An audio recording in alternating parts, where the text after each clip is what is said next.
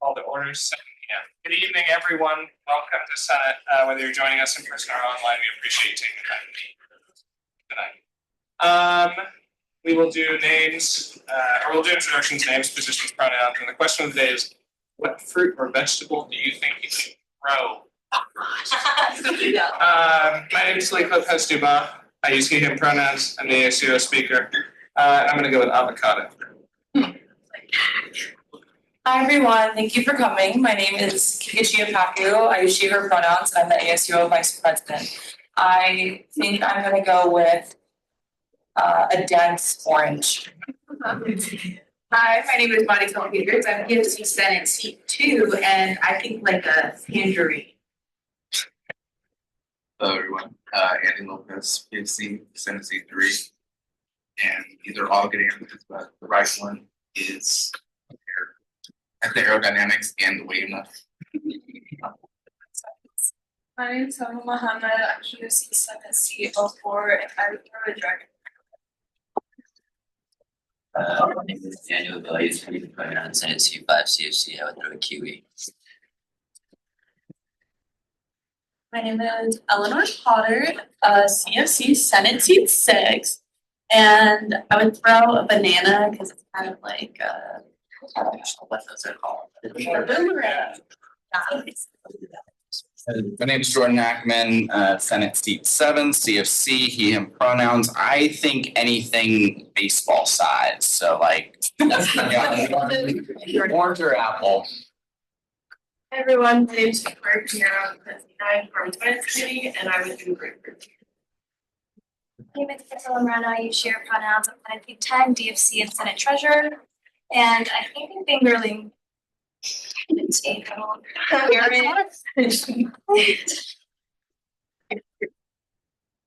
Hi, I'm Jess Fisher. I'm Senate seat 11. I'm an academic senator. I think that's a mango because they have like a really thin, like disc-shaped pit in the middle of them, so I think it would go wrong. Hi, I'm Rachel Withers. Is it on? Yeah. Okay. She/her pronouns, Senate seat 12. I would say specifically a small dragon fruit, and it has to be the aerodynamic direction because they grow here. Hello, everybody. My name is Ruta Maristanetta. I use she/her pronouns. Senate seat 13 academic committee, and I would say a fig. Hello, my name is Subbu Nagarajan, Senate seat 14, and I would say a watermelon. Hello, my name is Sharon Wu. I'm Senate seat 15 representing psychology students, and I would throw a really thin carrot. Hi everyone, thank you for being here. My name is Bella Edbeck. I use she/her pronouns. I'm the chair of academic committee at seat 16, and I would throw a bundle of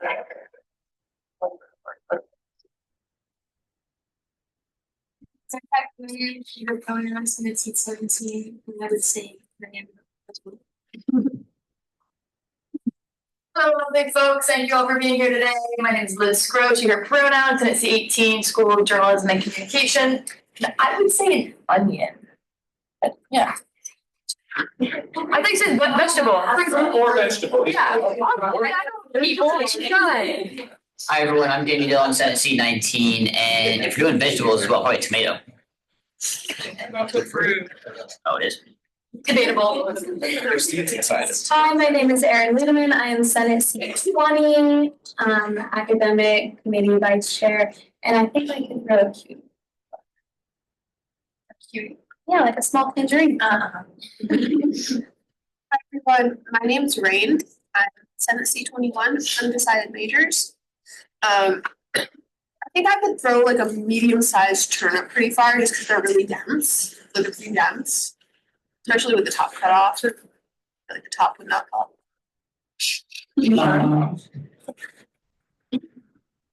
Hello, my name is Andrew Ducharme, he/him pronouns, Senate seat 22, representing graduate students in the College of Design and College of Arts and Sciences.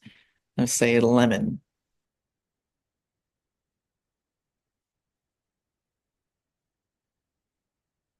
My name's Emily Cole, and I represent law students, and I think I could throw an apple. Hi, my name is Zoe Jenkins Hiscox. I'm Senate seat 24. I represent first years. I use she, her pronouns, and I would definitely throw an apple. It's Maddie. I use she, her pronouns. I'm an ASUO Senate, and my gut instinct is large orange. Hi, my name is Tia Grady. I'm Senate Deputy Speaker, PFC Chair. I use she, her pronouns, and I've had a lot of practice using apples as baseballs, so. Yes, very good. Okay, great. Do we have anyone today for like?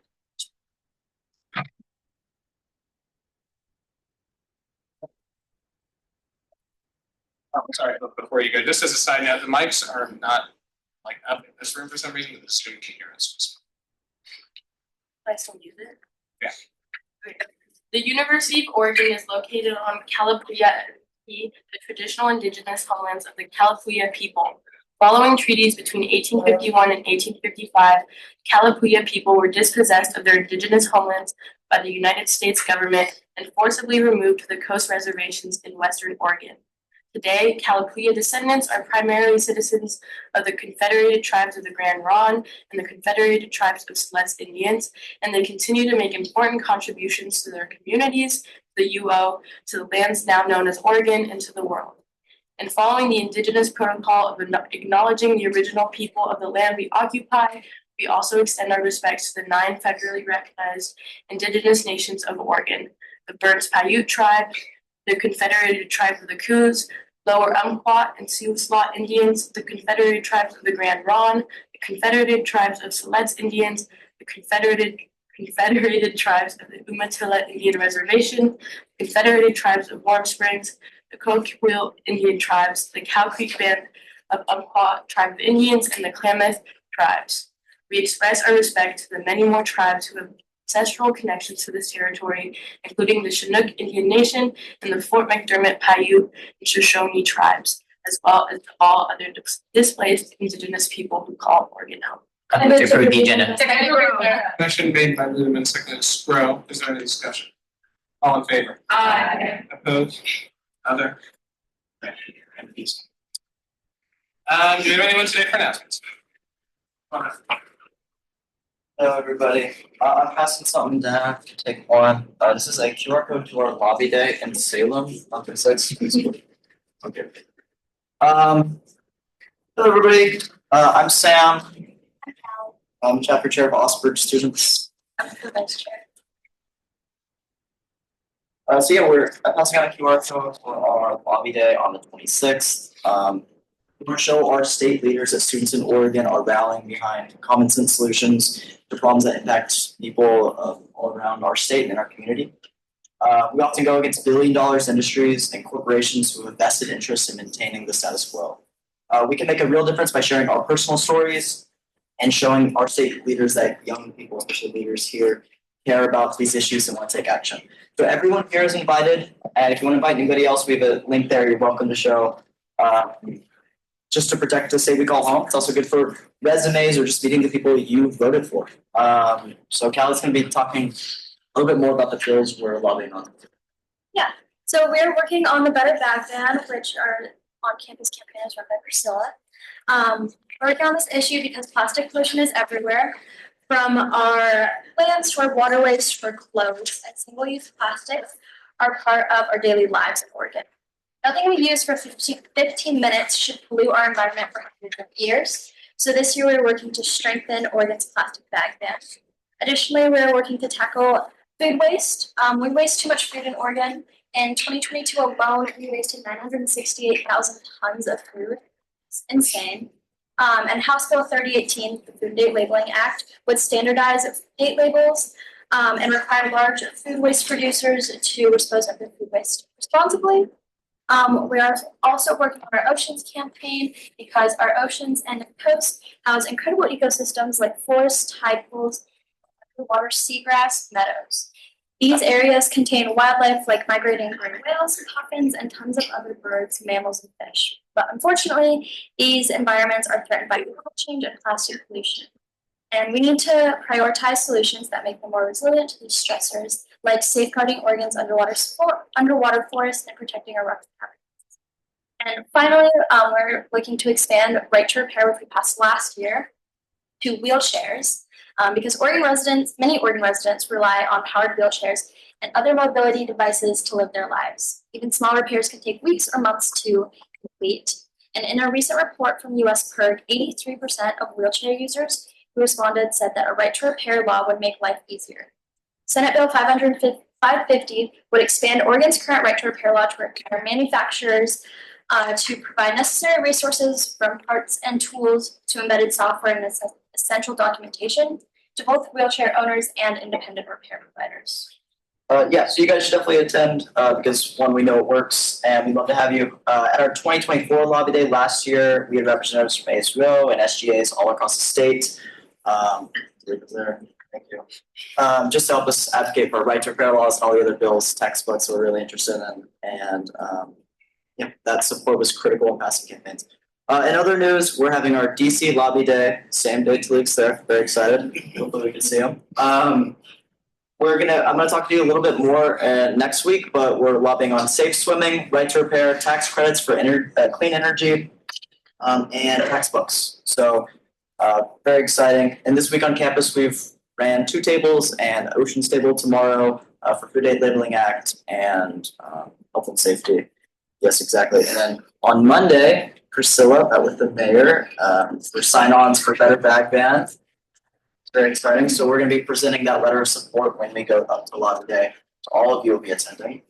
Yeah, we're planning to make some follow-up meetings for campus safety as well. Thank you guys. Awesome, thank you for your. Do we have anyone else this evening for announcements? Okay. Then at this time, we'll begin public forum. I'll invite up my good friend in the ASUO Government Relations Secretary, Brandon Roche, and the Chief of Strategy, Robbie Collins. All right, well, thank you all. My name is Brandon Roach. I am the Secretary of Government Relations at ASUO. You can, yeah, it's on. Just you can pick it up for the folks on Zoom. Yeah, that's better. So as some of you may know, we are going to Washington, D.C. at the end of February through early March, and we are doing this for a lobby day in partners with AUTS, which is the Association of Big Ten Students, but also ASUO ourselves, and talking to our Oregon legislatures, both the House and Senate. And Robbie and I wanted to share more about that and the details of the trip and why we are doing this. Yeah, so I can talk a little bit about why we chose our delegation. This is slide 1 of 2, so there's actually 2 slides with. We took 10 folks this year to DC, or are taking 10 folks to DC, and they were chosen through a couple-step process. Basically, our first step was determining who is working on relevant projects that are related to our legislative priorities. Our legislative priorities are pretty long, so I can share those with you more so in detail in a one-on-one convo if you're interested. But additionally, we also chose folks that have personal stories that represent the impacts of what we're lobbying for, as well as people that work with folks pretty often that are going to be impacted by our legislative priorities and by the impacts of legislation that we're pushing against. And so we're really hoping to maximize the impact that these 10 folks have. So if anybody has any questions about the way that people were chosen, I should also say that we are paying for this out of execs carry forward. We are not paying for this out of iFunds. So not to worry there. But yeah, does anybody have any questions about who was chosen and why? You show the second slide as well. Galena. I was just curious why Senate wasn't considered. Yeah, Senate was considered. There were, we went around and looked at each and every senator and what folks work on. I don't want to, speak obviously to anybody in particular's, work or anything like that, but we did look at everybody's work and how it pertains to our legislative priorities, and we did a pretty comprehensive thought process about that. But ultimately, this is exec's kind of venture as well. I mean, Senate does have its own budget, its own ability to lobby as well. And so if Senate chooses to take its own delegation to lobbying, they're more than within their rights to do that. the Senate? Good. I know that last year, I think it was 5 people from exec went to DC. It was the president, vice president, and then I believe 3 people from the advocacy team. Can you explain why the number is doubled this year? Yeah, good question. So this year we are actually lobbying on our own, like kind of concurrently with lobbying with the Association of Big Ten Students. And so while some of our delegation is at meetings with the Association of Big Ten Students, because they're going to be meeting with senators and representatives from all the Big Ten states, we want to have our own ability to lobby our own delegation as well, and lobby agencies and lobby like administrative departments within the executive branch, because there is a limited amount of time that we're going to be there. And if we are constantly to be honest, ABTS does not spend their time, in our opinion, the most efficiently. And so while some of our while some of our delegates are busy with folks from our fellow Big Ten schools, we'd like to have some of our other delegates doing ASUO business in the lobby. Anyone else? You can proceed. So here we want to share with you our advocacy topics and what we'll be talking about and lobbying for on this DC trip. So these 4 they've been introduced from ABTS. And so you have basic needs, which goes housing, food insecurity, transportation, and financial aid. And these issues, we've been hearing them on the ground from students, especially food insecurity. The rate is really, really high. And so what we want to do is talk about SNAP benefits, all those things, which is so important. Campus safety, you have the Clery Act, which there's been a lot of talks about that, especially last year with some things that happened. We'll know more about it. Mental health, you have legalizing interstate licensure for mental health professionals, expanding telehealth, especially if you're going to college away from home, especially out of state. Those are important things you want to have.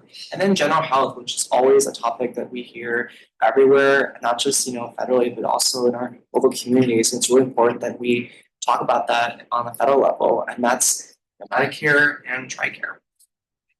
Yeah, these priorities were voted on by all 16 of the presidents in the Association of Big Ten Students. And one of the other reasons we're a bigger delegation is because we have our own set of expanded legislative priorities, because we don't really want to be tied down to what ABTS voted on, because a large part of what ABTS is going to lobby for, and will probably end up changing some of their legislative priorities to reflect maybe some of the current world events and national events, is determined by stuff that's going on in states that have quite different political landscapes to Oregon.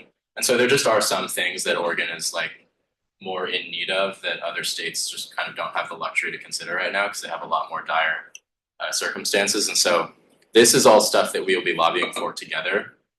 And like I said, if anybody is interested in what we're lobbying for, just us, you can come talk to one of us.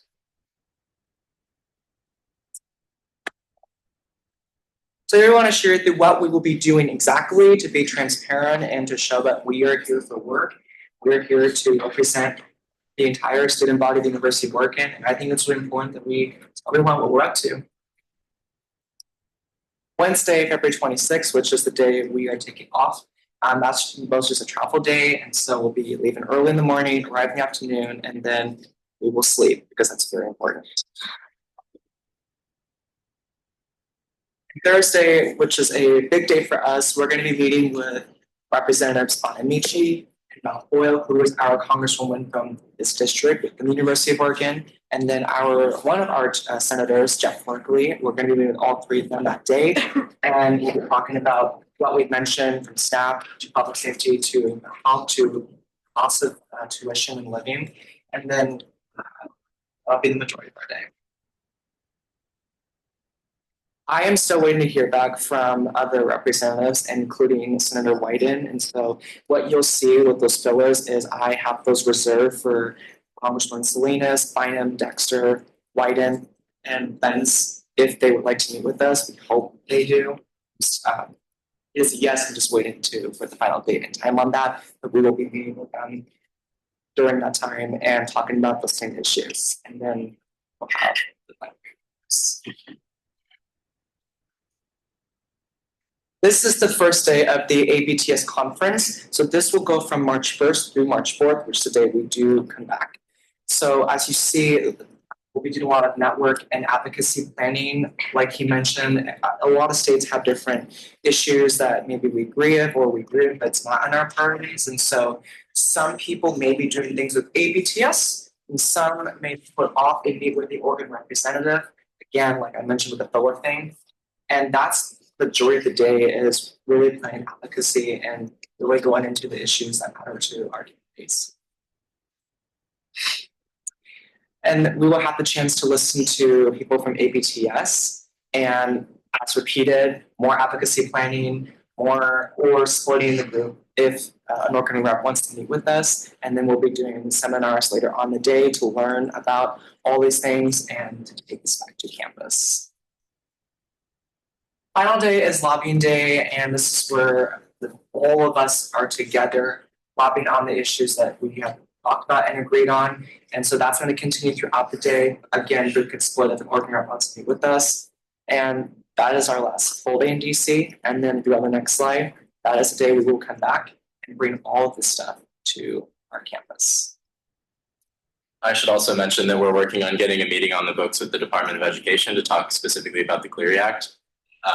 As you can imagine, the Department of Education has a lot on its mind right now, and so that meeting is in the works, but we are trying. Do you have any questions about that? Sure. Yeah, thanks for that presentation. Appreciate it.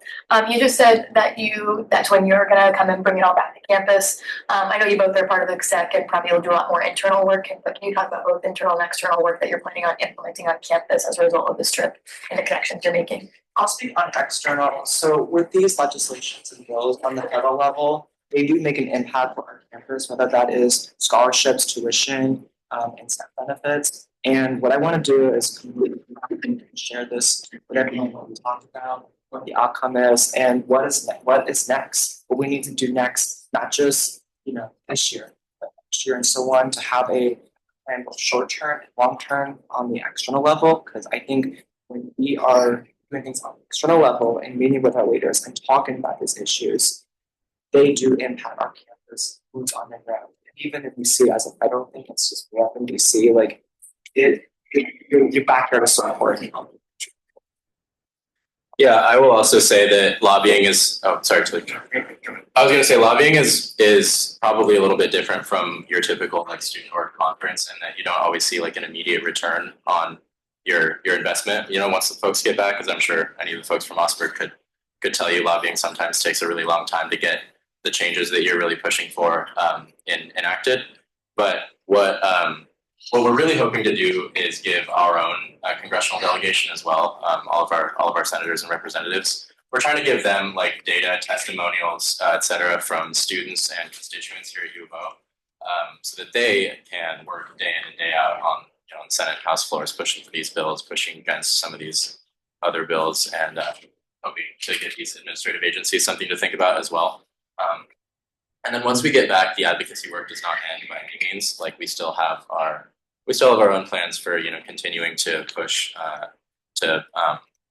stuff into the media about what our lobbying efforts are. That's one of the things that we have planned, is reaching out to the Register Guard Oregonian. It's one other I forgot, but to make sure that we get our state representatives and our state senators kind of on the same page as us as well. Great, thanks. That's what I Hi. My question is just, you mentioned carry forward, so I wanted to know what the budget for this trip was. That is a good question. I don't remember off the top of my head. I want to say it's around $12,000.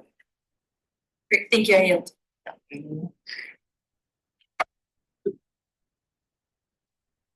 I'm just curious on those days where you have open spots that you're waiting to fill with meetings with representatives, if you can't confirm a meeting time or meet with them, how you plan, I guess, to use your time in DC effectively? The days that are not ABTS related, if for some reason we do not agree with them, then I would like to do something educational that is related to what we're doing, because I think whether it's work or education, that matters, and we can learn something from whatever the educational purpose will be from that. But I can tell you, I have reached out to every representative and senator. They have confirmed. It is just now figuring out the time and certain date, because the House and Senate sometimes meet at the same time. Some dates are separate. So that is also something to consider as you see those fillers. There are specific dates, times, because in addition, some have already came back to me earlier saying, hey, we want to do this. We want to meet with you guys this time. Fantastic. So there is an ongoing process happening right now. And I'm hoping by the end of next week, it will be completely finalized with the itinerary. Yeah, on that point also, the reason that the schedule may look kind of spread out is just because it's very hard to get meetings with congressional staffers and with members of Congress that are on our terms. Always they revolve around their own schedules, and so the reason that it is a little bit more spread out is because we couldn't get a like super compact, efficient schedule with all of the meetings like we wanted. And so that's just kind of an unfortunate reality of scheduling with members of Congress. Any other questions before we move? Okay, great, thank you. Okay, and then I have one separate update as well that is kind of in line with our legislative priorities. I apologize, I'm gonna get my phone out real quick. Okay, so I know that in recent weeks and months, we've been getting a lot of executive orders and executive action from our new president. And so we obviously have been hard at work trying to work on mitigation for our own campus and for our own students. We have not made any public statements about this, mostly because we don't want to make any sort of public statements that may seem performative without also like the substantive work to back it up. Because the last thing that we want to do is make some of the most vulnerable students on our campus feel like we are patronizing them, for lack of a better term. And so here are some of the things that we've been working on to kind of mitigate those executive orders and make students on our campus feel safe above all. So our Secretary of Workers' Rights, Daniel, met with GTFF and discussed collaborating more heavily on financial and literal security for undocumented students moving forward, particularly for grad students, was GTFF's focus. And so that'll be an ongoing project with GTFF that started last week. Our comms and advocacy departments are working on, they're called red cards for tabling in the suite, which is resources for responding to ICE and knowing your rights with police interactions. Mariam and Daniel are actually currently at an event with general counsel and some immigration attorneys in Eugene, focused on like ways to support undocumented students without like outing them, We also are having an ongoing discussion within our own branch about supporting undocumented students with like events and forums and like learning more about what vulnerable students on our campus that are being targeted by the executive orders like need from us. And what we can do, because it's not really in our or their best interest to just kind of start coming up with like solutions to problems that we don't necessarily like see manifesting right now. And so that's something that we're focused on with general counsel, is finding out a way to facilitate those forums and target those resources without obviously putting anybody in some sort of unsafe situation, where we can protect people's identities, anonymity, etc.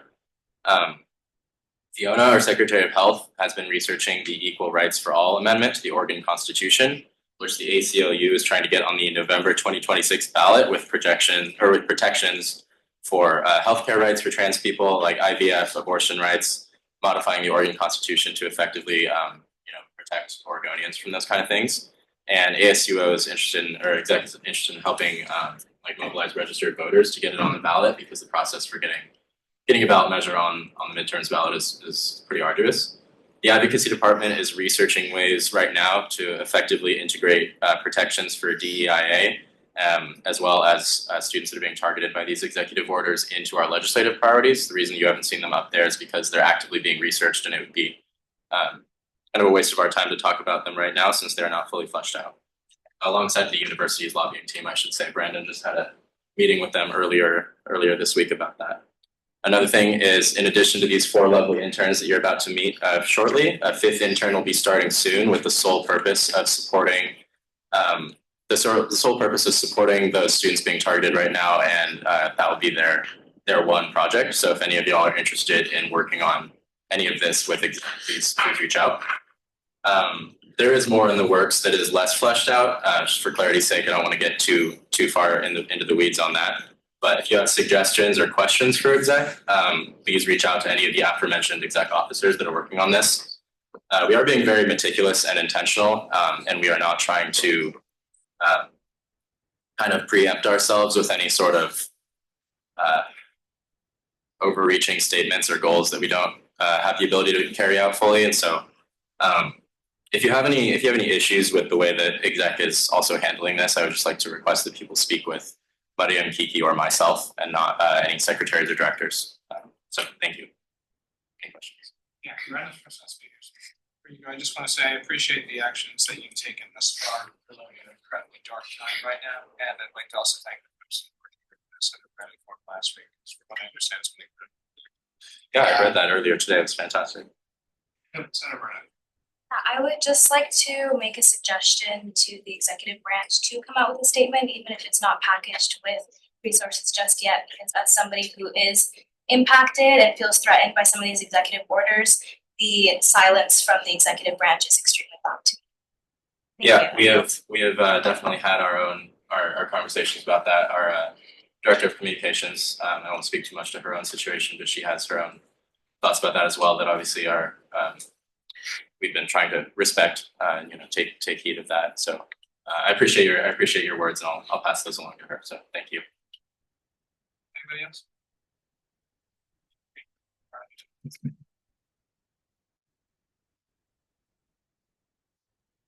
Vice President Pop. Yeah, thank you so much, Brandon and Robbie, for speaking a little bit to the work that we're doing and the DC trip. I also wanted to take the opportunity now to introduce the interns that we have hired. So come on up. Woo-hoo.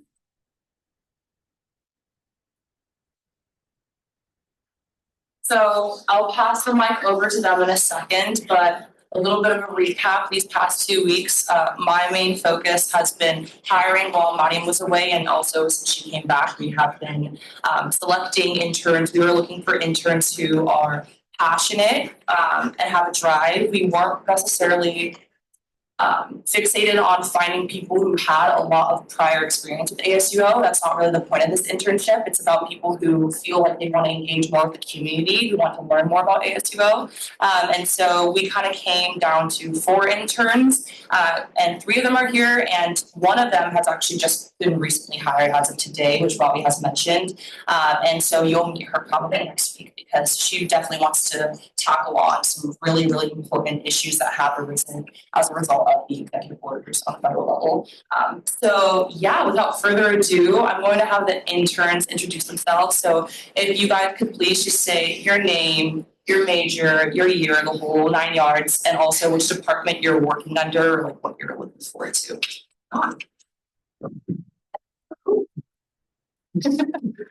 Hello, everyone. My name is Quadrian, he, him pronouns. I'm a sophomore here at U of O. It is my first term here. I'm also a non-traditional student. My major is 3 p.m. and I'll be working with the advocacy department, working on things involving labor here on campus, and I'm super excited.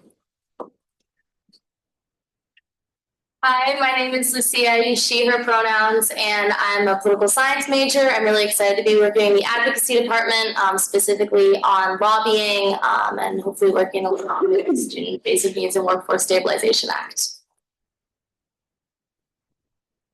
My name is Owen Spiegel. He, him pronouns, my first year here. I'm undecided, but I'm deciding between economics and 3 p.m. major. I'm working with the Basic Needs Department, and right now I'm talking to him about helping build a gap caused by a recent departure. Also, we have our 4th intern. Her name's Ashley Thompson, and she's working with the events department as well. She's a sophomore. Awesome. Okay, yeah, so if any of you have some kind of questions for these interns, they're still a little new, so take it easy on them. But if you have any questions, please feel free. We are really, really excited to have them. This is kind of our first week with them. And yeah, like Owen said, Ashlyn Thompson is our fourth, and Kimberly Gomez is also our newest addition to the team. And yeah, they're going to be in the office, so please give them a warm welcome. We're also going to try to find ways to kind of incorporate them within the legislative branch to some capacity, whether that be in committees that y'all are on or resolutions y'all are making, just so that they kind of have a really good comprehensive overview about what we do here at ASUO. So yeah, great. Thank y'all so much for coming up. And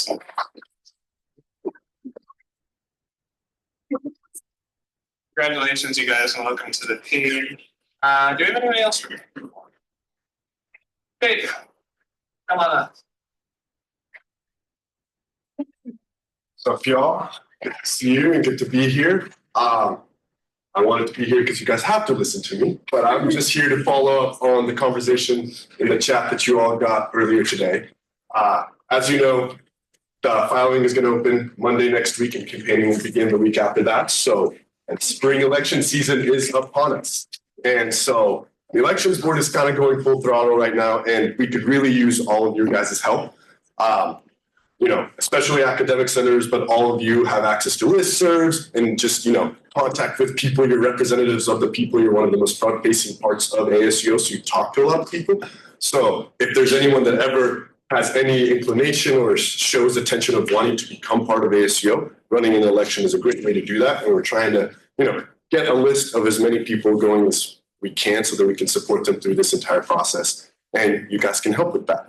And in addition, I'm trying to help make it a little bit more fun and make it in your self-interest. So if you saw in the chat, whoever recommends the most people will get some chocolates and a letter filled with words of affirmation, personally handed from me. So there is some incentive for you to go out and recruit people. So yeah, I just wanted to say that, and thank you all for your work. Thank you. I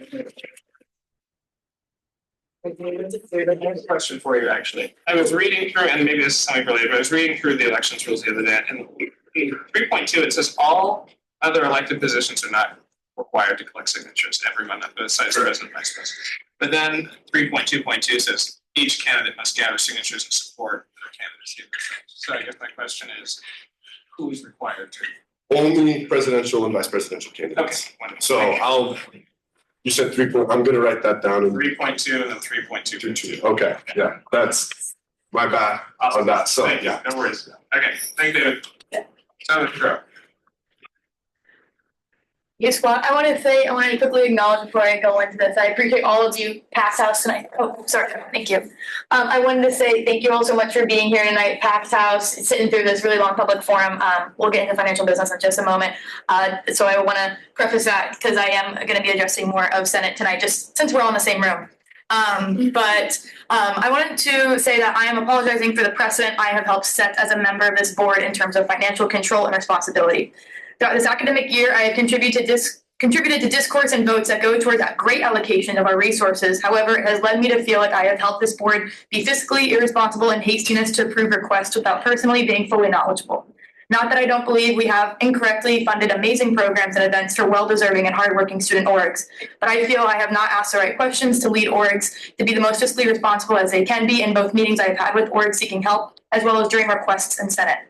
I know many of you have done this since day one, and for that, I thank you and appreciate the really hard work that you have put into that. But I also believe some other senators may share my similar sentiments. I also recognize that we should have had these feelings and acted accordingly much sooner in the year. So for that, I also apologize. I believe it is better late than never to have space for discourse and allow for changing minds and thinking of them as acts of growth as a result of understanding and learning in this big role. I just wanted to say that, I just want to say this before entering financial business because it does not come from a place of one request or one event, but rather a slow development of feelings resulting from a few conversations I have had with fellow senators, as well as our rapid decline in surplus and knowledge that we do not have unlimited funds. I wanted to be clear in my new sentiments that I do not wish to hold surplus, but rather to think more intently about every request that I as a senator and we as a collective Senate approve to make sure every dollar is being used responsibly and adequately benefits as many students as possible. If you have any questions, feel free to say it. I just want to get that off my chest. Second withers. Thank you, Senator. Anybody else before this public?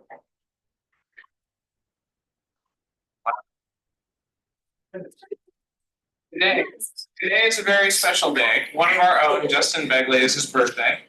Last week we sang to Senator Muhammad, so I think it's only fair if we sing to it now.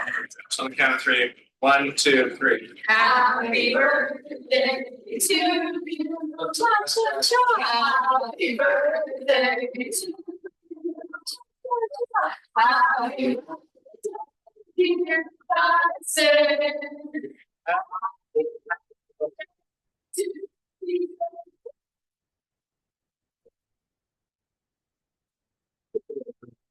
Happy birthday, Justin. Okay, we will move into financial business. The first request is a transfer request from CARE. Is there somebody to speak from CARE or Coalition Against Environmental Racism?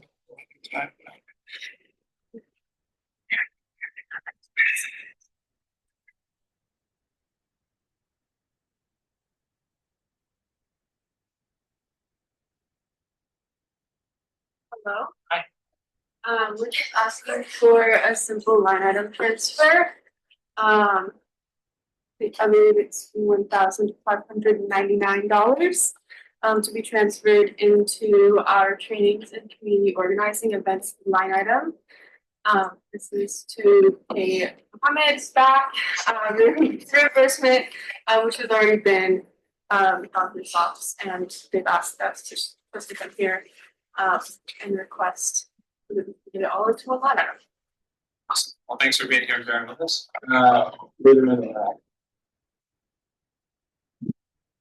Right, pretty standard. I'll make the motion. I'm going to transfer funds within Group Coalition Against Environmental Racism at an amount of $900 from existing line item accessibility to new line item named trainings and community organizing events. $100 from existing line item name movie screenings to new line item name trainings and community organizing events. $359 from existing line item name recruitment and retention to new line item name trainings and community organizing events. $20 from existing line item name office / general supplies to new line item name trainings and community organizing events. $20 from existing line item name copying / printing to new line item name trainings and community organizing events. $200 from existing line item name advertising promotional to new line item name trainings and community organizing events for a total of $1,599.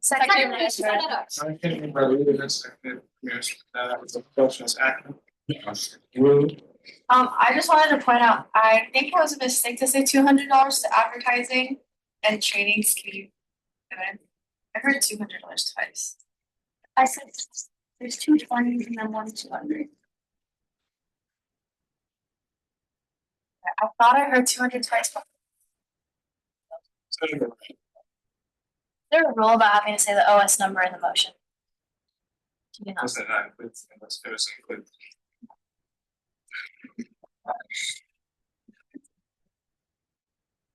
I need to find it. Good. I moved to the Apologies. It's OS 059. Okay, I move to transfer funds within Group Coalition Against Environmental Racism, OS number 025I. In the amount of $900 from existing line item name accessibility to new line item name trainings and community organizing events. $100 from existing line item name movie screenings to new line item name trainings and community organizing events. $359 from existing line item name recruitment and retention to new line item name trainings and community organizing events.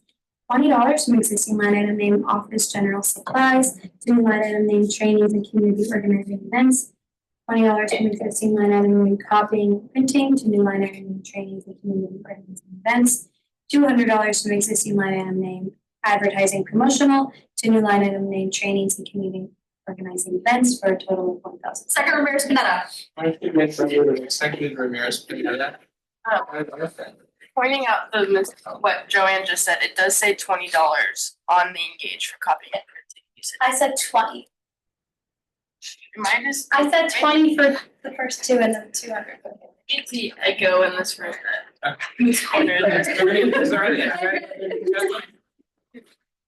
We'll go. Aye. Muhammad. Bo. Aye. Aye. Pinero. Aye. Moreno. Aye. Fisher. Aye. Withers. Aye. Ramirez Pineda. Aye. Nagarajan. Aye. Wu. Esbeck. Aye. Aye. Stroh. Aye. Dillon. Aye. Udick. Aye. Bowman. Aye. Ducharme. Aye. Cole. Aye. Jenkins Sisters. Aye. Harity. Aye. I say aye as well. Motion passes. Thank you. Next on the agenda is the National Organization of Minority Architectures.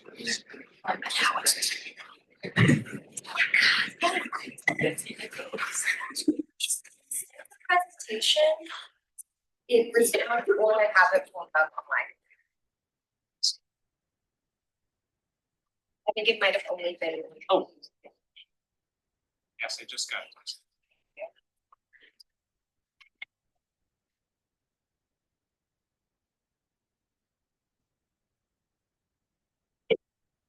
Please, sorry. Okay. Well, I guess I'll. We can start with introducing ourselves. I'm Julie Malit. I'm Ava Todd. I'm Gayatri. And we are a part of a new organization called the National Organization of Minority Architecture Students, the UVO chapter, which is a part of a national network of architecture students and architect professionals throughout the country, advancing diversity, equity, and inclusion within the profession. I'll let Gayatri speak more on the mission, just so that y'all can get familiar with us and hopefully more surplus requests in the future, just so that you know where we're coming from. Right, so. Yeah. So those are kind of the statistics as of now. Architecture is a very cis white head male dominated field. And we're out here trying to break down the conventional ways of the ways it has been practiced. It's a very Eurocentric way of approaching and practicing, and we want to break down the barriers and the jargon that happens throughout the field, both in academia and in the professional world, and provide a safe space for BIPOC students specifically to feel like they can do and be however they want in the architecture field and in the academia field, and again, to bridge down the gap. And so, like this. Our next event is in collaboration with lovely Karen Williams. Ava will be talking about our past event, which actually led to the organization and the reason why this event is happening. But essentially, due to the success of our past events, Karen Williams approached us and very generously offered to provide support, mental and academic support, and obviously professional support in terms of encouraging more positive, non-conventional ways of approaching and discussing about NCARB, which is essentially, excuse me, the professional exam that all the architecture students, once they graduate and have a certain amount of hours, are required to take to be a registered and licensed architect used in the United States of America. And for a lot of us, that can lead to a lot of problems, especially for those of us whose first language is not English. And so keeping that in mind, we will be discussing ways of feeling and approaching this and meeting with actually other BIPOC professionals. And she's the one who encouraged to host this event and also do it in collaboration with NOMAS. I do. Next slide, please. All right, so we have a pretty good idea of how well this event is going to turn out. So we currently have it scheduled for Friday, February 21st at 5 p.m. to 6:30 p.m. So this is a really nice prime spot for an architecture-related event because it's right when all of our studio classes will end. And it's also in Lawrence Hall, which is a very accessible place, so everyone's already there already, pretty much. So based on our past event, which we just had like a week and a half ago, 2 weeks ago, was our Lunar New Year's event. We had about 45 students check in with like our QR code, but we did have about 98 people in the space at one time. So based off of those numbers, we're kind of expecting about around 40, 45-ish students to be in attendance at this event. Can I do next slide, please? So here are some images of this event that we hosted. So we had a lot of food, arts and crafts, and a really big celebration of community within the architecture department. we're hoping to kind of continue on this building of community specifically within the professional practice realm. Because we know a lot of architecture students, specifically with such big like time management schedule issues, really gather around food, and food is a really big way to attract people to an event and such. And then to speak more to those successes, we have been around for about 2 years now. Shout out Marisol for getting this all started so many years ago. I had to do that. But we've put on about 5 major events that look similar to this, where we have about 40 people who are just diligently showing up and staying the whole time, but there's a lot of buzz around the School of Architecture to be around for our events. And this Lunar New Year's event specifically proved to us that food and community and just connecting to each other as humans as well as an architecture community, that's really impactful in the space. So if we go on to the next slide, there's some stats there about how important all of this community building, this access to food, just the accessibility of our org is within the community. And this is basically the case that we're going to continue to plead throughout this academic year, as we have only gotten our recognition this year. But again, it's a thing that the architecture school has been investing time, energy, and funds up until this point when we got ASUO recognized.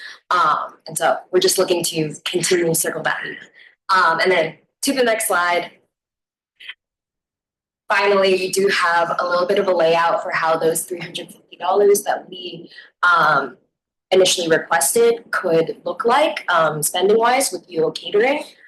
We are, I think, still over 2 weeks or 3 weeks out, somewhere in that realm. So there's an opportunity to work with them or looking at other catering services at our general meeting on Friday if we know that we have that money to spend. But with the numbers that we projected, with the consideration of more cultural foods and vegan options for our guests, since Karen has invited professionals in the space, this is kind of what we're looking at. But there's definitely room to budget.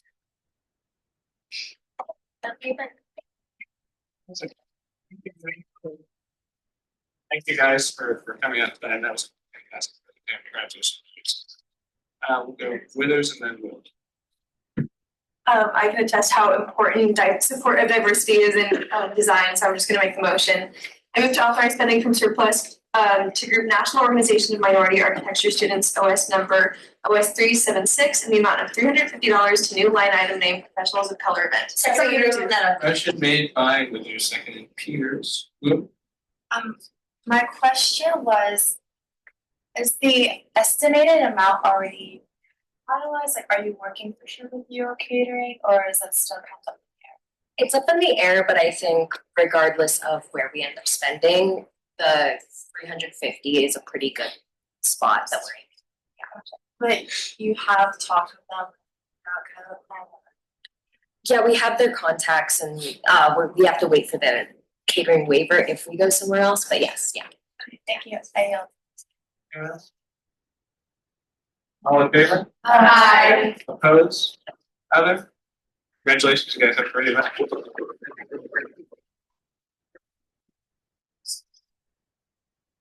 Next on the agenda is Criminal Defense Association. Anyone here to speak on that? Oh.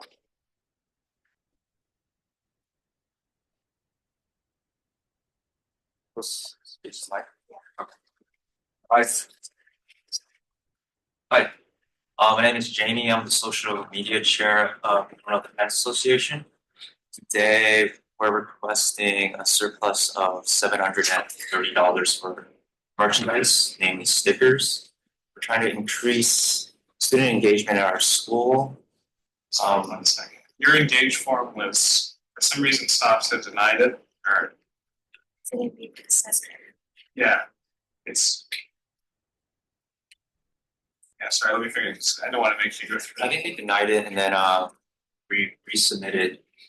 Oh, did you resubmit? Another one just for stickers. So are you not requesting line item advertising? Because you had the two requests, sorry. Yeah, please, go ahead. There were the two requests, and so you're only doing the one, this 730 for stickers? Cause there's another one that you, filled out for. It says advertising for recruitment, what is it?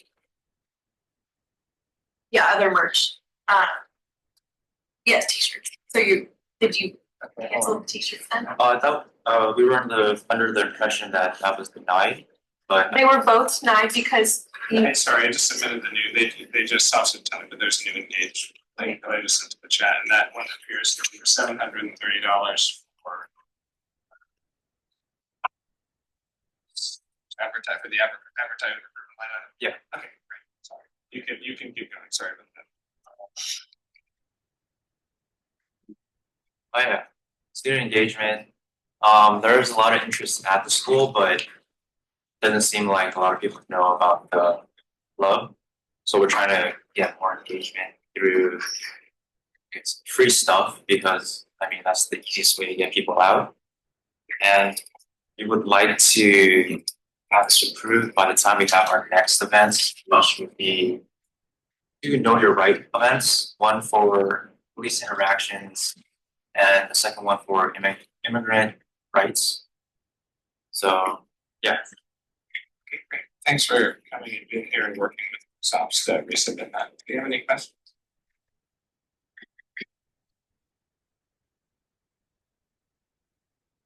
Give me all a second to look at that, so I gotta just.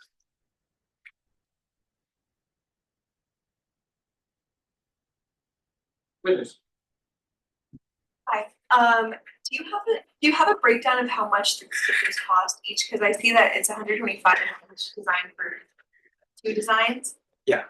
So they'd be $3.12 each. Okay. And we'll be using $50 from our merch line item. Something like that. Okay, thank you,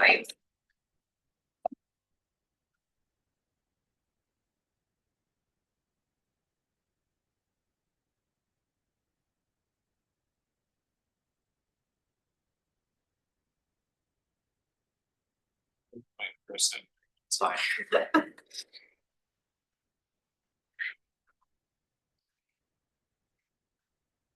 Cool.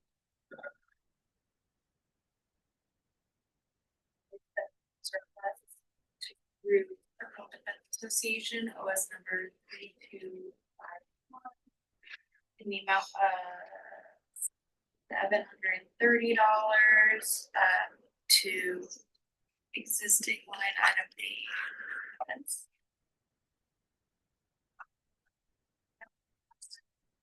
Oh, to the existing line item name advertising. Second. Motion made by co-op, that's what there's. Read it back again. I just feel like $3 is a lot of money for a singular sticker. And I feel like other people are also hesitant to approve this. Can I ask you, like, what website or like what company did you go through to get these stickers? I don't personally know, but I think the price is discounted for that amount. Like it's typically more expensive. But it's custom ink. Okay. Yeah. I feel like $730 is a lot of money to buy 250 stickers. So I'm not sure if other people feel this way. I would like to hear it if other people are fine with this. I yield. Mohammed, you met Personally, I don't feel that way. I don't think $730 is that much. And also, any amount under $10 won't be like included in that $50 limit. So I think this is perfectly fine. I don't think this would be an issue if this organization was using it from the regular budget. We would have no like input into it. So I think we should just. Other than Fisher. Fisher. I was gonna say I support funding this. Can you just tell me like how big the stickers would be? This big? That amount of like surface area, like the stickers that you typically see on like water bottles and like laptops and stuff, like your. Yeah, like your laptop. Which one of these?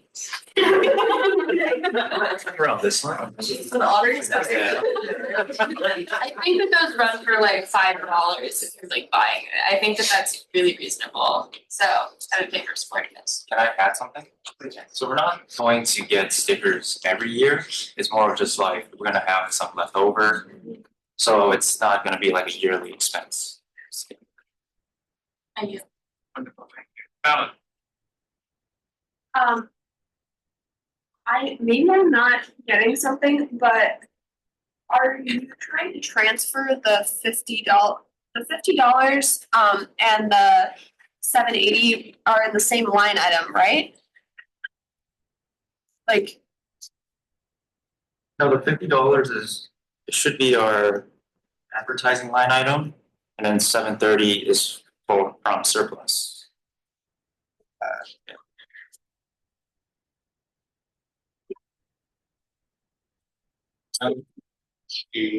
oh yes, I'm sorry, I yelled cold.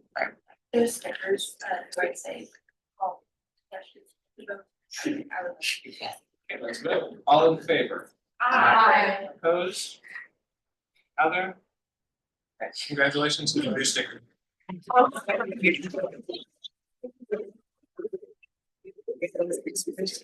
Alrighty, next on the agenda should be ASUO Dex. ASUO Dex has informed me that it is making tonight's to Muslim Student Association. Yes. Table request from ASUO Dex. Second Moreno. Motion made by Pierre, seconded by any discussion? All in favor? Aye. Opposed? Other? Great. Hello again. I sent a presentation to you.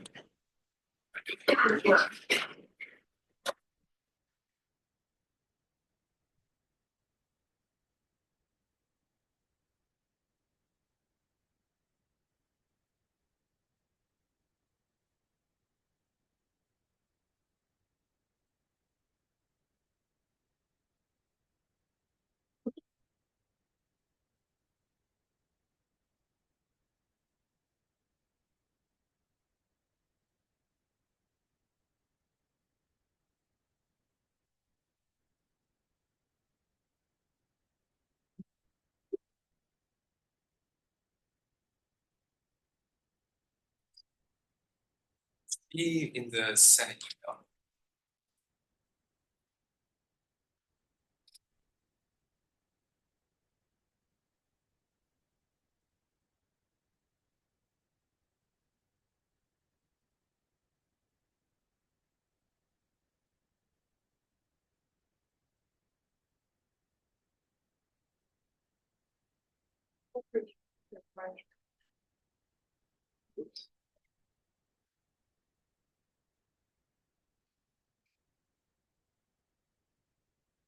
Pulling it up right now. Do you guys want to start?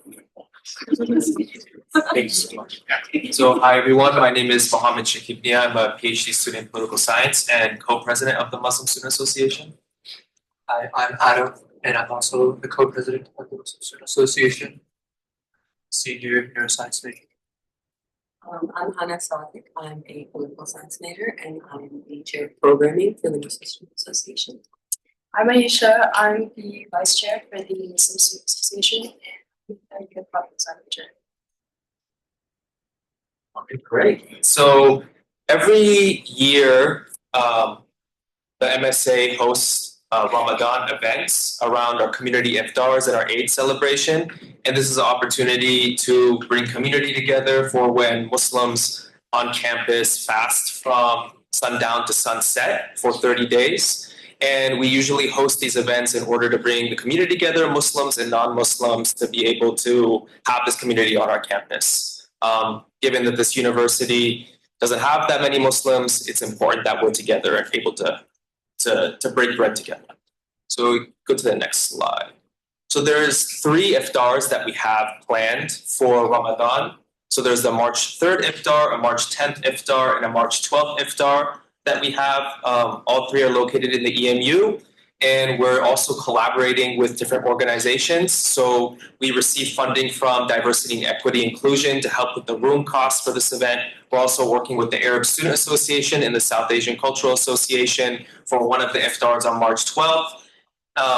And there will be henna there as well. And then on April 14th, we'll have our Eid celebration with a bunch of different groups to bring in people from outside Eugene and also invite the Eugene community. And that'll be with the Oregon State MSA, the Arab Student Association here, and also the Portland State Arab Student Association. So to try to bring as many people together is the goal. And really the funding request for all of these is around food, in particular for the iftars. So Dave's Hot Chicken for the first one. On the second one, we have Cafe Yum being catered. On the third one, Taste of India. And then for our Eid celebration, we're catering Evergreen. So that's where most of the funding is asked. And then we're also bringing a Dubka group. If you can go to the next slide. And also these are some of the past events that we've had. We've brought 100 people to our iftars. Last year we had, I believe, 2 that we held. So we're adding another one this year because it's really popular, and given a time where there's a lot of stereotypes about the Muslim community, it's a really good opportunity for people to reverse those stereotypes and be able to meet Muslims on campus, not just for the Muslim community itself. Next one, and then this is our Eid event as well, and this is the Dubka group that we brought last year to perform, which is basically a Middle Eastern Palestinian dance, and people also joined in. So we're inviting that group again this year to make it a really good celebratory event. And Eid is sort of the end of Ramadan where everyone comes together and celebrates the occasion. And that event will be on April 14th in the ballroom, similar to last year. Go to the next one. And this is the Dubka group itself. So the costs here is $3,500 for the performers to come, and that includes all the travel expenses from Seattle. And then that's also the invoice from them. We also, for the catering, we have all the catering waivers done. We have all the invoices in, so it's just ready to go when you guys are able to approve it. And you all are very welcome to come to these events as well.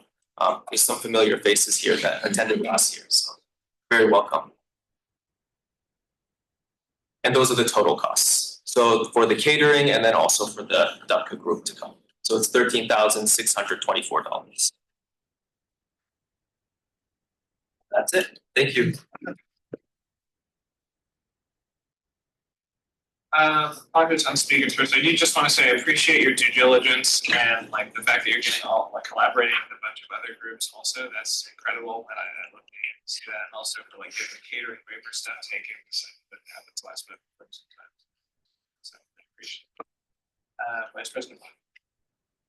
Awesome, yeah, I definitely do want to reiterate the thanks for looking for alternative sourcing for funding for this event as well, because that's what we appreciate with student work all the time prior to coming into MSA. And I also just want to kind of voice my support for this event. I've been to 2 of the iftars last year, and it was so much fun, and you guys are always having fun with it, so it's definitely a super vital part of the campus, so that'd be abundant.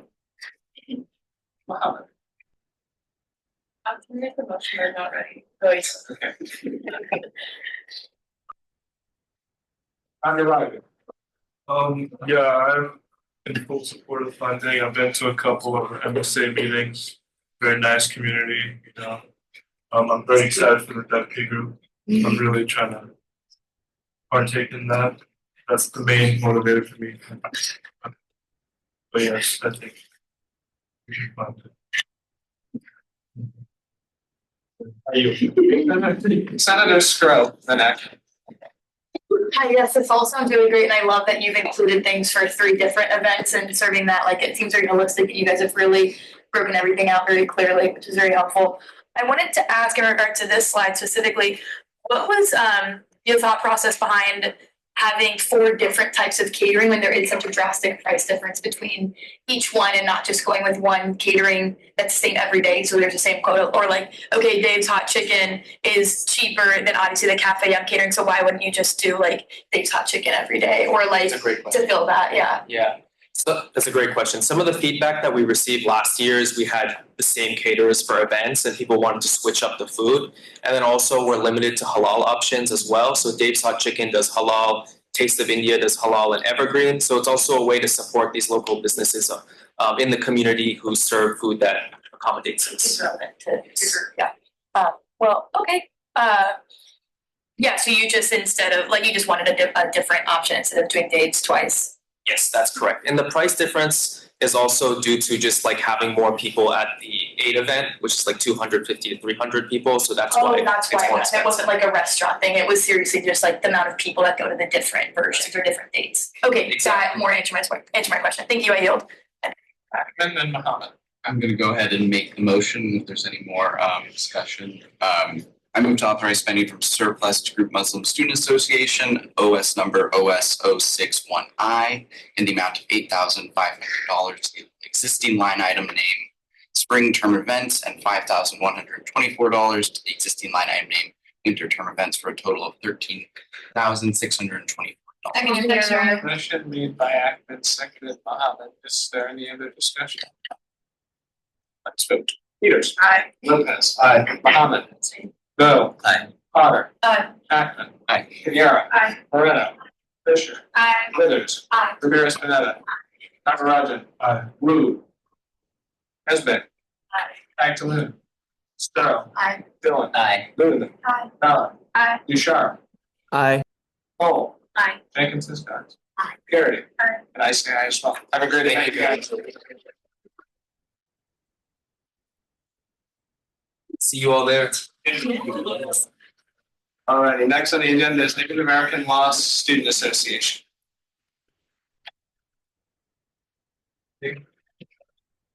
Hello. Okay. Hello. There we go.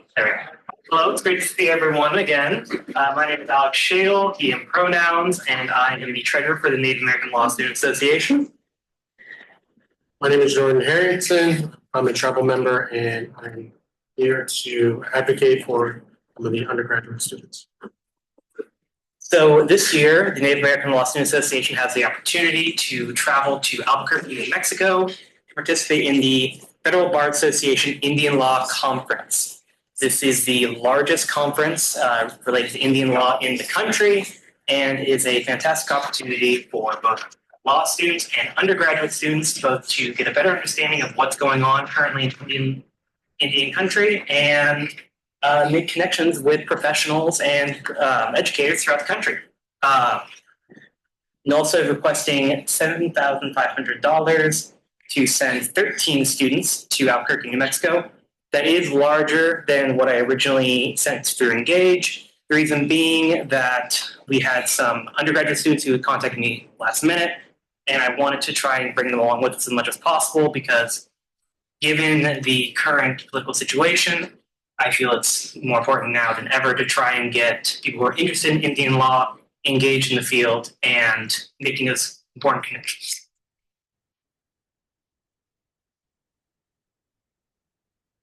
Cole, or sorry, Garrity Cole. Sorry, my phone fell. Hi, Jordan.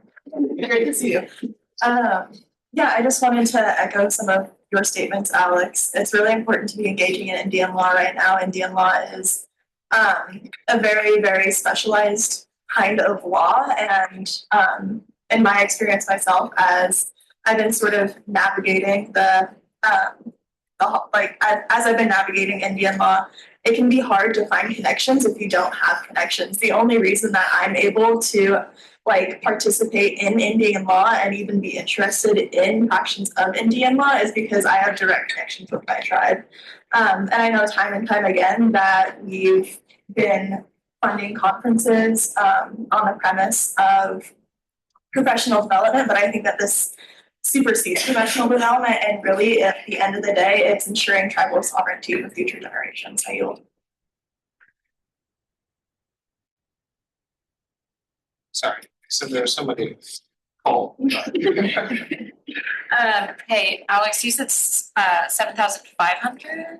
Yes, I did. Okay, I just wanted to make sure. I do want to make the motion. Discussion.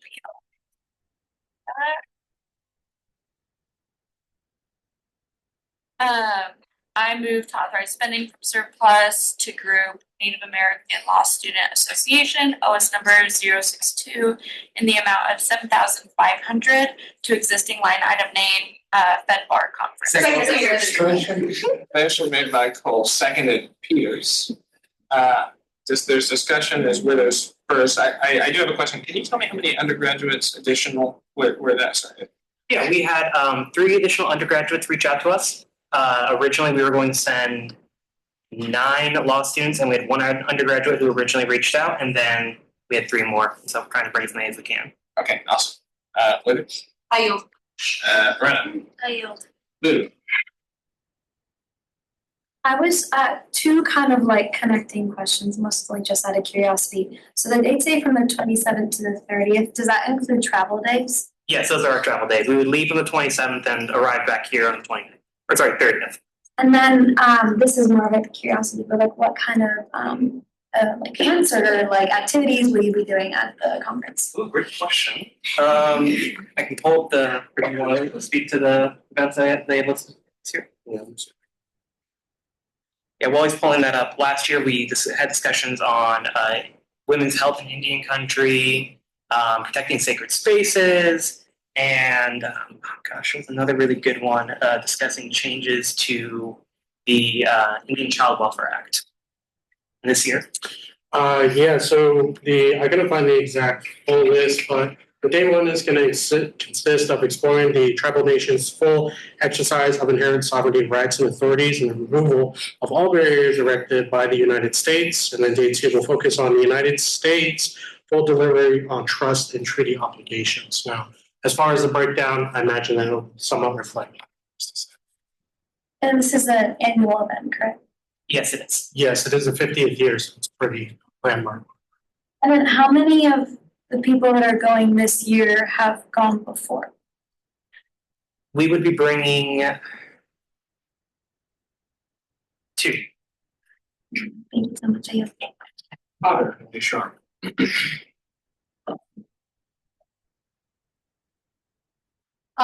This is more, first of all, just a general statement, but I would feel comfortable, I would feel comfortable sending 2 people who've already gone to this conference because I think that it's extremely important. And also it's the 50-year anniversary, as you said, so I think there's probably like extra importance in that. However, I just had a question. How did you decide who got to go on this trip, and were there people who wanted to go but were denied? We are everyone who signed up and applied to go, we're trying to bring with us. Obviously, if we can't secure funding, we'll have to work out a way to decide who isn't able to go. Hopefully, we won't have to do that. So everyone who wanted to come is hopefully going to make it. Sorry, I just had one more question. And then, did you receive any outside funding for this, or have you looked at any other avenues? We have not received any other outside funding. There were some potential discussions with the Longhouse. However, we wanted to try and advocate through ASUO first. We felt that we would like to see the Longhouse funds go to more cultural events and broad. I yield. Ducharme and Brenna. Hello.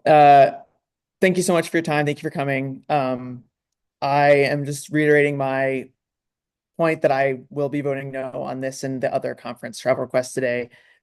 Just as how you stated, you would prefer for Longhouse funds to go towards particular other expenses. I also don't like spending this surplus money on events that only certain numbers of people get to go to instead of enriching kind of the whole campus life. Thank you for coming and presenting today.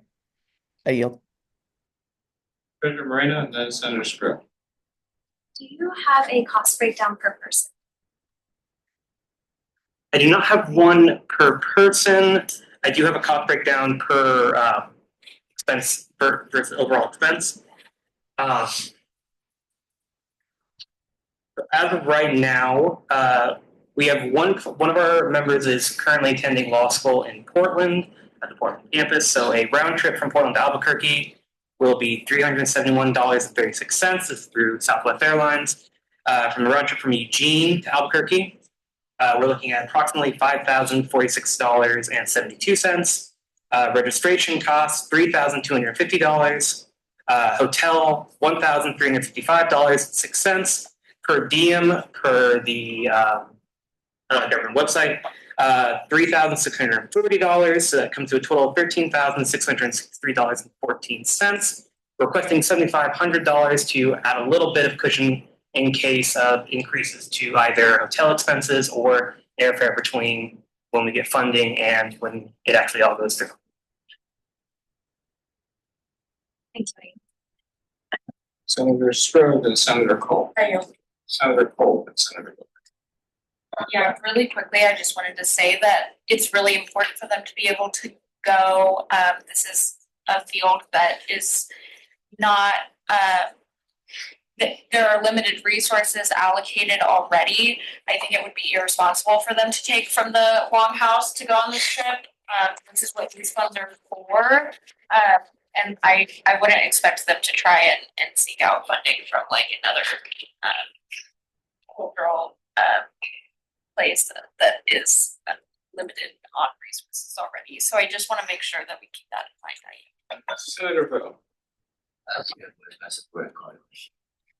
Yeah, let's vote. Peters. Aye. Lopez. Aye. Muhammad. Aye. Bo. Aye. Potter. Aye. Ackman. Aye. Pinheiro. Aye. Moreno. Aye. Fisher. Aye. Withers. Aye. Ramirez Pineda. Aye. Nagarajan. Aye. Wu. Esbeck. Tangkaluna. Strode. Aye. Dillon. Aye. Ludeman. Bauman. Aye. Ducharme. Nay. Cole. Aye. Jenkins Siska. Aye. Garrity. Aye. I say aye as well. Have a great time in Mexico.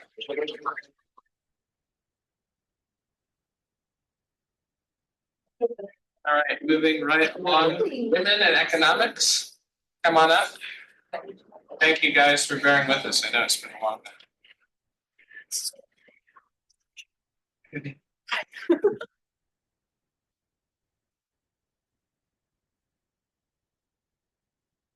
Hello, I am Anna. I am the Director of Finance. And I'm Adele. I'm one of the co-directors. Hello, I'm Karen, the other co-director. Hi, I'm Vivian. I'm the Director of Marketing.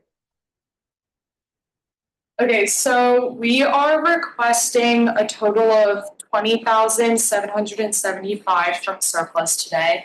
Let me give you a brief breakdown of where that number came from. So first, we're requesting $775 to be placed into our marketing line item. We will be spending $535 of this amount to purchase 13 totes for members in our club, as well as giveaway winners from our recent faculty mixer who we've already collected their 9-5 numbers and everything to ensure that process goes smoothly. The remaining $240 for the marketing line item will be used to purchase 350 stickers to advertise our org.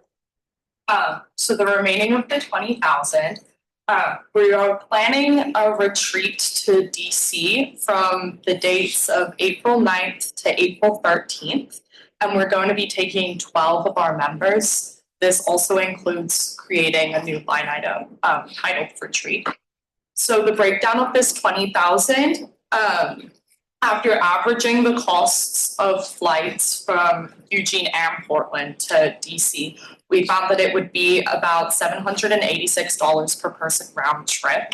So that would total $9,432 for all 12 members. The per diem food and transport costs are $100 per day. So for 12 people over 4 days, this would total $4,800. For hotels, we will need 3 rooms for 4 nights to accommodate 12 people.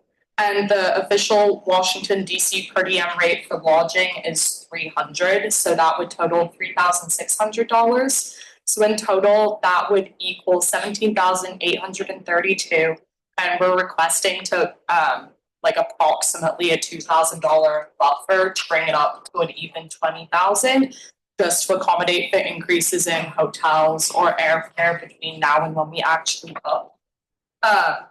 And our intent to travel form has already been submitted and approved since we have submitted our surplus request. So yeah, that is the breakdown as a whole.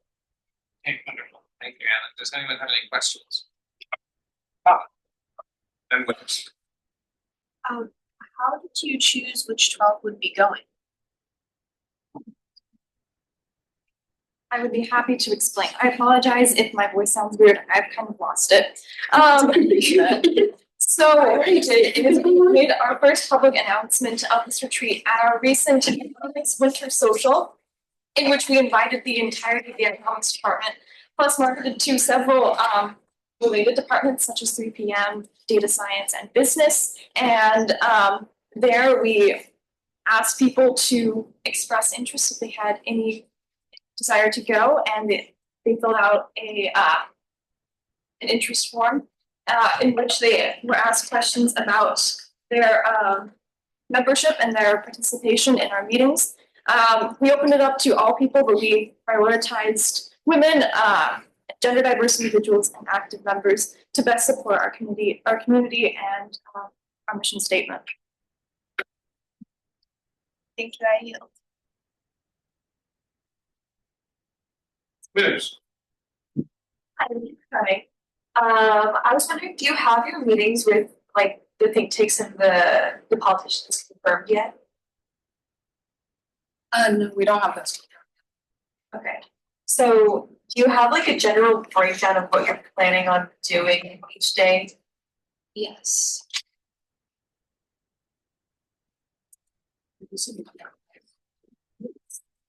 We did submit an hour by hour with our.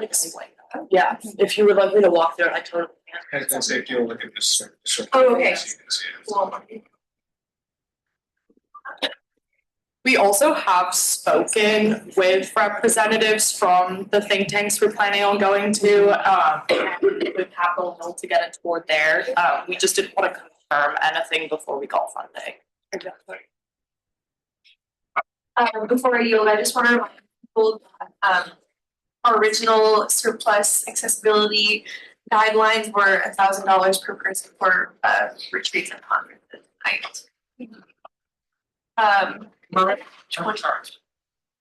Moreno and then Luna. You explain again what the tote bags are for? I know it's about $41 per bag.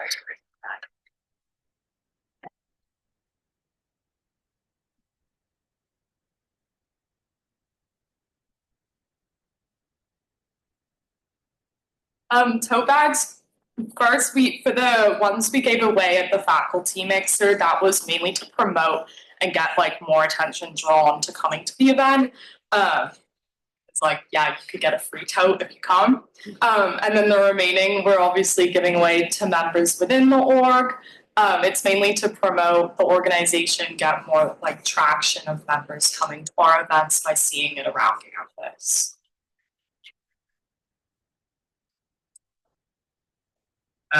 Luna, Gary. Thank you for coming, by the way. I think I just wanted more clarification on Senator Withers' point. So from the activities that are listed in the Engage, there aren't any that are like you have like communicated and that's like on your agenda? Or am I not understanding? We have communicated with like all of the think tanks. I have like voicemails on my phone. We have not confirmed anything with them because we were in lieu of like when we're going to be there, what like days we're actually going to be present. So nothing is confirmed yet, but we have spoken to both representatives that we intend to speak at Capitol Hill, and also think tanks. We have like both think tanks that we're planning to visit are both think tanks in which our faculty from our department have previously worked at, so we have connections within that to fulfill that. And then it says the 9th through the 13th. Does that include travel days? Yes, the 9th will be a full travel day, and the 13th will also be a full travel day. So okay, and from that, could you like explain kind of like a little bit of a breakdown of what like each day would look at? Like what's the like distribution, I guess, on the 3 days that you're Yeah, so the 9th, from the airfare that I was looking at, we would be getting in at like 7 a.m. on the 10th. We'd be taking a red eye. So the 9th counts as like our flight day, but we're also landing like, so we don't have the full day on the 10th.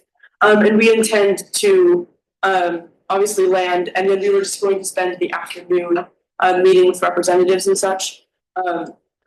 Then on the Friday, the next day, on the 11th, I believe that would be, that is fully booked just for think tanks. So that was our intent for that. And then we've confirmed that the Capitol Hill will be open on a Saturday for tours and such. So we intend to do that on that day, considering the majority of the city will be closed on weekends. So we were trying to figure out what to do with that. But yeah, that's basically like what we're doing each day. So we focused on representatives day 1, think tanks day 2, and Capitol Hill. Also, could you just clarify for me, maybe anyone else says, what exactly like is a think tank, I guess? Yeah. Essentially a think tank is I don't really know how to describe it, but they do research and policy intake in order to like I guess I don't know how to say this, like off the top of my head. Does anyone else have a better description of it? Like Yes. Okay, think tanks are institutions in which several professionals, usually who have education degrees of like master's level or PhD, come together and conduct research and peer review to come up with policies. In this case, we're visiting economics think tanks. The Peterson Institute deals with international economics, and then I forget what the round was off the top of my head what they deal with. But they conduct their research to better provide suggestions and policy to policymakers and people in government branches so that the country and organizations within have capabilities to essentially work most like economically efficiently and also support everyone in the economy. I also wanted to add the reason why we're going to like these think tanks and everything and visiting the Capitol is because we don't necessarily have those resources here in Oregon. And there are some think tanks, but they lean really one way or the other, and it's kind of like hard to access them. So we were just thinking about going to the hub of think tanks and where policy is really drawn up. So, and we wanted to expose our members to the opportunities that are there, especially women in economics. My last question, sorry, this is the think tank still.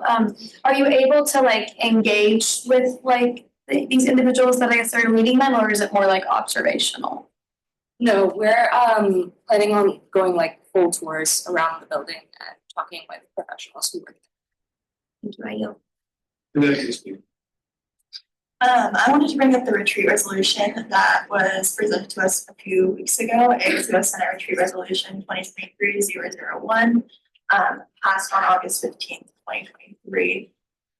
In section 3 of this retreat, item E, it says the retreat duration may not exceed 3 consecutive nights.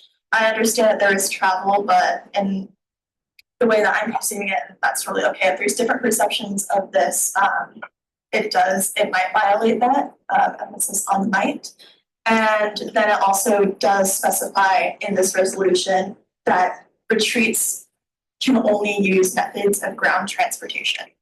I think that this is the point, and I can find that in a second as I'm looking through this. I think that this is kind of the point where we need to decide, are we going to follow this resolution? Or are we not going to follow this resolution? For now, I yield.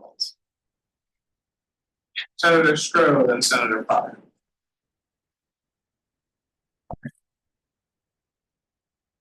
My questions have been answered, but I still wanted to ask in regards to the totes and the necessity of totes and stickers for being $775, especially.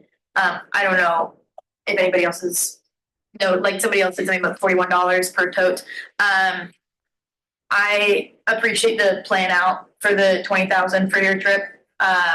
Seems like very cool, and I understand not wanting to book anything prior. I know a lot of people normally do that, but I understand the hesitation there.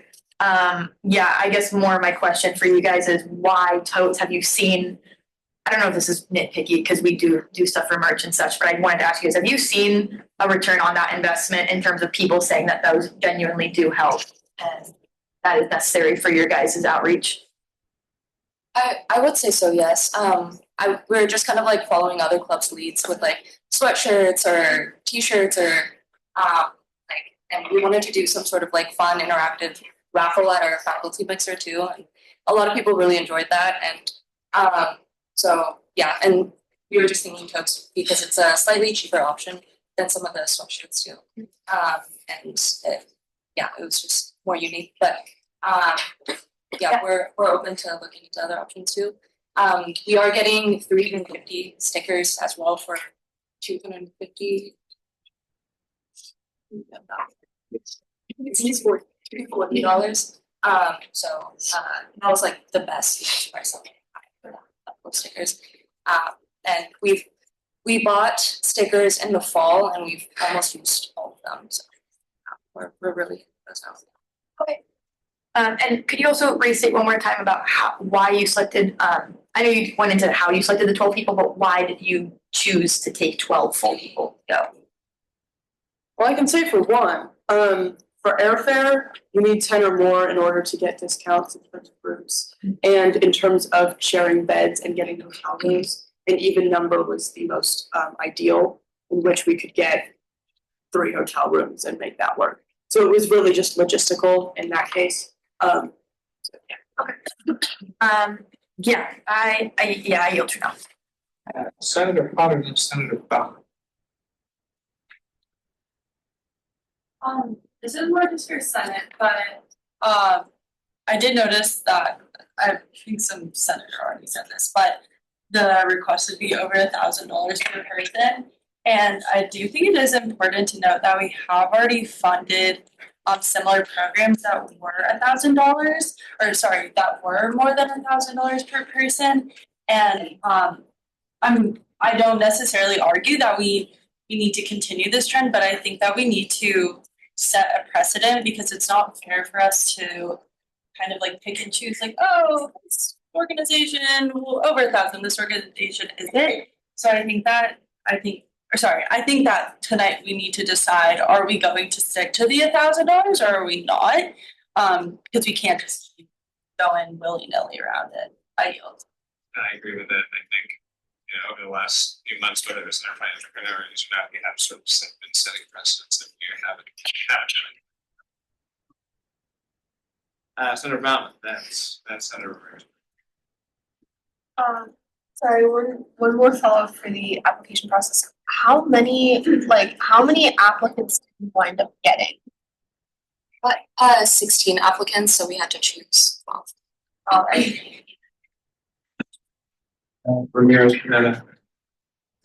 Hey, thank you so much for being here tonight. My question was sort of, are all of the exec members of the Women in Economics team going to be part of this trip? And yes, what was that sort of process for you all deciding that all exec was going to go, given that there were 16 people who applied and with only 12? So kind of, if you could walk me through that decision process. We operated on a first come, first served basis, and we considered ourselves first. Because we wanted to give everyone an equal opportunity, as much of an equal opportunity as we can. And sometimes the best way to do that is to essentially say, if you were here first, if you were expressing interest first, and likely you're the most involved. And so then you have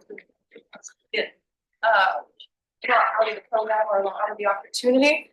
So the unfortunate for people who did not make it were simply last. Who made sure to announce the opportunity to everyone who was interested at this exact time. And then just to make sure, you also reached out to different places. I think you mentioned other pagers and stuff. But okay, good. Sorry. Thank you so much. I appreciate you. Oh, I yield. And Yara and then Lorena. I was curious if you guys looked at other sources of funding besides surplus before you came here. This specific trip, no.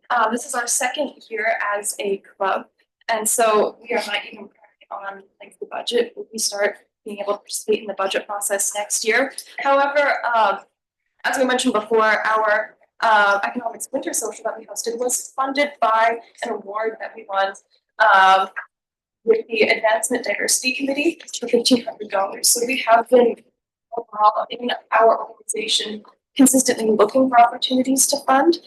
So we intend to keep doing that. Beautiful, I appreciate that. I am kind of on the fence and leaning towards no for this, because I do agree with Eleanor. We have funded things in the past. However, we wrote it in the financial priorities that people need to take into account every part of the situation, including the amount that we have in surplus. And I think this is the tipping point where we need to start sticking to the $1,000, and this is about $1,600 per person. So I'm not entirely in favor of doing this at this point. I yield. I just want to say we did meet with multiple senators before coming to surplus and showed them this breakdown of costs, and everyone that we've met with has said that it seemed okay and didn't really raise any alarms about the fact that it would be more than 1,000 per person. Yeah, I just want to. Can I respond? Yeah, sorry. We just do have financial priorities that we've made, and surplus was at almost like 1.4 million at one point, and so that's when these financial priorities came into play. We have dwindled it down significantly, and I think, at least for myself, I don't really feel that quite comfortable. You might have talked to other senators, but this is ultimately where the decision's made. And so if you might have talked to others, like, I totally respect that, but this is kind of the decision-making body, so things can change from that time to this point, but thank you. I yield. It's true to remind on the next, but I will say, senators, when you are meeting with folks, each and every one of us voted to adopt those financial priorities. So I will say, like, even if it doesn't seem like it's going to set off alarm bells, I think it's important that you all inform boards that that is something that we have adopted last time. Treasurer Brennan. Yes, I wanted to share that as of right now, I'm on this request for a couple of reasons. One, because I don't think that $40 totes are vital for visibility or anything of that sort. Also, I think that I have done a poor job at sticking to our financial responsibilities or priorities, pardon. And I want to start doing that now, even though that might seem a little bit unclear. And I also do think that I'm more open when there is, meetings scheduled and something that looks like it'll be a productive trip. And I don't see that right now for this request. Whether it's done with. Can I make a comment real quick? Part of the meetings that we have with senators included don't schedule anything right now because funding doesn't will be there. And then it's also on our part that we were because these are connections that we have within our department. I want to flag to everyone the definition as in the Senate retreat resolution. It says the formal definition of a retreat as an educational and collaborative overnight experience by which members of a student organization participate in activities identified internally by the student organization. I think it's important to note the difference between overfunding conferences versus retreats. We have very often funded over $1,000 per person for conferences. And while some of us may disagree with doing that, I think that's a very different thing than funding over $1,000 for an organization-led retreat. So, and I'm a fan of following the resolution that was passed. So I will personally be voting no. Senator Ludeman and Senator Mahal. I just have another question. In the event that your current plans, you aren't able to confirm them, do you have backup or alternate options? Yes, we have a million. Not a million, but we have a lot. We have a whole spreadsheet of options, and I've been in constant communication with these other think tanks that we intend to visit. I don't particularly see days one in terms of visiting our reps, and then also visiting Capitol Hill as something that can that's something you just schedule. But in terms of think tanks, we have a list of, I believe, 8 different options I have been in contact with. So we do have backups. And we've confirmed they will be like in office on the day that we intend to visit. So it is likely that we will get time to meet with somebody from 2 think tanks at least, if not more. I appreciate that. At the moment, I'm just like looking at the itinerary and just like the distance of traveling and the cost. I don't know if I like see I guess like an equivalent value and just like the not having things confirmed quite yet still puts me closer to an honest price. Senator Mohammed and Senator Dillon. Personally, I don't really see this as a huge.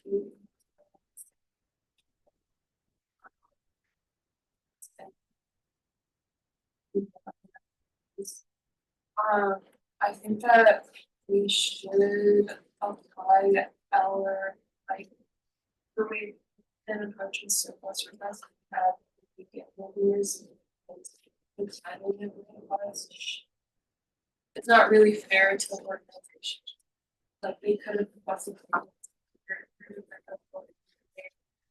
like that, and I don't know how to say this more professionally, but I'm kind of hoping that the street organizations that us I don't think that we should like judging the way they spend money because like us like with organizations that have established budgets, we don't have oversight. It's maybe it's like more irresponsible how like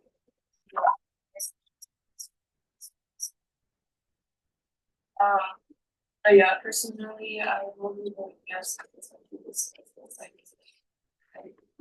Thanks to Senator Dillon. I will say there are 9 other people on speakers, so I promise I got all of you. I will try and keep it quick, but I don't think it's fair to right now on the spot just decide to all of a sudden follow our financial priorities. I met with this org under the impression that last week we voted American Marketing Association, don't remember the exact dollar amount, a lot more per person than this. It's not fair on them to come in here and just have this, everyone switching up all of a sudden. I don't really understand why everyone's switching up all of a sudden. We made these financial priorities, I agree. It's a written document, but we have not been following them. Why to start following them right now, I don't know. Please think about that amongst yourselves while we are going through the rest of this. We're going to go with the people that haven't spoken.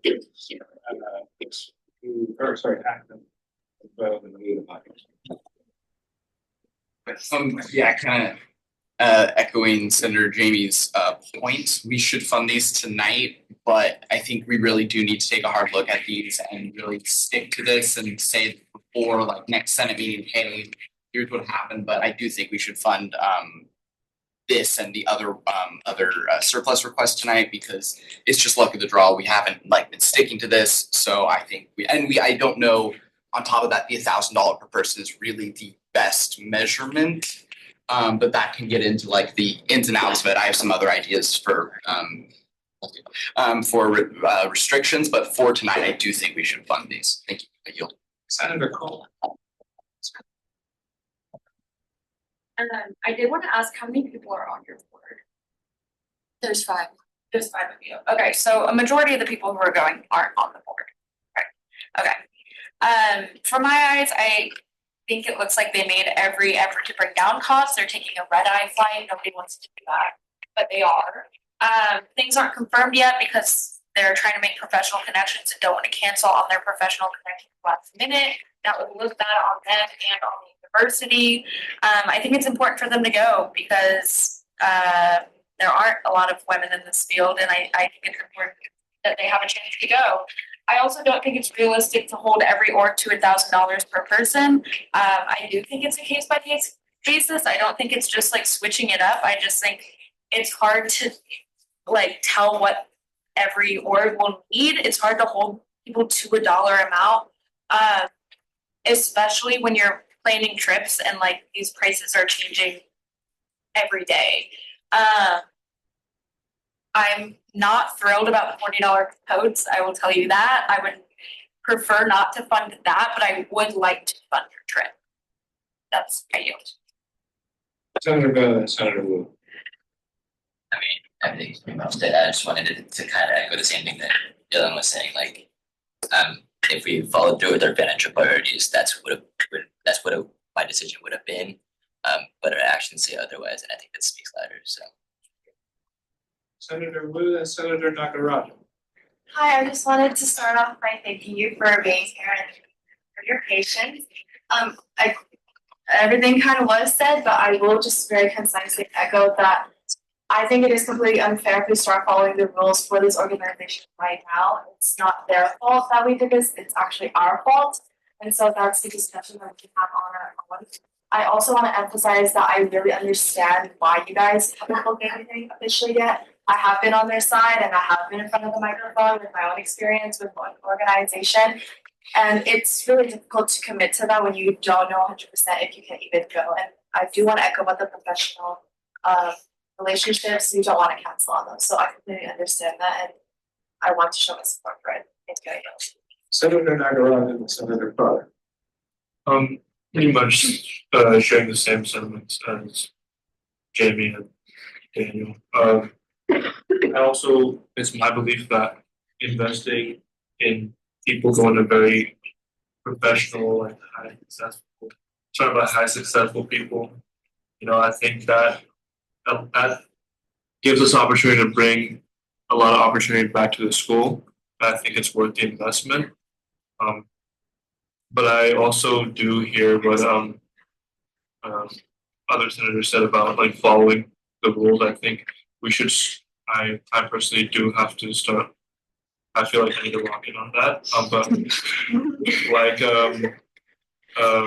what Jamie said about it being unfair to start implementing them now, I completely agree with. So definitely, we all should just start following and make a decision like as soon as possible. But for today, I think we should fund the request.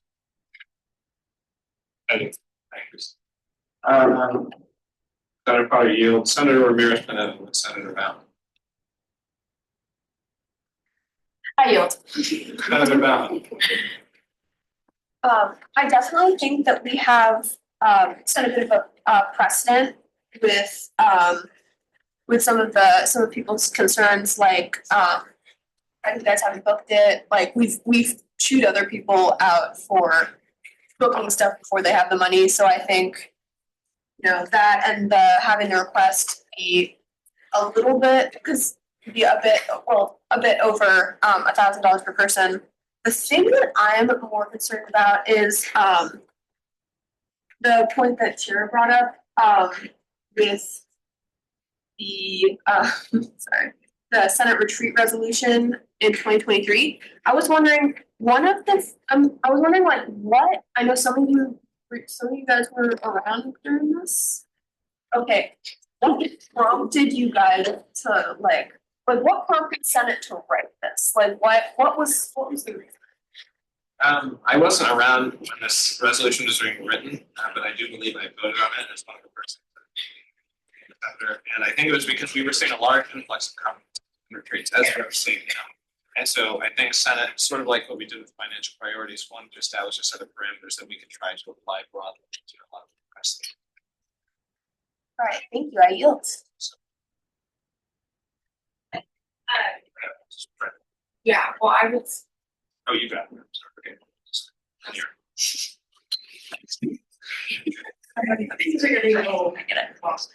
So first of all, if we vote one way and we choose to still vote that way just because we voted that way in the future or in the past, that is a very flawed philosophy, especially with this. We specifically wrote in the financial priorities that you need to take into account every circumstance. Surplus funds and how much is in surplus funds is one of those circumstances. So respectfully, when we started at the beginning of the year, yes, we were kind of giving money out willy-nilly because we had so much surplus. We had this long discussion about how surplus funds were not our money because they came from students that were here during COVID and we shouldn't be having them. We have dwindled down at this point. At this point, I think it's a little bit of a turning point, and a lot of people, Rachel has talked about it, we're meeting as a surplus accessibility committee again because we're at this point. That is a circumstance to take into account. We're not just enforcing the rules all of a sudden. You should have been taking that into account in the first place when we were making decisions in the past. Secondly, while organizations have purview over how they spend their budget, we as senators, our whole job is to be doing this. and allocate surplus funds. So we're allowed to ask these questions, we're allowed to dictate how these funds are spent. That's literally like 90% of our job when we're not going through the budget allocation and all that other stuff. And again, if we decide to not enforce these tonight and just give everyone the money, we'd be spending over 100K in surplus funds. So I think that's a really important thing to put into perspective. And again, we're not making rules and enforcing them all willy-nilly. However, there has been change in circumstances and everyone needs to be taken into account. So I yield. I yield. Your point, Victoria, it's a bit of a flawed system in itself to just go and be spending money all willy-nilly when we have it and then all of a sudden switching up when it's gone. That doesn't make a whole lot of sense. I think we have been following a set of unofficial rules, which has been looking at how much it is per person. And most of the time we end up funding it because we look at their track record and how it's going to affect students and X, Y, and Z. And also to the point of the marketing line, we just funded stickers for $730, and this is totes and stickers for $775. So again, there's a bit of inconsistency going on here, and so I think we should all be thinking about that. And I'm also going to call the question because I don't think anything else is going to happen. I believe there's a motion on the floor. Senator Cole and then Senator Scrub. Yeah, so I do want to make the motion.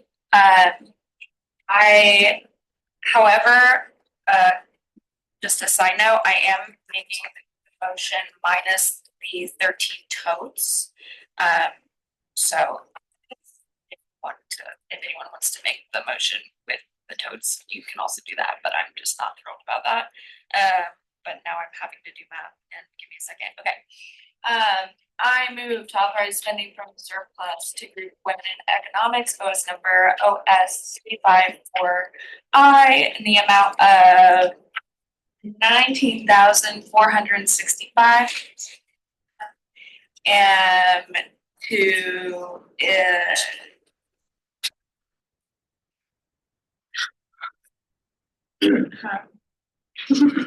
no, because they have the stickers too. So why not fuss? That's what.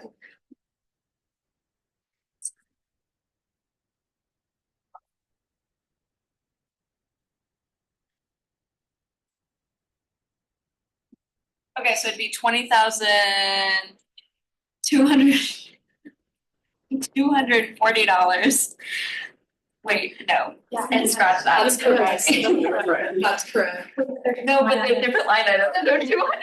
I moved to authorize spending from surplus to group women in economics, OS number OS 354I, in the amount of $240 to line item marketing, and $20,000 to existing line item, or to new line item name retreat. Motion made by Cole, seconded Dylan, I believe Scrub. I yield. Is there any other discussion? Oh. I call the question. Peters. Lopez. Aye. Muhammad. Aye. Bo. Potter. Aye. Ackman. Aye. Yara. Nay. Moreno. Nay. Fisher. Nay. Withers. Nay. Mayor Spinetta. Aye. Nagarajan. Wu. Esbit. Magdalena. Aye. Scrub. Nay. Dylan. Aye. Lindemann. Nay. Bauman.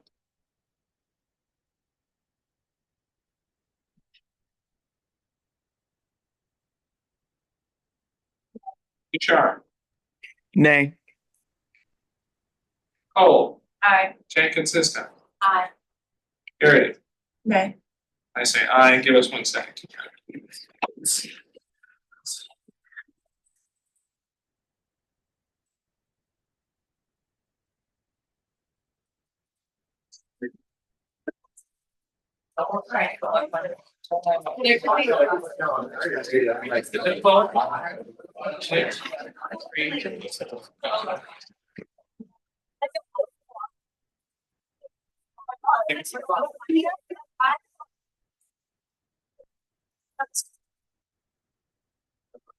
Okay, over 15 years.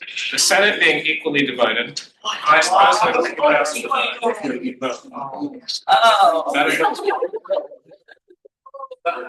The Senate will be in order. Madam Vice President, how do you cast your vote? I say hi. The motion.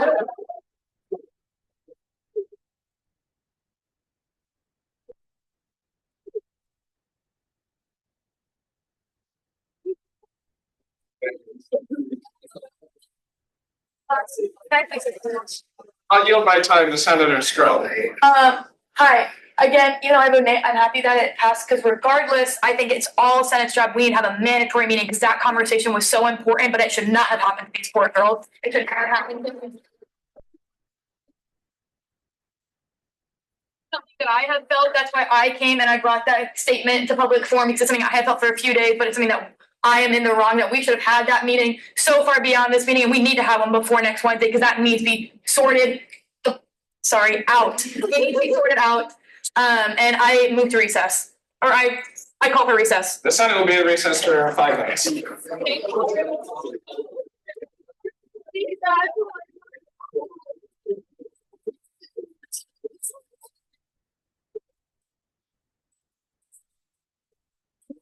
Sign on the map.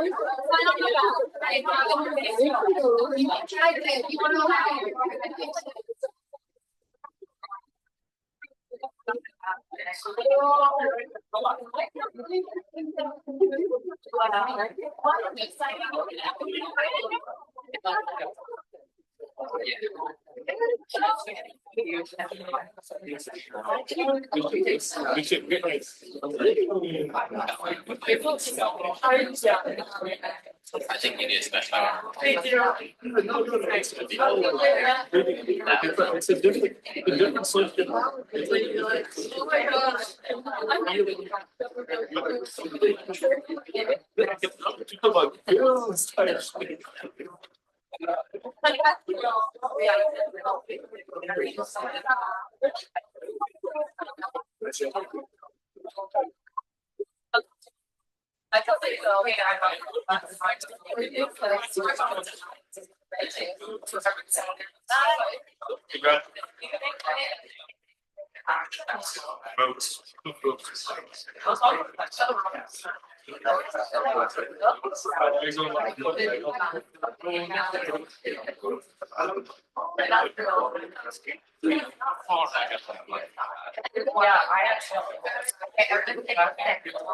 Outrage. Yeah, because I got to figure out. Yeah.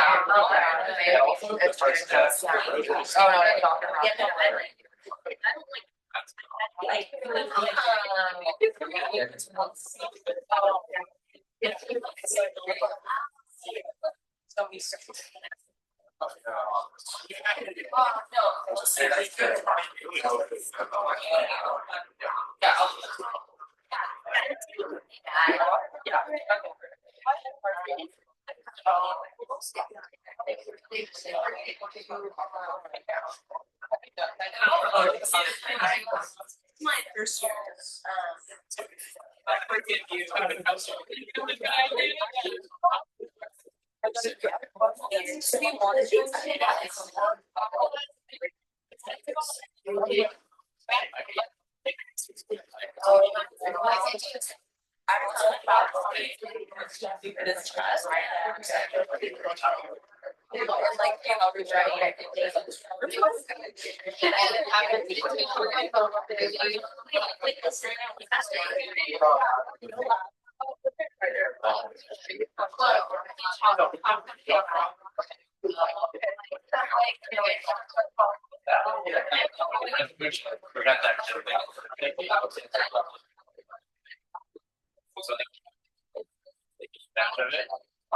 But I was taking advantage of it. The place is I don't understand why that's. But it's 21 people.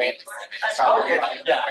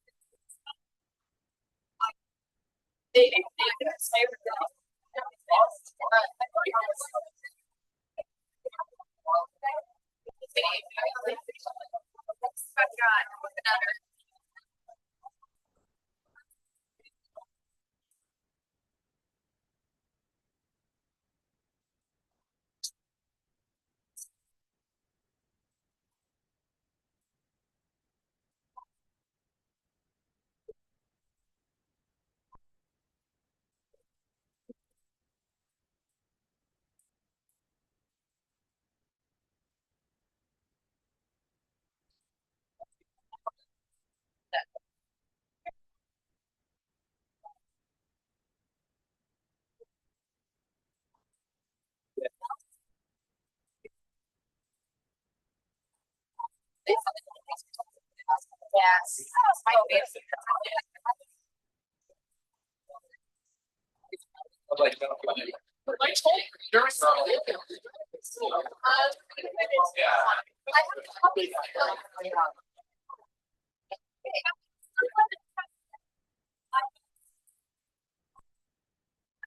No, it's not done, it's not done, I have to go down this way.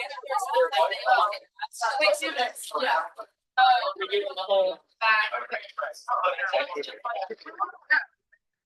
Yeah, it's not nice. I just want to like.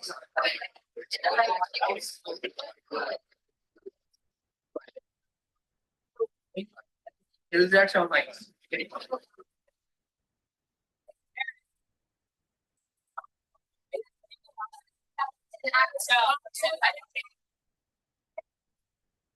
We find it's the Senate will be on it.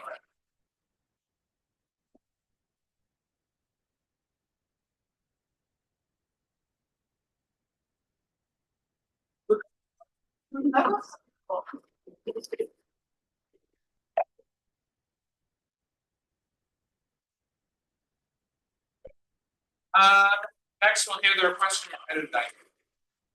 Yes, thanks so much for bearing with us. I know it's been a long day. We should have sent you an email, would have been called as a type or ITI surplus request. Okay, 1 second.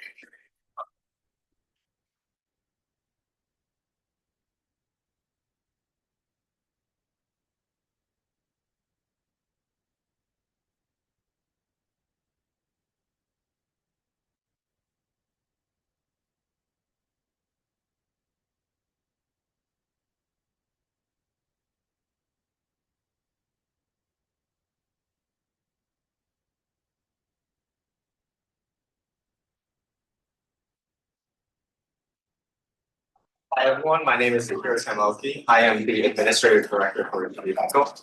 I am Associate Econ and the Media Coordinator for UNIVACO. We are requesting surplus funds for our trip to Stanford University for the 2025 Intercollegiate Taiko Invitational. Just some information about us as a club. Hiryu Daiko is the UO's collegiate taiko team.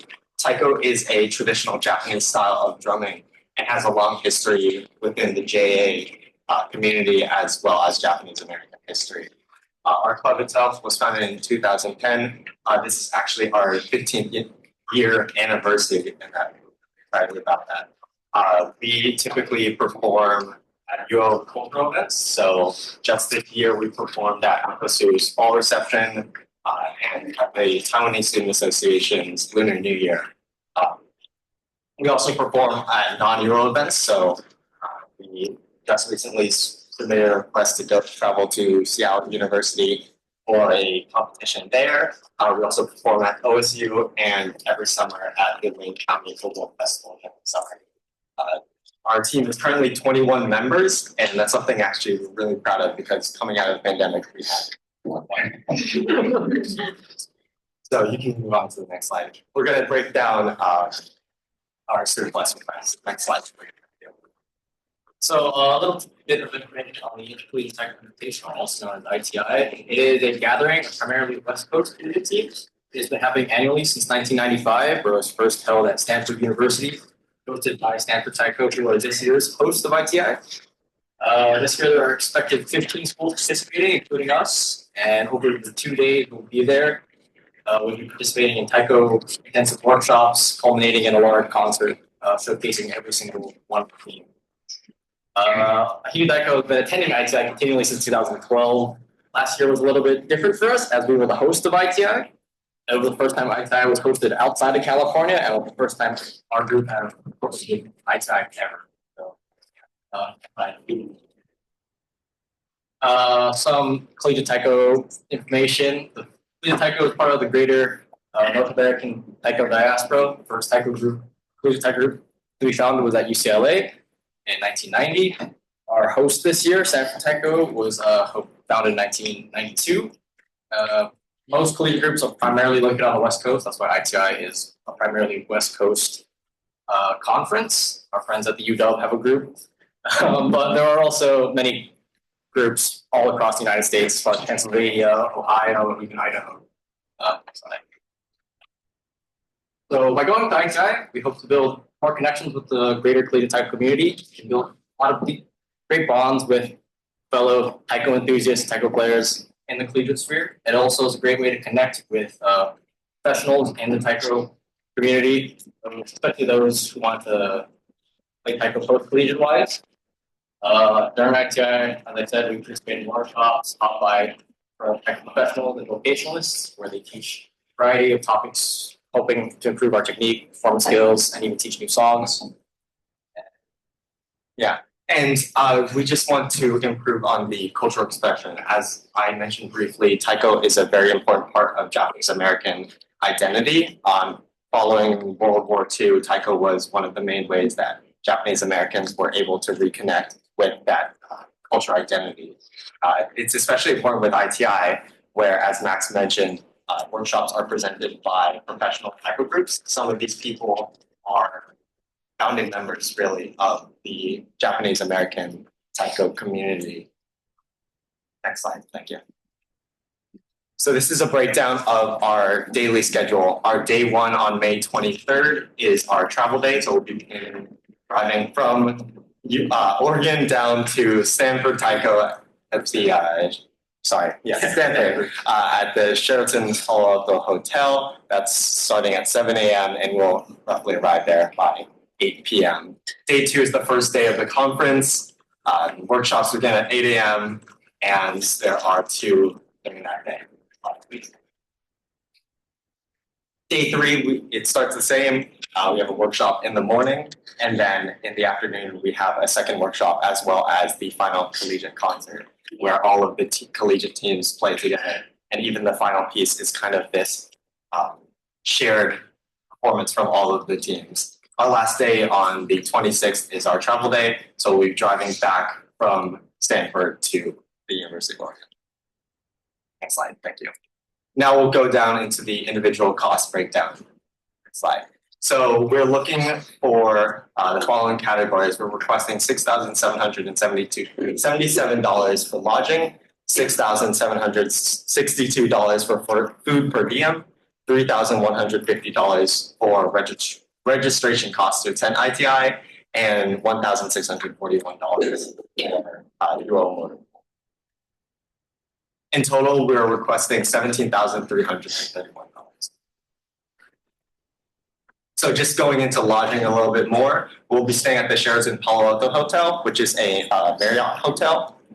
It is a 5-minute drive from the university campus. We are bringing 21 people, and at 4 people per room, we got 6 rooms at $365 per night, as well as overnight vehicle parking for 3 vehicles at $17 per night. This is a breakdown of the food per diem for Stanford zip code. So it's going to be up to $322 per person over the entire year. This is looking at transportation. So we're looking to get a 12-person van and 2 small SUVs. And lastly, this is just looking at what we have raised. So as a club, we perform and host fundraisers. So as of now, we've raised $400 through those performances. And by the end of this year, we are looking at around $1,400 through our performances as well as fundraisers. Next slide. Thank you.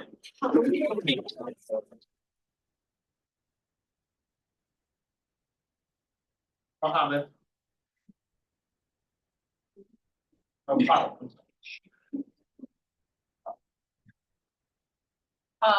I was just gonna say, I fully support this, and this is under $1,000 per person, so it's okay. And then,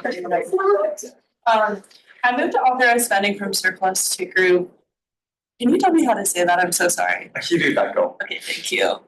Ahiri Daiku OS number OS180I in the amount of $17,331 to the existing line item name Intercollegiate Taiku Invitational. Second Mayor Mineta. Motion made by Potter, seconded by speakers, we still have Fisher. Oh. I was gonna make the motion, but I also just wanted to say that as Japanese American, I did grow up like doing taiko and seeing it in a lot of spaces. And it's really important for our community. So I thank you guys for the work that you do. And I hope you have fun at the conference after Senator Withers, then Senator. I've already said this, but I'm such a big fan of you guys. I'm wondering because last week we funded a trip for 8 of your members to go to Seattle. And so I was wondering if you could explain the difference between like why the group size are different for this and what is the difference in like importance of attending both of these events. What do you want to talk about Seattle? Okay.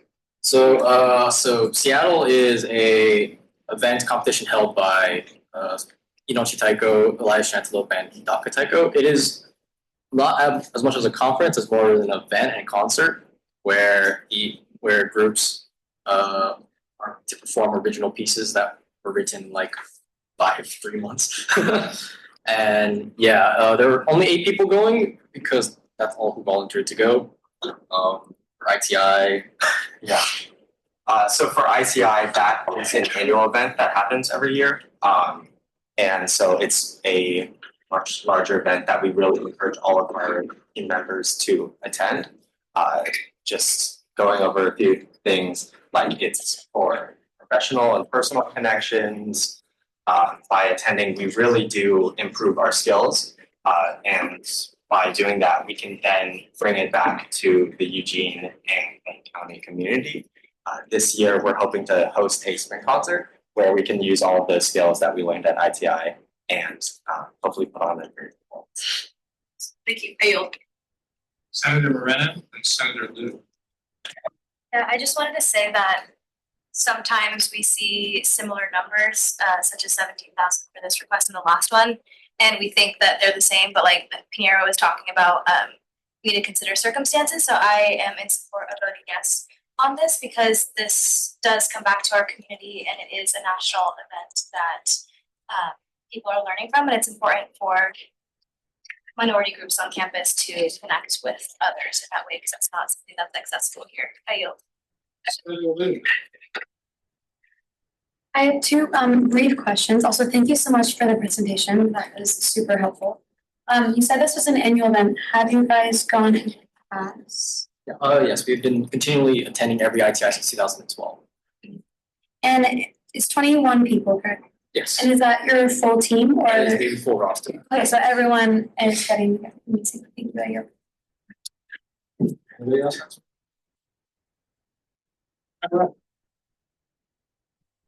Curious. So, like, this has nothing to do with like financial stuff. I'm just how did you guys get it from 1 to 21 people? 'Cause I feel like it's a kind of rare. I don't think it's common, right? So, like, did you guys teach anyone? So every fall term we host workshops. And it's kind of basically our recruiting workshops. And so yeah, it's free workshops for any student to come. Anyone. Yeah, anybody. Yeah, and Going more into that, this is the first year since the pandemic that we've had all 4 years of our generations. So I've been playing taekwondo on the team for 3 years, Max as well. We have one of our newest members here, second gen, and our 4th gen as well. So we're really happy with the numbers that we've got. Senator Wu. Hi, I just wanted to say that I've seen you guys so far in the ASUO event and I really liked it. So I want to say good job. You guys do amazing. And I wanted to ask regarding dual motor pool. Did you confirm the event? We have not actually sent the request, but I have confirmed with them through a phone call that they are available. So as soon as we have this, I have the step 2 of the intent to travel already drafted up. Okay, going once. Twice. All right, let's vote. Peters. Aye. Lopez. Aye. Mahan. Doyle. Aye. Potter. Aye. Acton. Aye. Kenyara. Aye. Moreno. Aye. Fisher. Aye. Withers. Aye. Mayor Bennett. Aye. Nagaraj. Aye. Boo. Aye. Esbeck. Aye. Magdalena. Aye. Scrub. Aye. Kellen. Aye. Luda. Aye. Bowman. Aye. Bouchard. Nay. Cole. Aye. Van Cisco. Aye. Eric. Aye. I say I just had a great time.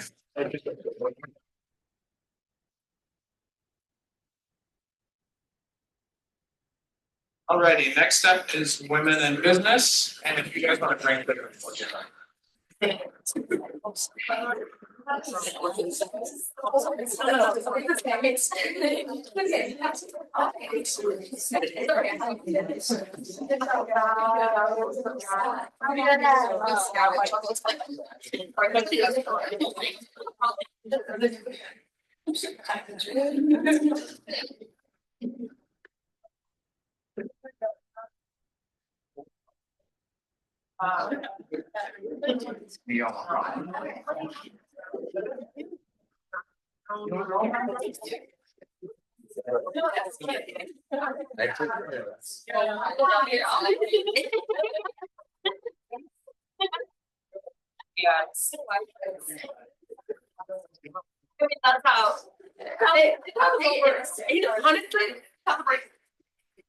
I'm just being honest.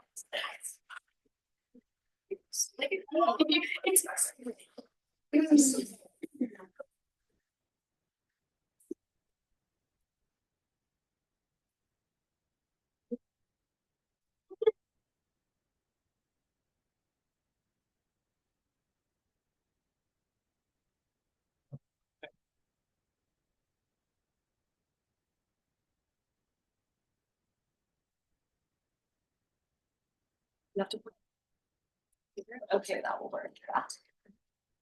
Hi guys, go ahead and take it away. Well, hello everyone. Thank you so much for joining us tonight, letting us speak to you all. To start off, my name is Yumi Son. I am the president of Women in Business here at the University of Oregon. Hi, I'm Jacqueline Jones, the vice president of. Hi, I'm Jordan Kagawa. I'm the VP of Finance for Women. And today we're here to pitch for surplus for a New York site visit this spring. So to start off with our mission statement, our organization aims to foster a community of confident and empowered women in a traditionally male-dominated field. We are dedicated to supporting self-discovery and career exploration by providing real-world exposure to a diverse range of industries and opportunities. Through comprehensive insights and resources, we equip our members for success across various professional fields. So the main thing you'll see from this entire presentation is that we provide networking opportunities, meetings with industry professionals, professional development workshops, mentorship opportunities through our Duck and Ducklings program, a sense of community for women, and also site visits. So a quote that really resonated with all of us from a member of our club, Kyra Barr: "Web is the only place I have found within Lunkless where I feel truly valued, supported, and empowered as a woman." So why New York? Last year, our membership hit rock bottom at just 3 members. Today, we are 170 members strong and still counting. Super exciting. I just want to speak on behalf of myself and the rest of the exec when we say we have loved this journey. We're so proud to see this growth within the last 2 years. Our motto of being bold isn't just words on paper. We don't just preach it, we live it. We understand that this initiative requires significant investment, both in effort and resources. However, we firmly believe that the impact of this trip is truly immeasurable. You may be asking, why not just go to SF or Seattle, stay on the West Coast? Well, SF and Seattle are the tech capitals of the world. We want to go to the business capital. Within the Lunkless College of Business, there are 6 major concentrations, ranging from marketing, finance, accounting, sports business, entrepreneurship, and operation and business analytics. With the site visit, we will have the opportunity to touch on all of these aspects of business, provide this opportunity for our women, regardless of their academic interests. So if you ask why in New York, we ask, why not? Moving on to our itinerary, we're pitching for 6 total days inclusive of travel times. This ranges from April 6th to 11th, which falls on week 2 of spring term. So Sunday will be a travel day where we'll be flying from Eugene to New York City, April 6th. We have 2 proposed flights up on the screen here. They are not booked. These are completely flexible. We're willing to work with you guys on what's most feasible and attractive to you guys as well. That is our main priority. On Monday, April 7th is our finance and accounting focus day where we'll be visiting Goldman Sachs, which is a global leading investment banking, securities, and asset and wealth management firm. Here we'll be visiting with Matt Hartzell, Sarah Gentry, and 2 other UO alums. We'll also be going to PwC, which is one of the big 4 accounting firms among the leading professional service networks in the world. Here we'll be meeting with Olivia Bone, Alyssa Castro, and 2 other UO alums. On Tuesday, April 8th, will be our marketing focus day. Here we'll be visiting Blue Mercury, which is a global luxury beauty and skincare retailer. We'll be meeting Jenna Goldberg and other young women graduates. We'll also be going to Estee Lauder, again, leading manufacturer and marketer of quality skincare, makeup, fragrance, and hair care products. We'll be meeting with Sydney Scavea and 2 to 3 other young women from the company. On Wednesday, April 9th, Marketing and Operations Focus Day and Techie. We'll be going to LinkedIn, the world's largest professional network. We will be meeting Leah Shin and a panel of her female coworkers. And we'll also be going to Google, which we all know. We will be meeting Kelly Wise and Blair Bender. On Thursday, April 10th, will be our Sports Business Focus Day, where we'll be going to the NBA, the premier professional basketball league in the world. We will be meeting Michelle Tagmeyer and other UL alums, as well as the NFL, which is America's most popular sports league. We will be meeting Mackenzie Fox Mag and her team. And our final day, April 11th, on a Friday, we'll be flying out of New York City to Eugene. And again, here to propose flight times, again, fully flexible, just for budgeting purposes on our end to give you an accurate representation of financing. Speaking of which, I'll hand it off to Jordan to talk more on finance. Thank you. Of course. I speak really softly. Okay, so going into what we are asking for, we're split into 6 different line items: flights, hotels, food per diem for regular days, and then food per diem for travel days, and then transportation, which is our the subway costs, and then airport transportation. So the first one, we also forgot to say that we were planning to take 20 members from our club as well as 1 faculty advisor. So that's where the 21 number comes from. So in terms of flight costs, I allocated $900 per round trip flight. And this is the higher end of the flights, just to be safe in terms of booking costs increase the closer you get to when you actually book it. So the actual average was $695. And then that total would be $20,000. For hotel, we allocated $380 per room, and this is not the per diem for New York City, which is $281. And we will be doing what we did last year and putting 2 girls per room to make it cheaper at $190 per person. So that's a total of $22,000. And then in terms of per diem for food, it's $92 a day in New York City at a total of $10,000. Okay. And then travel day per diem is $69 a day at $3,000. And then our transportation mode would be subway, as we did last year, because we found it the cheapest and most efficient way to get around New York. And that's a total, per week long Metro Pass is $35 at a total of $800. And then airport transfers, this one was also on the higher end because it varies with transportation to and from the airport in JFK. And this was estimated around 6 Ubers for 1 trip. And this was around 3 to 4 girls per Uber. And in total of 12 Ubers would be around $2,000. And so this is the total that we're asking for, $59,000, which is $2,800 per person. And as we mentioned, flights and hotel would be our 2 biggest portions. And we know this is over the standard $2,200 per person. However, New York is more expensive than the standard site visit destination, and we will be implementing the following cost-saving measures. So, as Uni mentioned, we are flexible with flights and hotels. We are not limited to the maximum amount of $900, as it ranged from around $460 to $900, with an average of $695 for the round trip. And then in terms of hotels, we did, as I mentioned, $380 for per night or per room, but as we can also look into other cheaper options.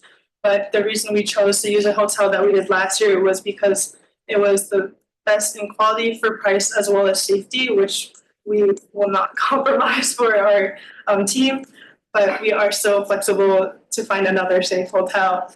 And then, so as we mentioned, we allocated 2 girls per room, and instead of the $281 per diem, which would have been $32,000, it's $22,000. So it's actually it's still expensive, but it's still $10,000 cheaper. And then the women will be responsible for their transportation to and from the Eugene airport.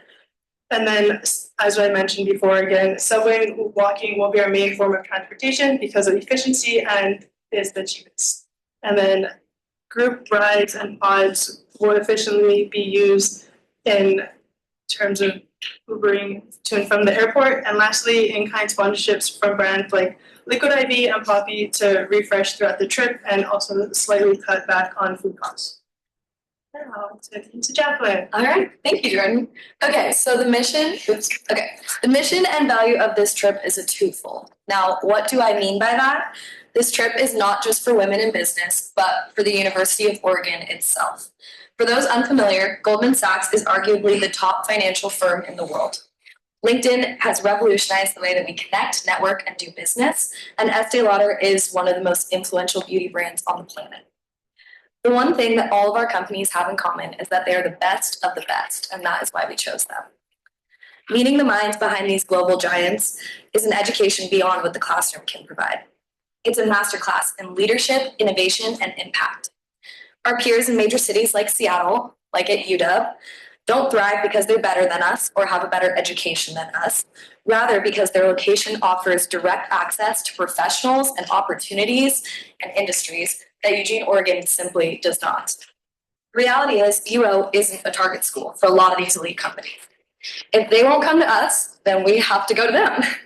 By building direct relationships with these elite firms, we set the foundation to be recognized year after year and time after time again as a school that generates top talent. Secondly, this trip is about empowering and enabling women who would otherwise not have access to these networks and opportunities. We're asking you to take a group of talented young women from Eugene, Oregon, and place them in some of the most influential boardrooms in the country. By supporting this journey, you're not just funding a trip, you're investing in the future of every US student. Shifting this narrative doesn't just impact me or you, it impacts all of us. And by opening these doors, you're empowering the next generation of women to step into those boardrooms and spaces that they never thought possible before. I urge you not to see this as a request for funds, but as a call to action. So that part is finished. I do want to move on to some pretty important statistics before we get into last year's impact. So here are a couple of recent site visits taken by other Lundquist College of Business clubs. On the left, you'll see the ratio of women to total members. So with UOIG going to New York, we had 3 of the 11 as women. Warsaw to Nike, we had 2 of the 27. Warsaw to New York, 4 of the 16. Warsaw to St. Louis, 1 out of 4. AMA to Portland, 6 out of 15. Real estate investment to Portland, 1 out of 7. OCG to San Francisco, 3 out of 16. So with that said, in total, only 22 women from 7 different site visits, 5 different clubs, and 5 different cities were taken out of a group of 96 total participants. So if Lundquist is 34% women, then why are the site visits only 23% women? And with that, through New York alone, we will be nearly matching what 5 different clubs were only able to do collectively. Factoring in Nike, which we will be going on in 2 weeks' time, we will more than triple it. So with that said, we were fortunate enough to go on this same exact site visit last year with similar, well, it was the same initiative, same value proposition as kind of trying to shift UO into a target school, and also, of course, offering an unparalleled opportunity to our members too. So with that, we have some qualitative metrics from last year, quantitative metrics, and then we'll be hearing some firsthand experiences as well from some members last year. With these qualitative quotes, we took everybody's kind of feedback and quotes, and we identified 3 main themes, which we'll be covering right now. So professional development. As Lauren Bullard said, true professional growth comes from listening just as much as looking, taking in advice, observing company culture, and understanding what drives long-term success. Whether it's choosing a company with internal growth opportunities, maintaining strong relationships, or honing adaptability in fast-paced environments, every decision shapes your career. The best insights, get your experience, take every chance to learn, and don't be afraid to reach out. Your next opportunity might just be 1 email away, which is very true. And then inspiring personal growth. So personal growth comes from taking risks, embracing change, and seizing every opportunity that comes your way. It's okay not to have everything figured out. What matters is staying involved, pushing yourself, and continuously learning. Growth isn't about having all the answers. It's about being open to the journey. And you might notice here that this one was actually from our very own Yuki-san after visiting MetLife. And this one is especially impactful and powerful for me because I was the president last year and I had the privilege of watching Yumi truly flourish in specifically the New York trip, and now standing next to her as vice president. So that's amazing. Very personal growth. And then empowering dreams. This experience showed me firsthand that female-led businesses not only exist, but thrive. It's also reinforced how much the people you work with shape your career. Hearing from professionals made me realize the importance of a company's history, values, and charitable impact when choosing where to work. Most importantly, I learned that planning ahead is key. Applying for internships starts long before the deadline. That's Kayla Cum after visiting Goldman Sachs. So, okay, with all of those, we can get into kind of the quantitative data here. This one. Okay, so we visited 8 companies. We spoke to 37 different professionals. And if you multiply that by the 20 women that we took last year, then that's 740 connections at a minimum. That does not count the contacts that we brought back to our entire group, which was 75 members at the time. So really, it's a difficult number to quantify, borderline impossible, but the number of connections that were fostered is quite expansive from this trip. And then we had 2 recruiting sessions and workshops this year that were hosted by connections that we made along the way in New York, which has been super cool. And then on the right-hand side, we have a graph of our social media. So you can see in the darker green, our regular content, and then in the lighter green, our New York scheduled content. And I really have this here because I think it kind of quantify something that is hard to quantify, which is that people are excited about this. This is something on campus that young women can look at and be motivated and inspired by, and something to work towards. And it's not just for our members, it's also for people who haven't gone yet. And I think that is kind of, like I said, difficult to fully explain, but I think this is a good way to demonstrate that. All right, and then Trips Buzz contributed to over 400% increase in fall term membership. So between spring term when we went on this week 4, and then the year ending, and then our increase in fall term, that jump alone was 400%. So that is pretty great.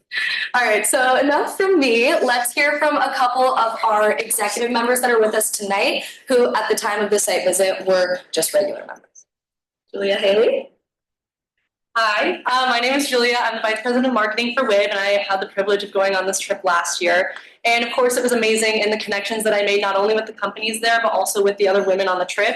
It helped me solidify what I want to do with my career, solidify what I want to do with my major. But the true impact that it had on me was the doors that it opened.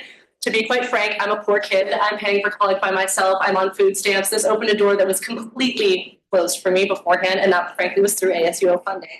And I think that's something that is valuable. I know there were plenty of other women on that trip that were in the same position as me, and that's no different this year. There are plenty of women where this is their only opportunity to get their foot in the door and make those connections that are absolutely essential if you want to break into these companies in these big cities with the way the job market is right now, unfortunately. And in the past and historically, those are open for those who can afford it. That's not what WIB stands for. I'm so grateful that I had the opportunity for that, and I think women this year deserve that same opportunity. Thank you. Hi guys, my name is Haley. I'm the VP of Operations for WIB. And I do want to start off by saying I'm a global studies and Spanish major. I never really envisioned myself in a space such as WIB, but it has been so impactful and if not one of the best decisions I've made in my career so far here. And then New York, the networking trip was incredible. And one of the tangible things I can take away is my connection at Google with Kelly Weiss, like they mentioned earlier. She is the program director for the DEI sector of Google. And I want to personally work in the project management space in the DEI realm or in a nonprofit organization. So a few months after our Nike site visit, I was able to talk to Kelly and have an informational interview with her in which she graciously sat with me, outlined the next steps for me, and now I have a connection to Google, and she also opened some doors for me in the DI realm as well. So that was huge. And yeah, I also hope with the networking trip this year that we can invite more students that may not be business majors, because for me, having a global studies and Spanish major, I never really thought I could step foot into the business world, but WIB has opened those doors for me, and I hope to do that for other majors as well. Thank you. Guys. Okay, so we have just one more slide before we can get into some questions. This is super important to me, and I know it's super important to you guys. How are we bringing this back to the rest of the school? As we mentioned, our club is not 20 members, it is 170 actually, and growing. So it's super important to us that we bring this back in a way that's really impactful for the rest of our club and the rest of the greater UO community. To start off, we're going to develop a trip recap packet, which we did last year too. This will feature key insights, firsthand testimonials from like members, professionals, but also most importantly, all the contact information from everybody that we meet. This is super important to us, of course, but also everyone that we're in contact with right now has already agreed to meet with or network with everybody. So they know that they're not just meeting the 20 members that are going, but they're being opened up to the entirety of UO, and they have volunteered for that and they want that. So that is a big part of what we will be doing to bring this back. And then we'll also be holding one of our weekly meetings after we come back, kind of going through the recap packet where we kind of digest with our members the key insights and takeaways, firsthand experiences, and then also hold kind of a mini workshop where it's like, okay, I have this email, I have this LinkedIn, but what do I do now? So we'll be doing that too. And then in terms of content creation, we'll be making videos and pictures. We'll be doing newsletters and featuring things on our website. And we're also going to aim to collaborate with larger entities than just ourselves. So UO Business, U Oregon, even ASUO, we'd love to be featured. We'd love to work together so that we can spread kind of our findings and word about this trip, which is open to anybody. Further than just our own reach. And then lastly, we are collecting all this information and we're building out a kind of women in business network of people that want to help us, have helped us, and will continue to help us in the future. So expanding that and giving that access to our members is also a huge part of what we'll be doing to bring out of this trip. So yeah, with that, if you guys have any questions, we'd love to take them at this time. Thank you. Your time? Yes, so we're gonna go. Hold on.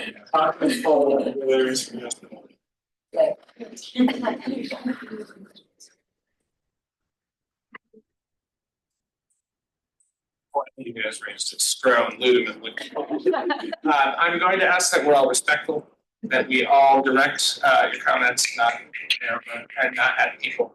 And if any disrespect starts, I'm going to shut it down immediately. Understood?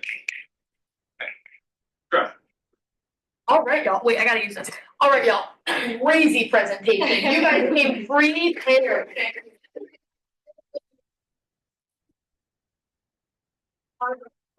And I want to, like, regardless of how whatever anyone says tonight, I want you guys to go home proud of how well you guys just killed that.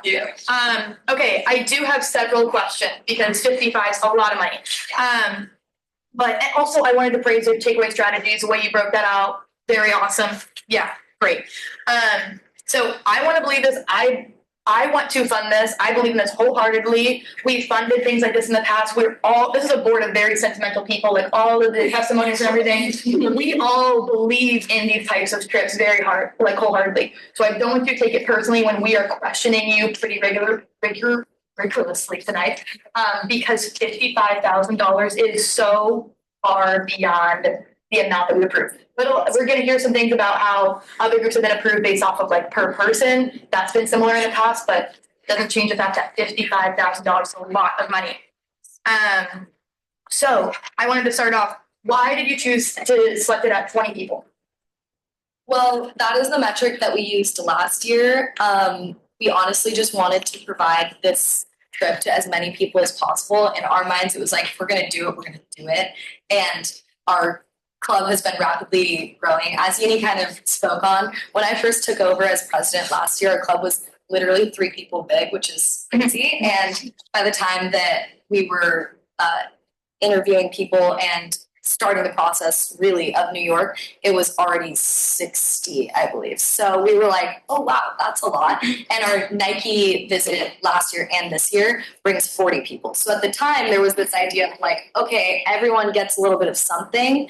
And I think coming into this year with now 170 members, which and is also growing, there's been growing pains where we're starting to realize like we can't provide everyone everything. But with that said, due to our scale and size, I think 20 members is actually quite a small percentage of our members. I'd also like to touch on that too. And we also are thinking in terms of ethicality for ratio to exec members. So I know you've asked a couple other clubs, but we have 6 girls on exec, and all of which will be going on the trip. And not only because we think that obviously New York, but also it's New York, and having those pods like Jordan mentioned for Ubers, transportation, having those groups, having those group leaders is super important in such a big city.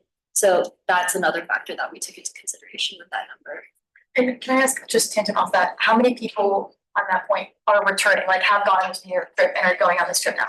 So in the second time. We haven't begun the interview process yet. Okay, So so far, you're the only people confirmed are exec. But in terms of return repeat people, we're basically going to have kind of a screening process just to go through the initial interest, where we gauge only hard metrics like attendance, how interested you are, what WIB means to you, these sorts, or not that, sorry. That's for next.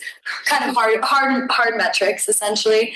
And then from there, we'll begin a rigorous interview process where we start to kind of weed out and determine things that we were talking about, like what does WIB mean to you? What does this trip mean to you? And most importantly of that, we will be assigning weight and point systems based on if you already have an opportunity, whether that's an internship or post-grad role, and if you have been on this trip before. Okay. So that said, if there was an absolutely incredible standout candidate, yes, in theory, they could go again. But the way that we plan to weight it, it's very unlikely, and you would have to be, like I said, absolutely standout candidate. Okay. Gotcha. Great response. Thank you. You said something on one of your financial slides about sponsorships, that you have something about like very like sponsorships by what is that just mean? Like in-kind donations. So we have we have relationships with a lot of brands, just ambassador type of things, whether that's Poppy, Liquid IV, Celsius. I'm sure you've seen them around campus. Like they basically food and beverage companies will like reach out to us and be like, hey, do you want some free stuff? We're like, yeah. Okay, so they're not paying for any bit of this. No, Okay, sorry. that was more. We meant more like we can, utilize and leverage our connections to hopefully take some of the cost off of this, whether that's even just providing beverages or hopefully reaching out to some maybe food companies or something like that. Just to kind of, we know this is a large ask and we're trying to kind of whittle down costs. On that note, have you sought out funding anywhere else?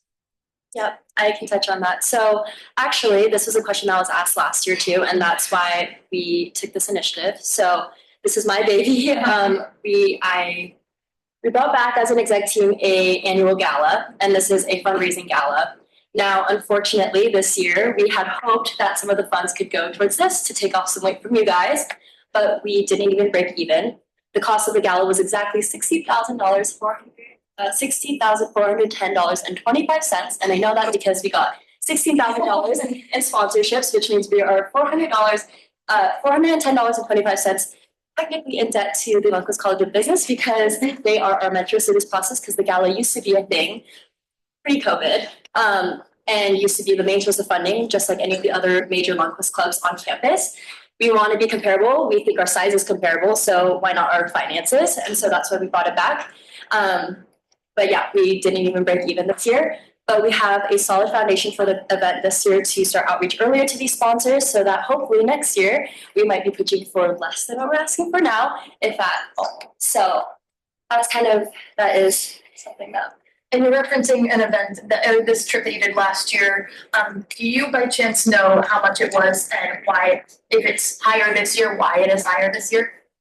I don't know the exact figure, but I think it was 57,000, and I'm not sure. Yeah, I think it was. Or yeah, if it's lower this year, why not? Yeah, well, last year, we weren't allowed, you guys weren't allowed to advise.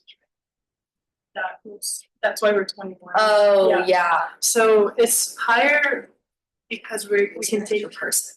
Yeah, because we're taking an advisor, because last year ASUO wouldn't fund it, so they had to. Yeah, there was complications on that end, but that's why it's higher this year, and like per diem has increased like slightly, or yeah. Okay, gotcha. Also, can I ask you a question while you're up there? I saw on the slide that you're overestimating flights by quite a bit of money. Yeah. That's like $300 per flight over that you're overestimating. Can I ask you why? And do you really think it's going to change that much by the time you get those flights booked? Or does anybody from finance have any thoughts on that too? It was just.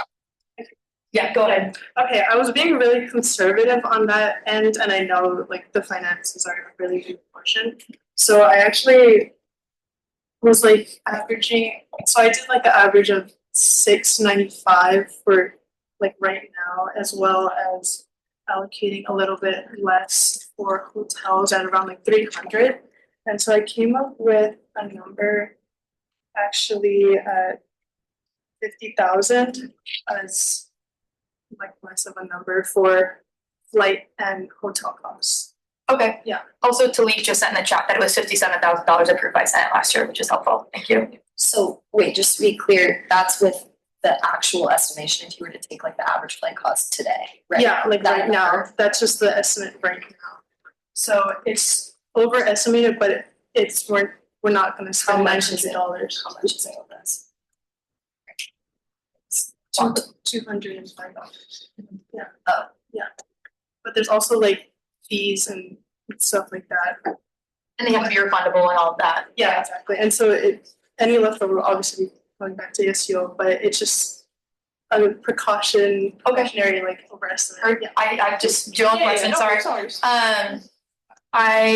You said something about like, oh, why not we go to them in a quote that you briefly said, a part of your presentation I assumed, but I wanted to ask on that. How these people come to you? Like, have you ever thought about just doing more Zoom calls and making those connections still here? I know there's a certain level of importance and significance to going to New York. We've approved other groups to go to New York, but on that note of cutting costs or cutting a day off, have you ever thought about bringing those connections, doing Zooms or even in-persons here? Have you compared those costs at all? I don't know if we've compared the cost, but I can just speak on kind of member engagement and value. During COVID, like I said, when I took over presidency, we had 3 members. Before that, we were one of the biggest clubs on campus, and from my own personal experience as a member and other people's testimonials, a big reason of why it fell all the way to 3 members is because of Zoom and that lack of connection and frankly the lack of value that there is in hearing from somebody on a big screen that can't even see you. And the reality is that that's just not very engaging for people. And we try to steer away even today from Zoom speakers, but if somebody is, only able to do Zoom, then we will absolutely do that. I think they're not necessarily comparable, so it's hard to answer. But of course we would be willing to hold some kind of New York virtual thing. We would totally be willing to do that. Yeah. And I'm sure our contacts would be more than willing to do that. It's easier than coordinating what we've coordinated with them. So I'm sure they'd be open to that as well. Great, yeah, thank you for that. Very diplomatic response. I have one last thing I wanted to say because I know a lot of people have a lot of questions. So I'll make this my last one. I wanted to ask finance, do we have to approve food per diem? Is that a required part? Do we have to? Okay. I'm just looking at it from a point of my point of I want to fund this and I'm looking at ways to try and cut this so I can vote yes to fund it. And that would be an easy thing of saying, hey guys, unfortunately it's gonna be different this year of just paying for your own meals. That would cut a lot of it and probably increase a lot of yeses on this table today to give you a little bit more of that slack, even though it would put a little bit more on you guys. It would just be easier for a lot of us to give a little bit more of that wiggle room than that big scary 55 number. But ultimately, also I just wanted to kind of put that out there, that's something I was just considering. But also you guys have been giving great responses, so I yield, someone else go. Senator Liv and the Vice President Parker. Hello, thank you so much for your patience and being here so late. I'm 6 years for us, the majority of my questions. Sorry, just keep going. But I do have a couple others.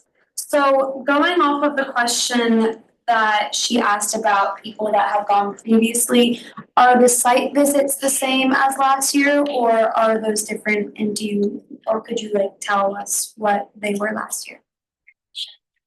Most of them are, so that's kind of the beauty of this, is creating those long-term connections. So for example, the NBA, Estee Lauder, Goldman Sachs, PwC, and Google are the 5 out of the total 8.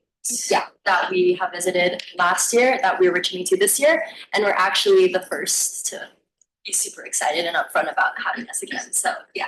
And is it the same people from those? And some of them. Some of them. Okay, gotcha. Let's see here. Another question. I believe to submit or to get travel, this is your last week to obtain funding because it's 7 weeks out, or it's 8 weeks. Okay, it's 8 weeks out. I guess you already have your meeting scheduled. What would you have, I guess, a plan if you did not or full funding? In all transparency, we probably wouldn't try to push it because we think that this trip is so valuable that it's worth that push and to keep pushing for this. And to go on that point, our big goal this year was to pitch for this earlier because we know that's more attractive to you guys too. Unfortunately, like I mentioned with the gala, I really did try to put all my eggs in that basket and get as many funds from that to help you guys out. It didn't work out that way this year. Hopefully it does next year. So lesson learned, but that's it. Thank you so much, Liz. And then my last thing is more just a statement for senators. The conference that was the most that we have funded is relatively similar to this. It was to New York for the UO Real Estate Investment Group. It was just a couple people less, and it was $35,000, which is $20,000 that's in this request. So I just want to keep that in mind when we make these decisions. I think I agree with Senator Skro here. I would like to see the cost come down. That is also considering our current surplus fund. It is a large portion of what we are. Before we go to Vice President Parker, I wanted to mention something Senator Lehman just said. On November 27th, days after Thanksgiving, we had that virtual meeting. We approved surplus funds for the cohort to go to New York. It was 4 people, and the total cost per person was $2,700. Sorry, $2,700, which, if we're going off the precedent, just want you all to know that passed by this body, not unanimously, but we have funded stuff that has been to this level. So, Vice President Parker. Thank you, Speaker of the Legislature. So awesome presentation. I was here last year for your other presentation for New York trip, so yeah. So this definitely lived up to the hype for sure. I wanted to kind of raise a few points of clarification to some of the senators who were discussing the retreat resolution that was passed while I was a senator. So the retreat resolution is very, very different from site visit, and I want to just dispel any narrative that those are one and the same. We had a recurring issue with a lot of student orgs asking for inordinate amounts of money to go on retreats to go-kart racing, like team bonding was a line item and there's only like $10,000 for team bonding. And so it became a recurring issue where we would get asked like $10,000 to go-kart racing or to go to these really, really nice lunches and do all these like fun, I don't know, escape rooms. And so that was kind of the reason why we had that resolution to begin with, because we didn't want to encourage this unnecessary usage of the iFee. However, a site visit is different. This is professional development. People literally get jobs from this. This has such an insane impact on people's professional trajectory. And so I don't really want to hear the retreat resolution being thrown around in the same request with site visits. They're not the same. It's not the same resolution. If you have any more questions about that, please talk to me or Robbie or Daniel, or Talib. Yeah, Talib is there too. Sorry. Okay. Okay. I had one. I don't speak now. I'm not going to get my back. So. Oh, yes. One more thing about surplus. I understand nearly $60,000 is a large amount of money, and I understand that people are very cognizant at the rate in which surplus is going down. But I also just do want to leave a reminder, we have been spending a lot of money, but surplus used to be around like $200,000 or less before COVID. I still am kind of on the sentiment that this isn't our money to support or to try to like sustain. And so everyone is so entitled to their own opinions about that, but just because we're spending a lot of money doesn't mean that we have to stop now. Surplus is here for a reason, for events just like this. And it sounds like a really, really wonderful opportunity. So thank you. Senator Cole and Senator Withers. Yeah, I did want to say, with the flights, I do think that 900 per person is like way overshooting it, because from what I'm seeing, like most expensive that you're getting is like really around like $550. So I don't know, that's just something to consider.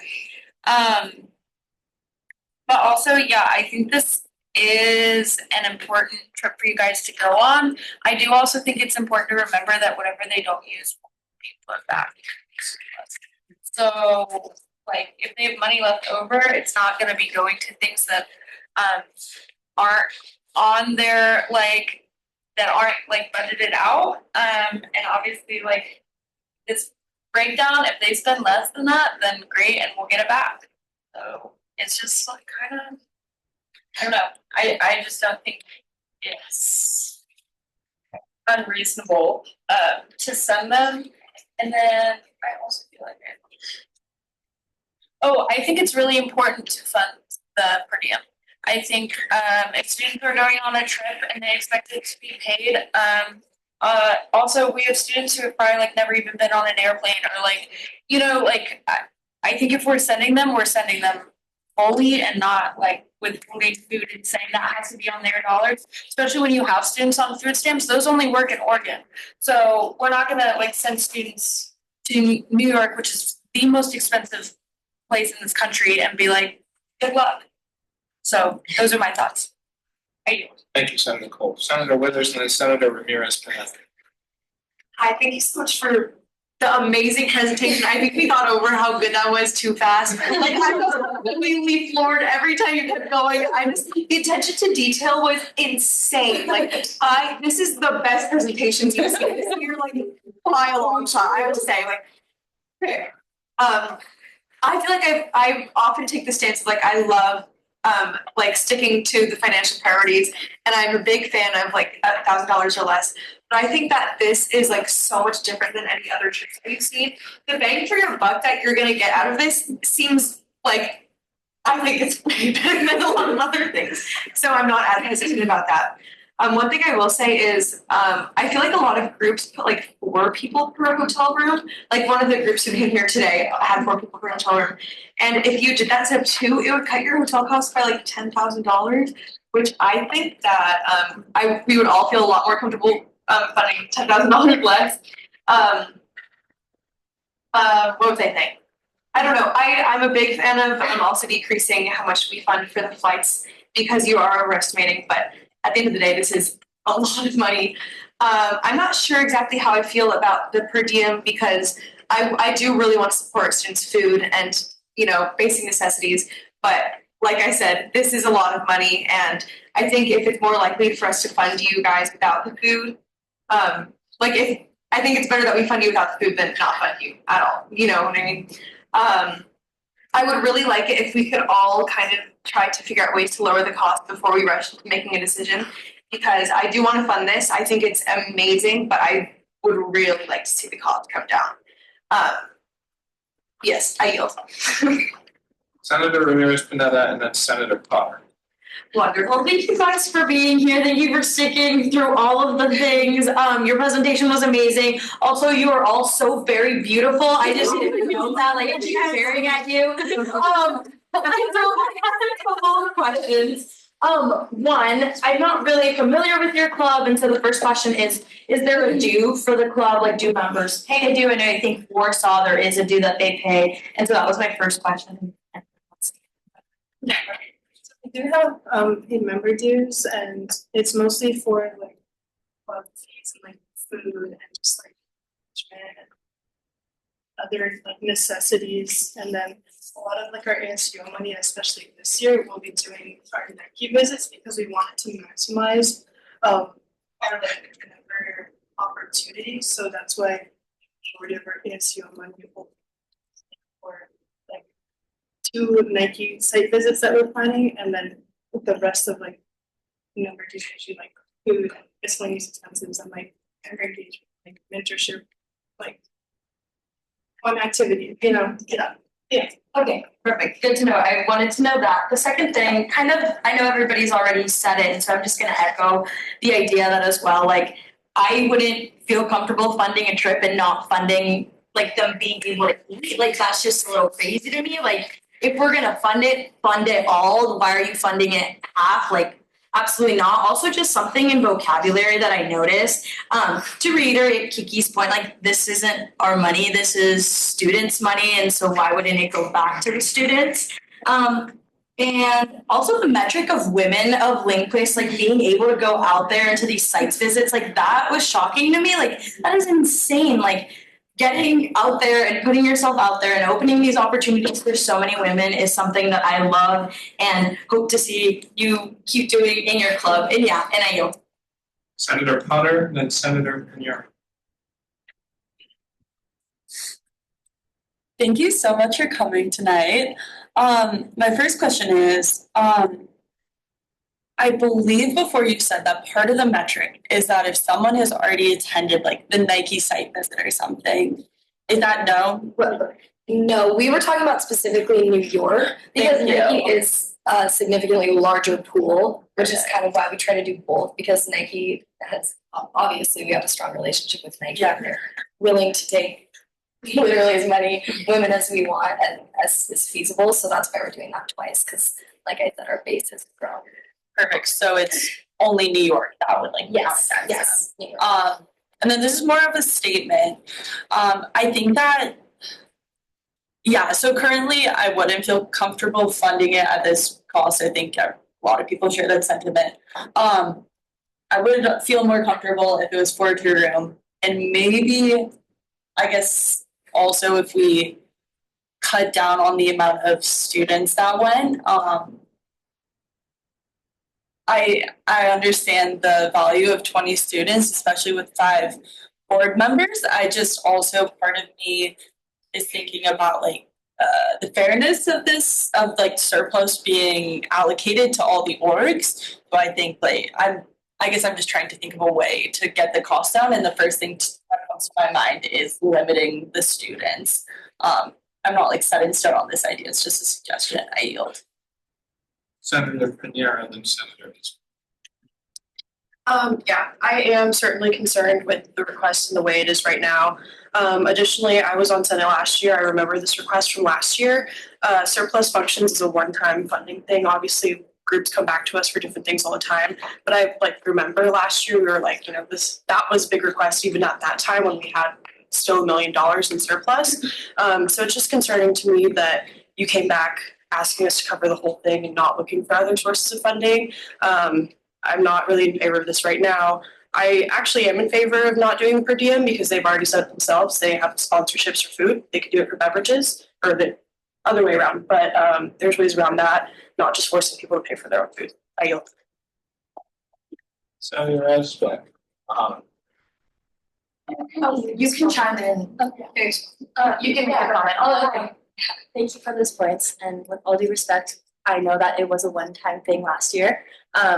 However, again, like I said, my baby, the gala, has been an immense amount of work to put into. It is a $16,000 event that's with high-profile donors, and that's for the benefit of ASUO, so you don't have to fund this again. And I'm not gonna take that lightly because it has been so hard to put together and taken up so much of my energy as a full-time student. And it was for you guys so that you guys don't have to fund at this level again, because I understand that your guys' initiatives are to provide support for other clubs on campus, which I think is amazing and should be that way. We are a huge club. I feel that we should have the financial resources to be able to perform these tasks on our own through the College of Business, and that's what we're working for. And so hopefully next year that'll be feasible, but that's just Yeah, we are absolutely in the process of setting a foundation so that hopefully next year, whether it's not at all, that'd be amazing. At least if we could cut into our ask significantly, that would be great. And like we said, in the long term, the ultimate goal of the gala is that we can be self-sufficient and we can do the trips that other clubs like UOIG, who has their own personal donor, or Thought, who have their own personal donor. Honestly, the list keeps going on. Messer Group has their own donor. So like these clubs that are very prestigious and have a lot of funding, they have outside resources, and that's why they don't have to come to you to the scale that we have to come to you. And unfortunately, we have yet to build that kind of relationship, and that's kind of what we're trying to do here with the gala. So I promise in years forward, this ask will be less, but we are committed to this being an ask every year because this is an initiative that is super important. I genuinely think brings a lot of value to the entire school. Sure. Yeah, I want to say thank you again for that presentation, all the work obviously put into this request. My question is about the first person that advisor. I was wondering if you could talk about the benefits that you guys see of us paying for that extra person. Well, it would be a faculty advisor. Yeah, I think it just comes from like a safety concern that was obviously a huge concern last year. And I will say the subway was great, honestly, really efficient, but it is like literally it's like walking preschoolers or something. You need like a line leader, a line quarter, a line halfway, a line three-quarter. Like seriously, it's like herding cows. So any kind of pillar that can be provided that isn't taking away from students, because like we're kind of trying to operate the whole thing, but if we were to bring other like leadership executives or whatever, then they're taking a student spot. So the faculty advisor isn't going to be like networking with the same people and kind of taking up the time with our professionals. So that's kind of the idea behind that. Senator Wu and Senator Mott. Hi, I just wanted to say you guys did a crazy good presentation. I was seriously impressed. Like honestly, I really was. And additionally, I want to say that I do really support this and I support what you guys stand for. I am just a little bit nervous, so I'm gonna ask a few questions here. So the first one is, you mentioned this opportunity is open for everybody. Are they all UO students or students at your club, or is it open to everyone?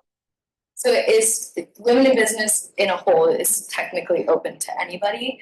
So obviously that gets a little tricky, like are open to women and yeah, it is open to the entire school. And as you heard from Haley, a large, vast majority of our members are not just business majors. And yeah, this opportunity as well as half our club business and everything is, anyone can apply to this. But that said, as I mentioned earlier, we are taking in attendance and engagement and to a certain extent, like obviously a legitimate member who's been showing up is going to perform better in those categories. So as much as it is open to quite literally anybody in the school, it's very highly likely that our members are going to be the ones that are going on the train. I understand. I also appreciate your interview process. Next is, have you confirmed with the companies that Yes, so we've confirmed with 4 out of the 5, and we're in contact, actively working on getting the little letters that you guys need with the other 4. But every company we've actually just contacted and had like a report with. So yeah, that is all set.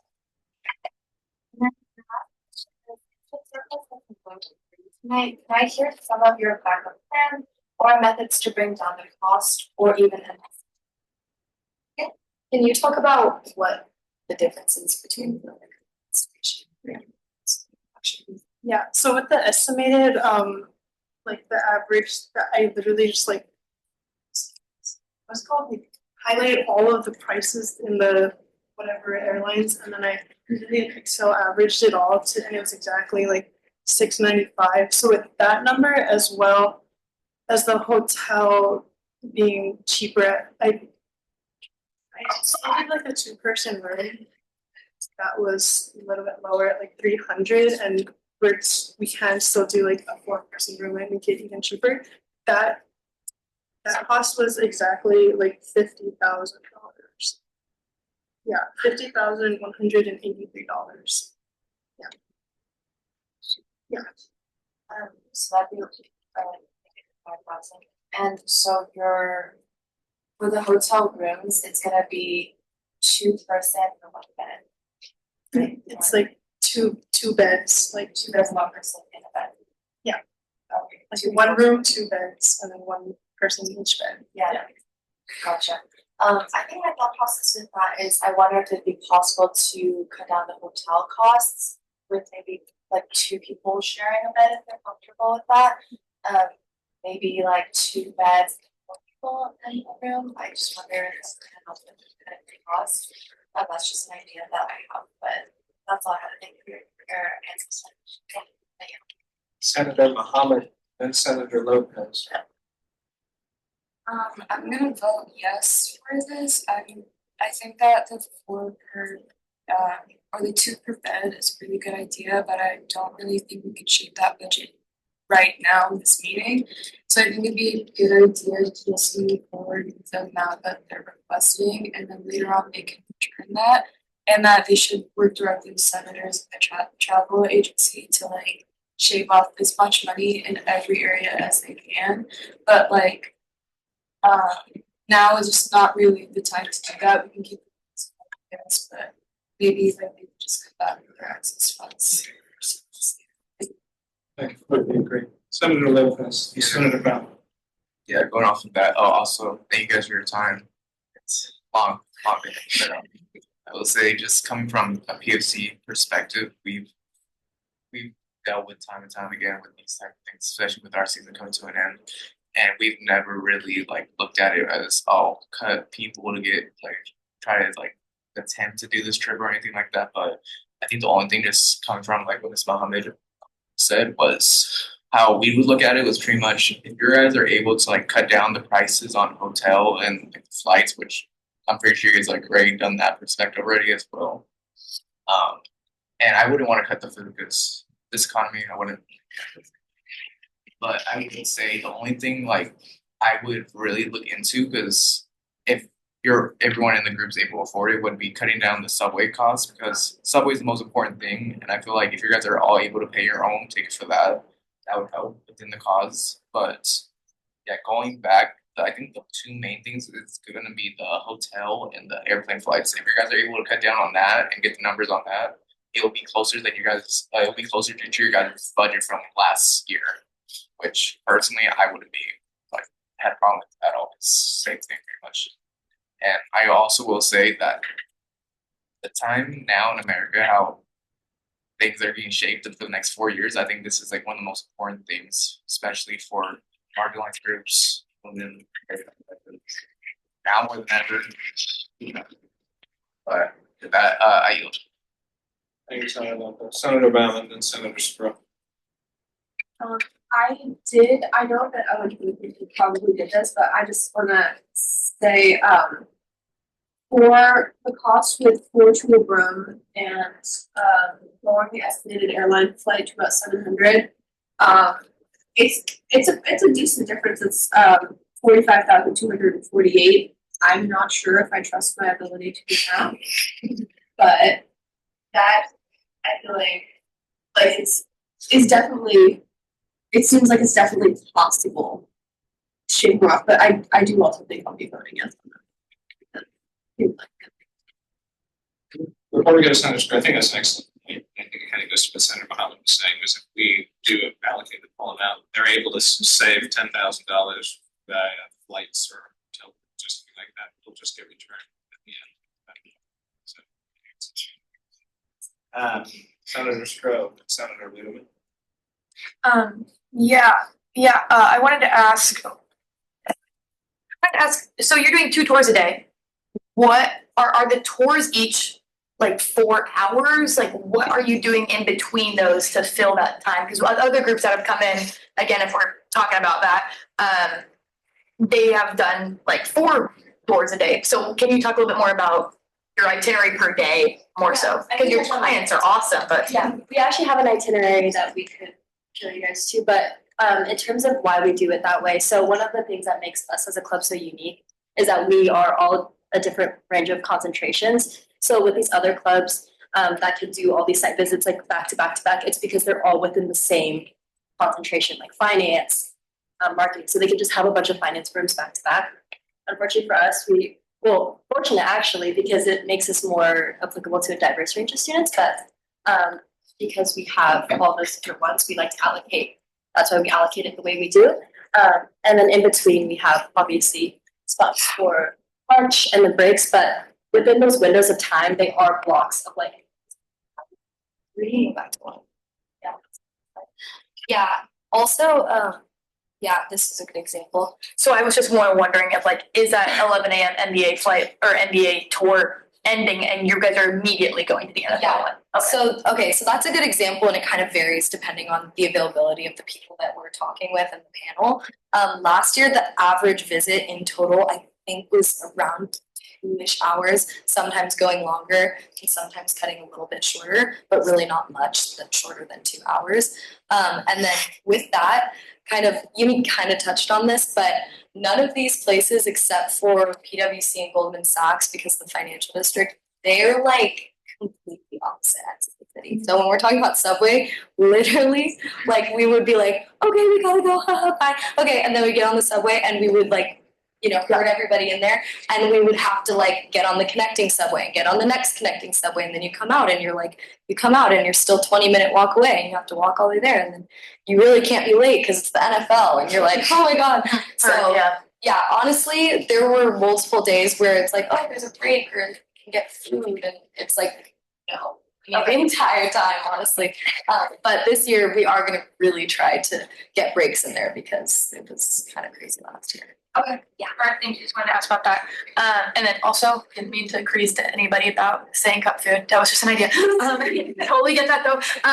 But in terms of on Senator Lopez's point, I mean, honestly, it's kind of honestly the exact same of either just approving it and it's going to return, or honestly for like tabling it and cutting it now, and come back next week. I don't know, in terms of minimizing the hotel, just making it 4 people per room, doing the regular flights off of the actual projected flight cost of what it would be, or at least not building out as much wiggle room, and then paying for your own subway cards. Any sort of combination of that would decrease that heavily. That would make me more willing to say yes. I understand fully the argument of it's going to go back to surplus. Regardless, again, that was just an idea that I was thinking, just put on the table. I yield. Before we go to Senator Ludeman, can I just ask, what is the actual number? Because in the engaged form it says 55,000, but it's or is it 58,000? That was after we found out that we could take an advisor, because last year we went like 2-3 ASUO, so that's why it's a difference. And so this is that's the this is the request. Yes. Okay, great. Senator Ludeman. Morgan. Would love to see this funded. I know a lot of senators have been making recommendations of how to cut costs. I just wanted to ask you guys like directly, of those recommendations, like, is there any that you are comfortable with? Yeah, and specifically, I would say the hotel, that's totally feasible, especially if other clubs are doing it, didn't know that was happening, but we are more than happy to do that. What happened last year doesn't have to happen again exactly the same way. And then same thing with flights, however we can bring it down, more than happy to work with you guys on that. Okay.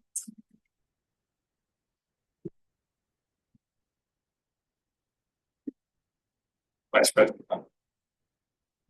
I also, it was brought to my attention by Robbie, our co-sponsorship line item is also available, and it's a resource for student orgs to bring the request down a little bit. I mean, we definitely don't have as much as surplus, but if it's kind of the barrier between getting this request passed or not, then that's definitely a conversation that we can have about funding you guys a little bit further.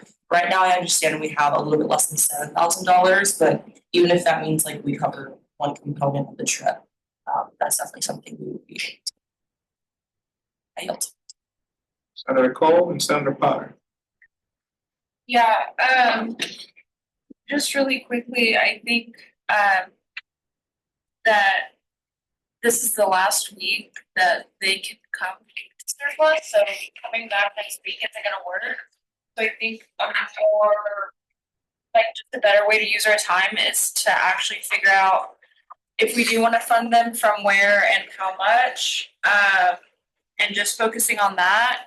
Also, I just want to reiterate that like this is not much different than the last one, so I'm a little disheartened that like senators now saying they plan to vote yes at this, but voted no for the last org because they like labeled it as a retreat, but it like wasn't. They were doing site visits.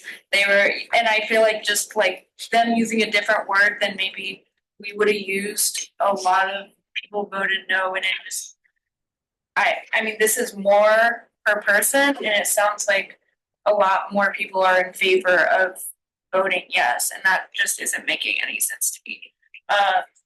So I don't know how we can figure out a better way to use our time because they can't come back next week and ask us for funding. If we need to like figure out right now how much exec wants to cover, or just like some way to kind of get us moving would be awesome.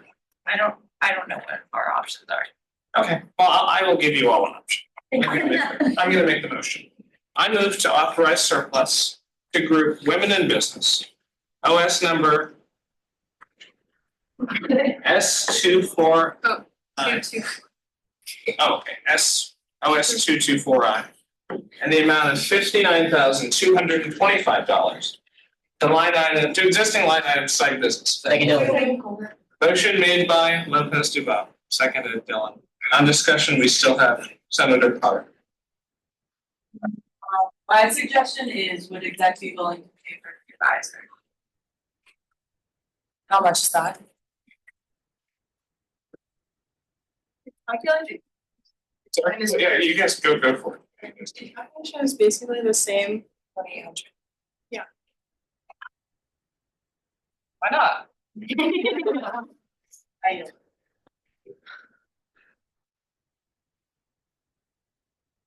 know. Senator Withers.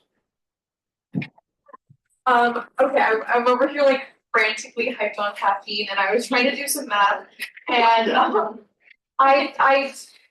might be wrong. I was doing math as if like you brought 15 people instead, you brought down the cost of flights to 700, and you put 4 people per hotel room. This might be wrong, but it's about $23,000. I like tried to take the numbers from your budget, and I like tried to do it right.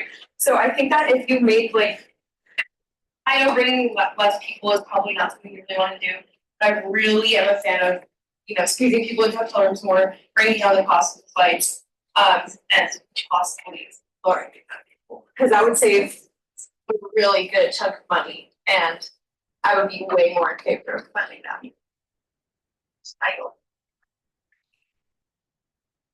Senator Dillon and Senator Espen. Hi, thank you guys. Incredible presentation. So there's a motion on the floor for this number. I think we should go through and vote on this, and if people aren't comfortable with, this is not gonna be what they spend. There's gonna be more that comes back. If we're not comfortable giving this much of a leeway, we can work with them and vote on a lower number if that needs be, but I have a few things written down that we can work with, but I'm gonna call the question and we're gonna see what this happens, and we can put another motion on the floor if people don't agree with this number. Questions called, Peter? Nay. Lopez? Aye. Mohammed? Aye. Bill? Aye. Potter? Nay. Ackerman? Aye. Pinero? Nay. Brennan?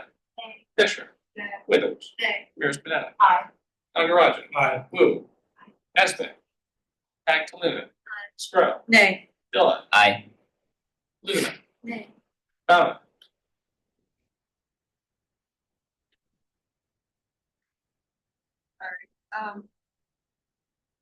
Aye. Ducharme? Nay. Oh. Aye.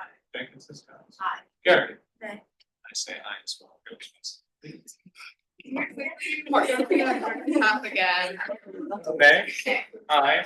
Aye. Aye. Nay. Nay. Nay. Nay. I said Aye. aye. Okay. Nay. Nay. Nay. Aye.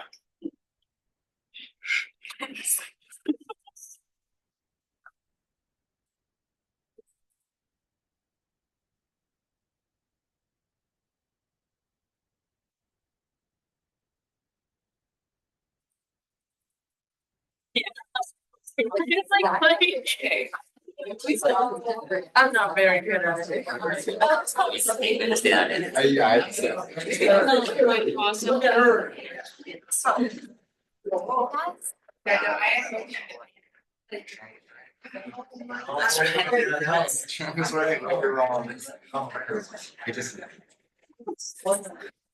The motion did not pass. There was one vote short. So, another motion can be introduced. I'll keep going on speaker. Wait. Yeah. Can we have some time to like try to figure out? They have like 5 minutes. If you guys want to recess, you can, but somebody, I was gonna That's the goal here too.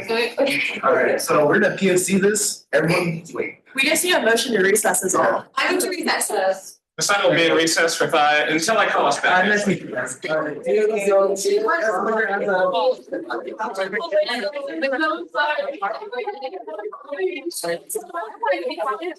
on a trip.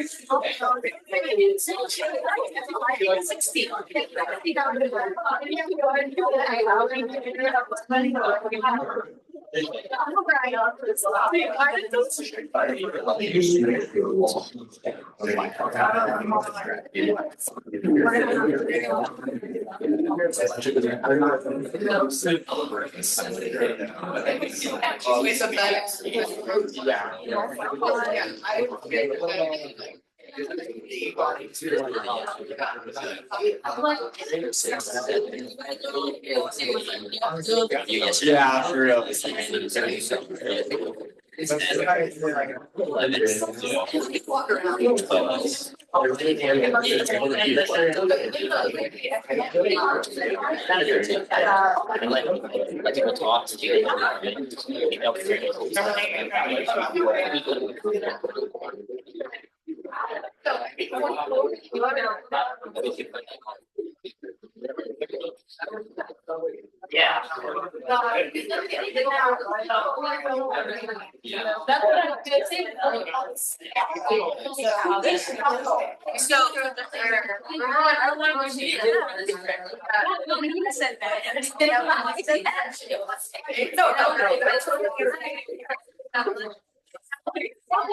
Yeah. Oh, yeah, not bad.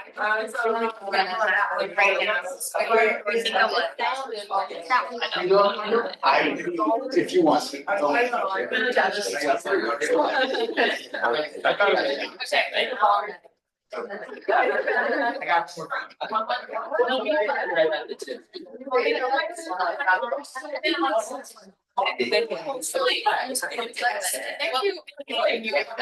No, 16 is too crazy. Oh, it's.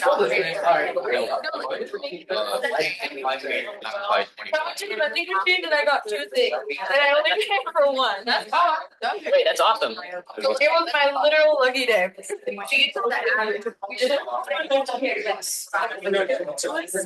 How are you doing?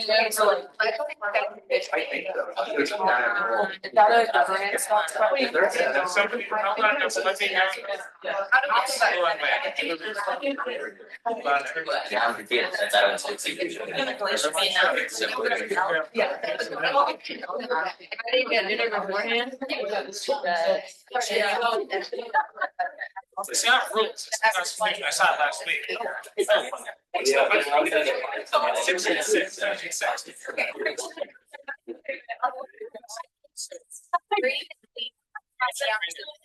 The ASUO Senate show I have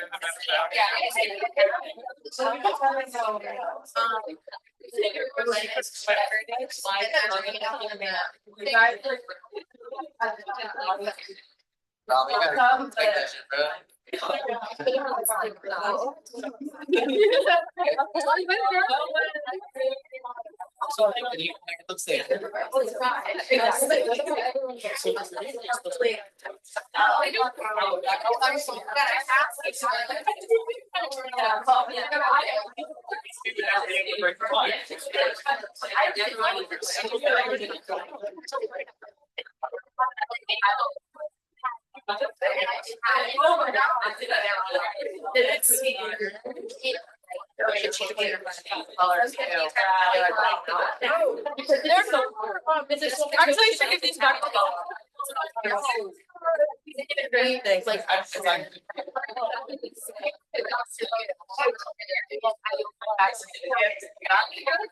it's like a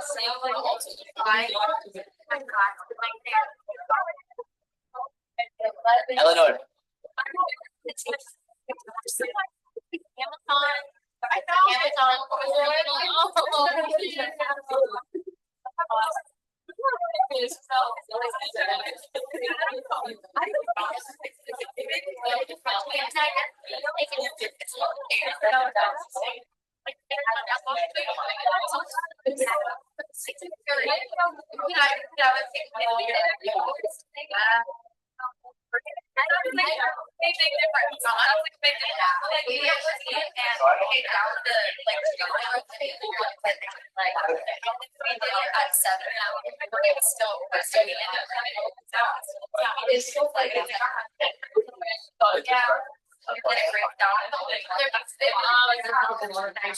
No, I don't think I asked if I could go there. Thank you.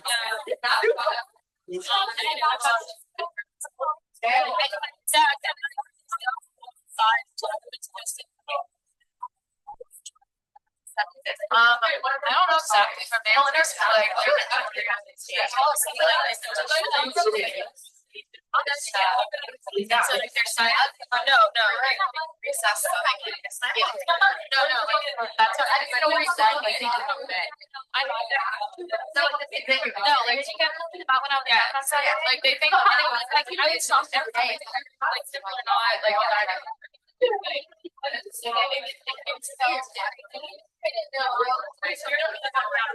Like I talked right now how we're like I don't care like I would not say about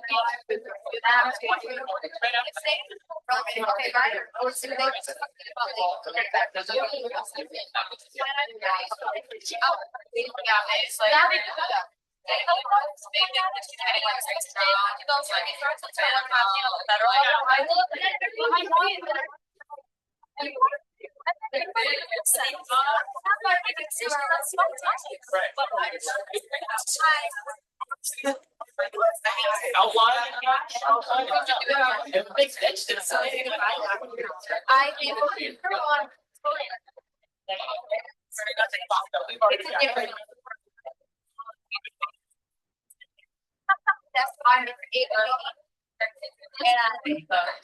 you're good. I want it to be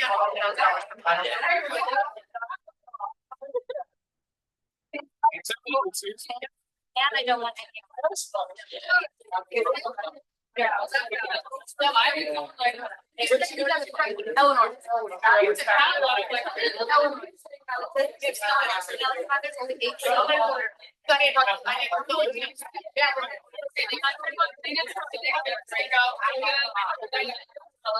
That has to go back to the front. So like, no, that's like, that's my thing. That's all you gotta do.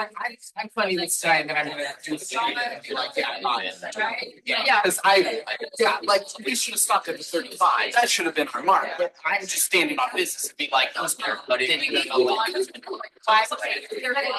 I also, and I think that you like,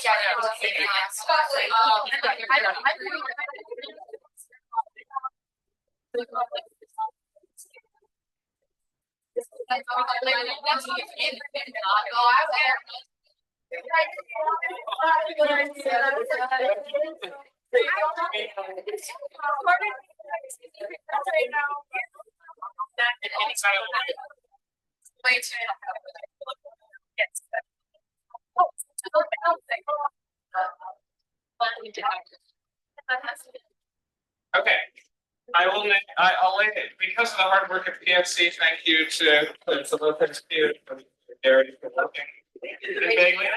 Shout out to Bagley. Shout out to Bagley. We have a new agreement, and I will lay a new motion on the table. I move to authorize surplus to limited business OS number 224I in the amount of $42,540. $42,541 to line item site visit. Second. Motion made by Lopez Dubas, seconded Garrity. Discussion. Can you guys just go over what Yeah. we made? People saw that, please. I did the math. You don't. It was my idea. This is with flights at 750 times 20, so not accounting for the advisor, and rooms, 4 people in each room.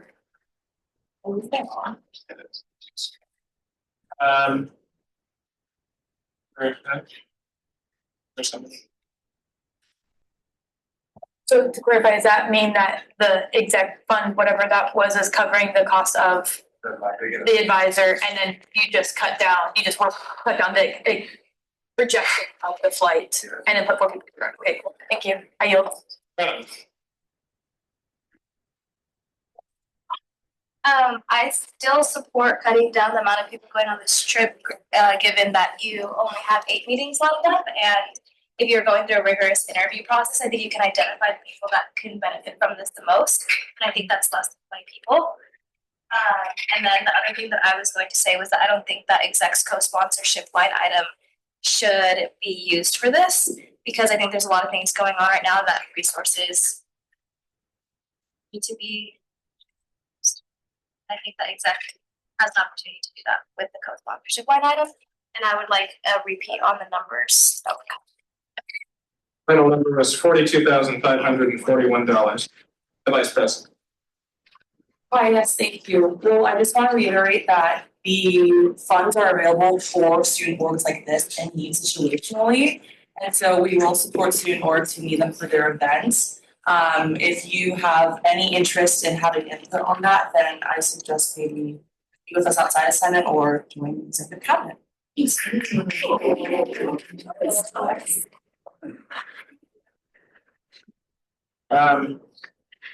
I would remind members sitting at this table to be respectful, and I would also say, sort of following the conversation that DFC and PFC said, it's not the job of any finance committee to determine how another committee spends their money, and I would say the same about the branches.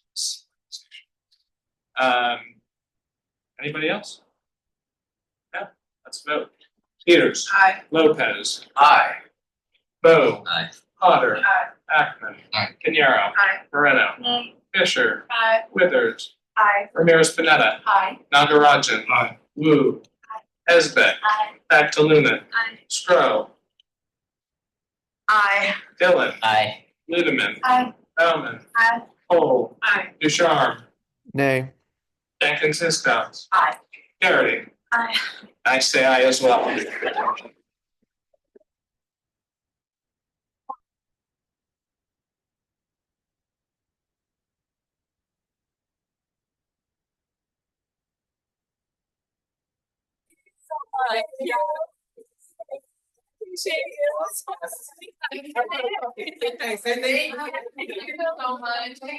It's his birthday too.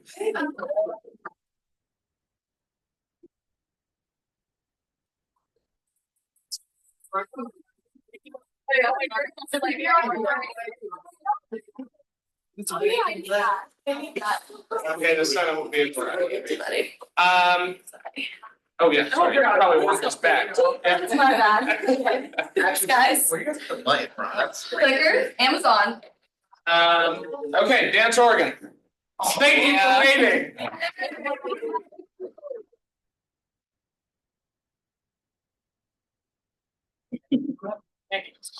I just want to start by saying thank you all for having us on this week's agenda. This is really important for us, and obviously thank you for your time. It is late and it's been a really long day.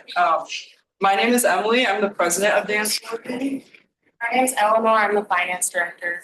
And we're here today requesting surplus to add $14,000 to our ACDA line item.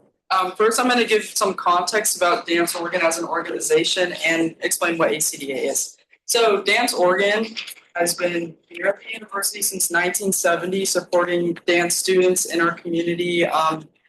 This is not exclusive to majors, minors, it can be anyone. It also does spread to like the larger Eugene community. Our main goal is to provide access. We offer a lot of free workshops, classes, and opportunities to connect with other people here in the community. And the largest thing that we put on for our, not necessarily also exclusive to members, it's open to anyone on campus, but ACDA is the American College Dance Association Conference. This conference basically is spread all around the country and is divided into regions. So typically we are categorized into the Northwest region,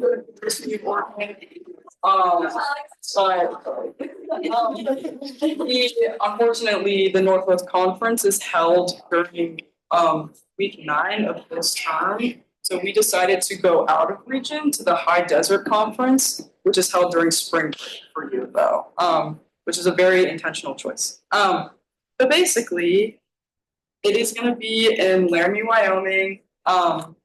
It is 4 days for the total conference, and then there will be 2 travel days. But basically, the conference consists of classes, performances from other students and professors at other universities, and professional dance companies. There are workshops to get to make connections and network with other students and professors at universities.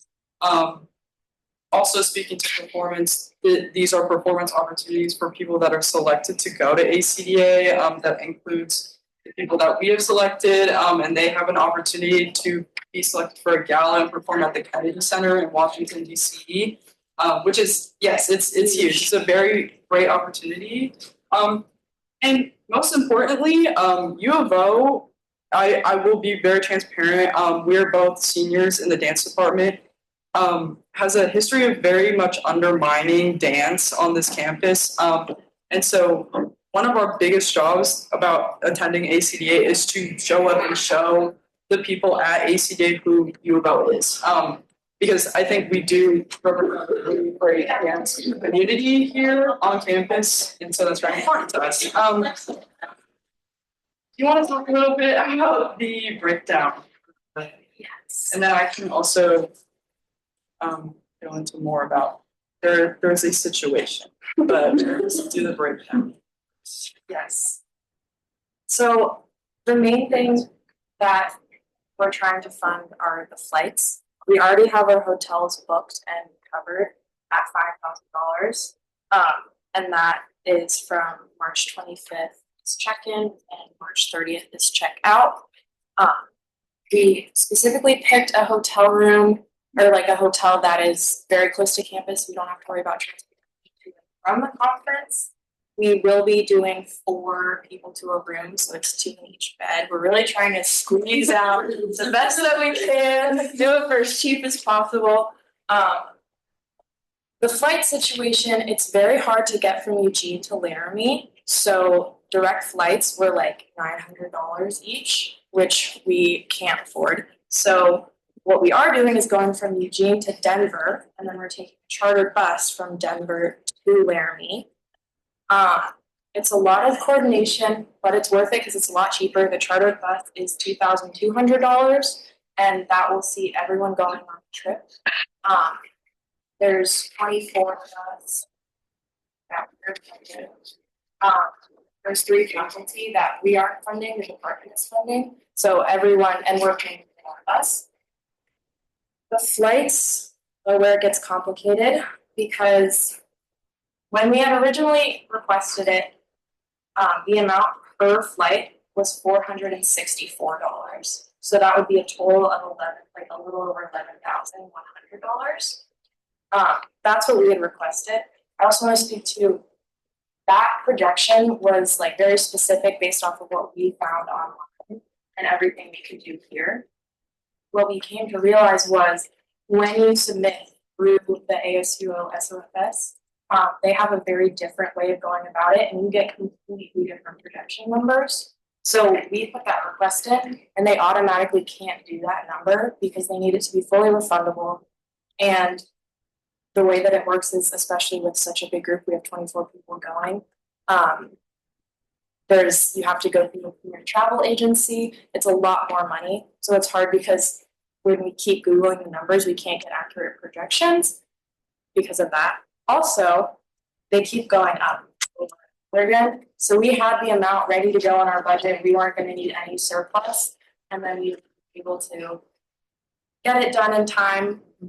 And yes, I can speak to this a little bit because I was the one who submitted the intent to travel and step 2 form. And this is the situation that I briefly mentioned.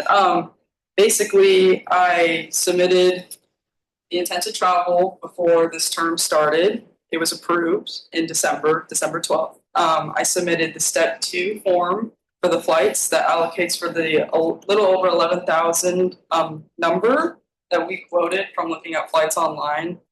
We had flights picked out in 2024, December 2024.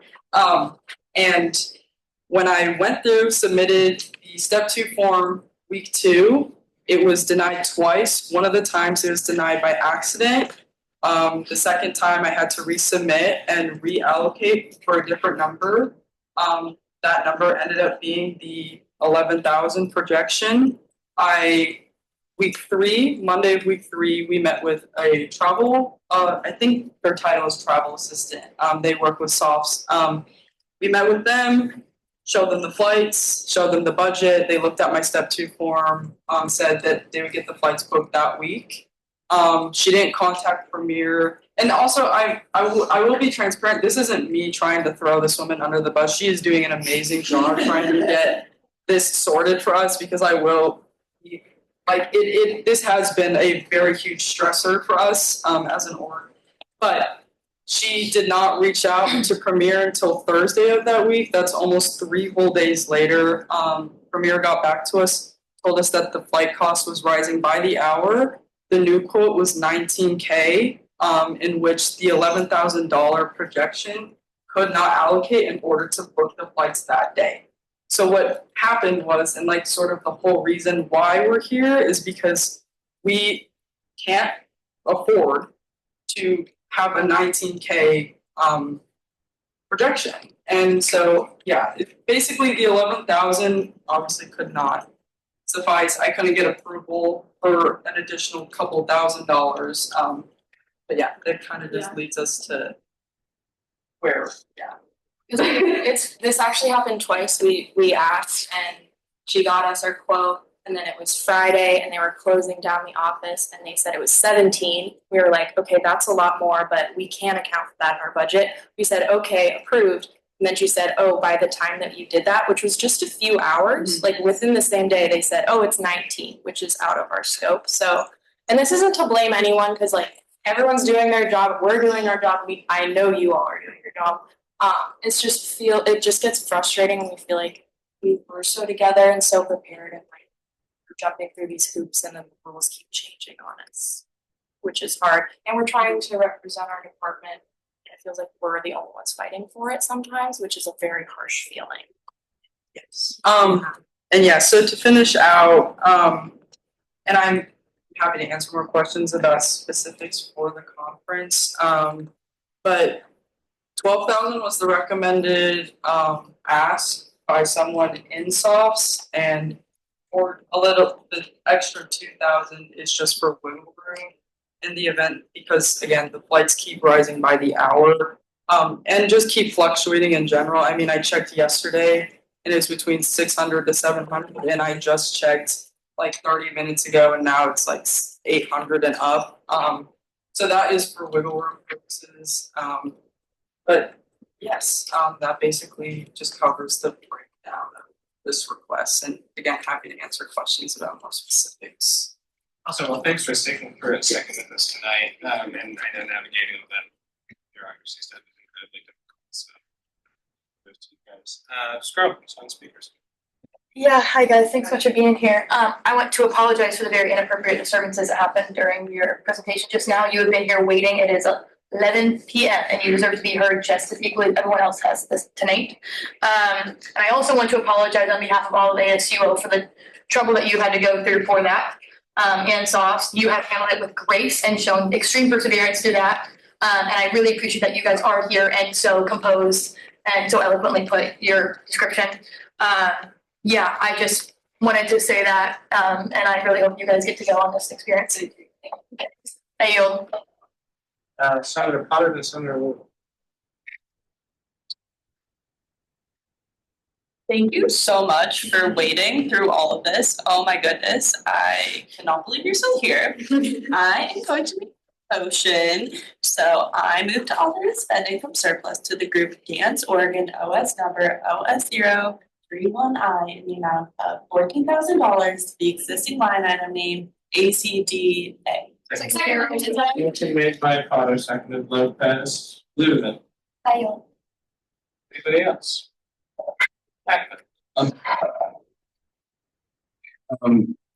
So the 11,000 wasn't from your own line item. I can't see the ledger. I don't know if it was in the email or if this was last minute.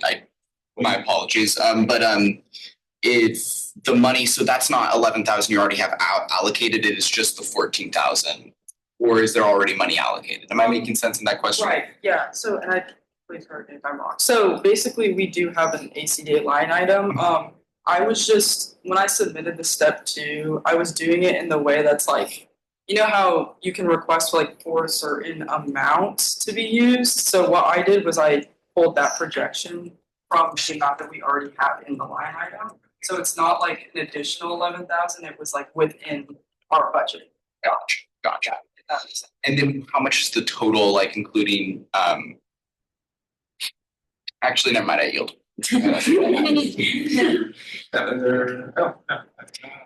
Frank Webster. Price. Bill Peters. Aye. Okay. Aye. Mohammed. Bill. Aye. Potter. Aye. Aye. Pinero. Aye. Moreno. Aye. Fisher. Aye. Childers. Aye. Christinella. Aye. Rogers. Aye. Willie. Espec. Aye. Scrub. Aye. Dillon. Aye. Ludeman. Aye. Bauman. Aye. Ducharme. Nay. Cole. Aye. Megan Cisco. Aye. Gary. Abstain. And I say aye. Well.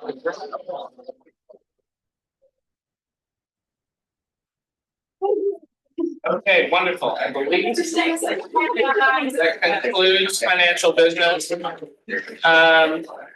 first resolution, you want to make your announcement? You said you had something. Oh, fuck, yeah. Yeah. Okay, so, sorry, we're in the cuts. There's been a lot of discussion and I think that most senators should probably be here, so we are gonna meet as a surplus accessibility committee to figure this stuff out, on Friday at 11 a.m. If you wanna be there, please be there. You also want me to move into my resolution? Please. Great, so Marina, Bella and I have worked on this for low-key a minute, but if you don't know, my whole job at the SSC is doing food security programming, so I might not be doing that here, but I do that in other places. And we just really wanted to have more concrete things happening on campus. I know the pantry's happening, but that's never enough. We kind of dwindled this down to really big ideas of like figuring out how to switch specific, like the fresh corner market, into being able to stock things to be SNAP eligible, and that just doesn't seem that attainable. So we took a few things out so that this could be a little bit more digestible and actually do something instead of just being words. So yeah, if you have questions, let me know. Hey.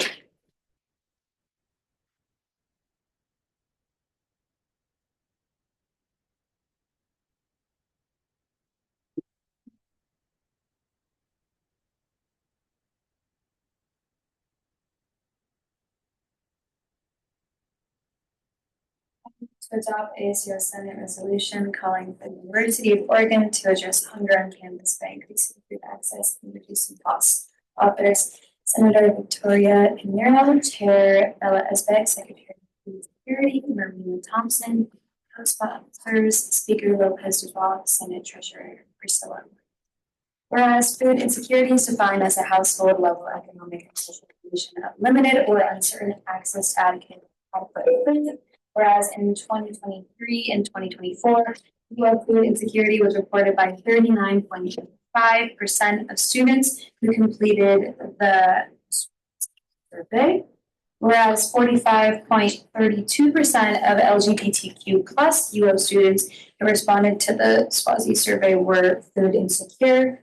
Whereas food insecurity is associated with the greater levels of psychological distress, which was associated with poor academic performance. Whereas in 2019, Oregon State University introduced a program that offers prepackaged balanced meal options. Using the extra food generated by campus dining locations, these meals are available for purchase at a reduced price or to no cost for eligible students.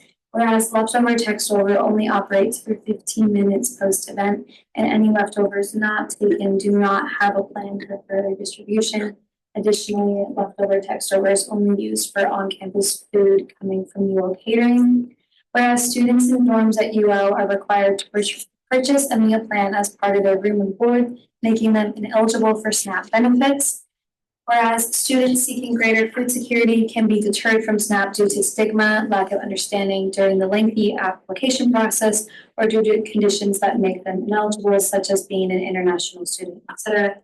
Whereas students eligible to receive SNAP benefits only have one location on campus they can use SNAP, Agate Street Market located in Unthink Hall. Whereas there is not a major grocery store on campus, Market of Choice and Safeway are the closest grocery stores, which are more expensive than car-dependent alternatives such as Winco or Costco.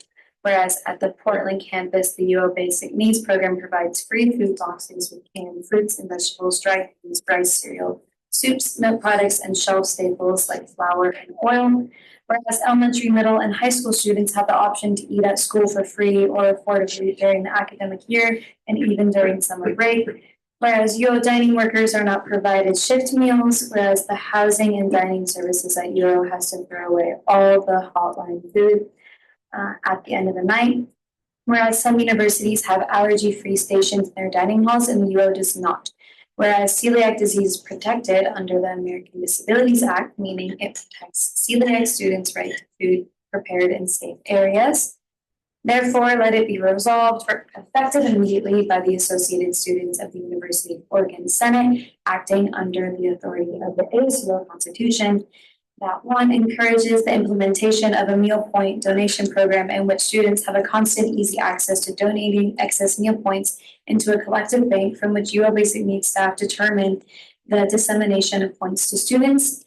Reaffirms that SNAP is not accepted at UO dining venues, nor do all food insecure students at UO qualify for SNAP. Donated meal points are an action addressing these problems. Two, acknowledges that UO's leftover text over program operates as an unpredictable resource and does not address the continuity of food insecurity. Encourages the student organization meetings and events are eligible to initiate leftover text over. Encourages a similar leftover program to OCUs to be implemented at UO, enabling cheaper meals and reduced food waste. 3 advocates for better communication on the cross-contamination of allergens in the dining halls by providing resources like an order guide and a description of high-risk areas at each venue, permanently available to students and updated through UO Housing. 4 encourages the expansion of the UO Basic Needs Food Boxes program to the Eugene campus, signed by Speaker Tariq. Second, Fisher. Question made for Lopez. Fisher is in discussion. Okay. Lopez. Okay. Aye. Fisher. Aye. Lopez. Aye. Ramirez Pineda. Aye. Dr. Roger. Aye. Rudy. Aye. Nesbitt. Aye. Beckman. Aye. Scrub. Aye. Gillen. Aye. Goodman. Aye. Stubbs. Aye. Ducharme. Aye. Cole. Jenkins. Aye. Carey. Aye. I say as well, the motion is adopted. Okay, finally, the resolution, bills, let's see. There's Senator is speaking of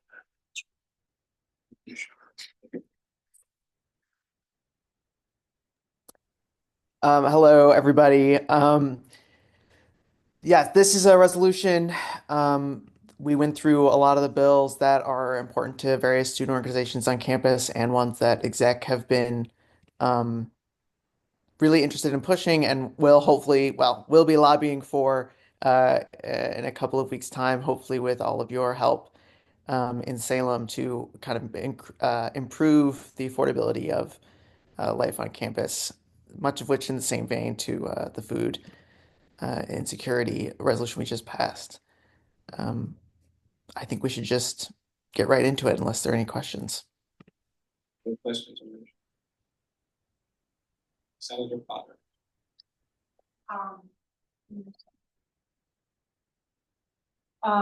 I move to approve the 2025 resolution on bills under consideration by the legislative branch of the state of Oregon. Topic: resolution in support of various bills proposed during the 2025 long session of the Oregon State Legislature. Authors: Senator Andrew Ducharme, Senator Priscilla Moreno, Chair Bella Esbeck, Senator Jess Fisher. Co-sponsors: President Miriam Hassan, Vice President Kikichu Akafu, Senate President Talik Lopez Duboff, and Senator Eleanor Potter. Whereas Oregon per student public higher education funding is 24% below the national average, needs $14 million more than the governor's recommended budget allocates to maintain current service levels and $195 million more to begin meeting the national average in student funding. Whereas revenue not provided by the state is primarily replaced by ever-increasing tuition and fee burdens on students and their families, especially in Oregon, where resident undergraduate tuition and fees at public four-year institutions are at the highest of any state in the American West. Whereas high tuition impoverishes students, leading to 39.5% of UO students reporting in the 2023 to 2024 academic year they struggle to pay for food, let alone textbooks. Whereas the 2025 to 2026 Oregon Student Association statewide survey found that students both statewide and at the University of Oregon considered promoting affordable housing and strengthening student-facing needs, supported their first legislative priorities for this biennium.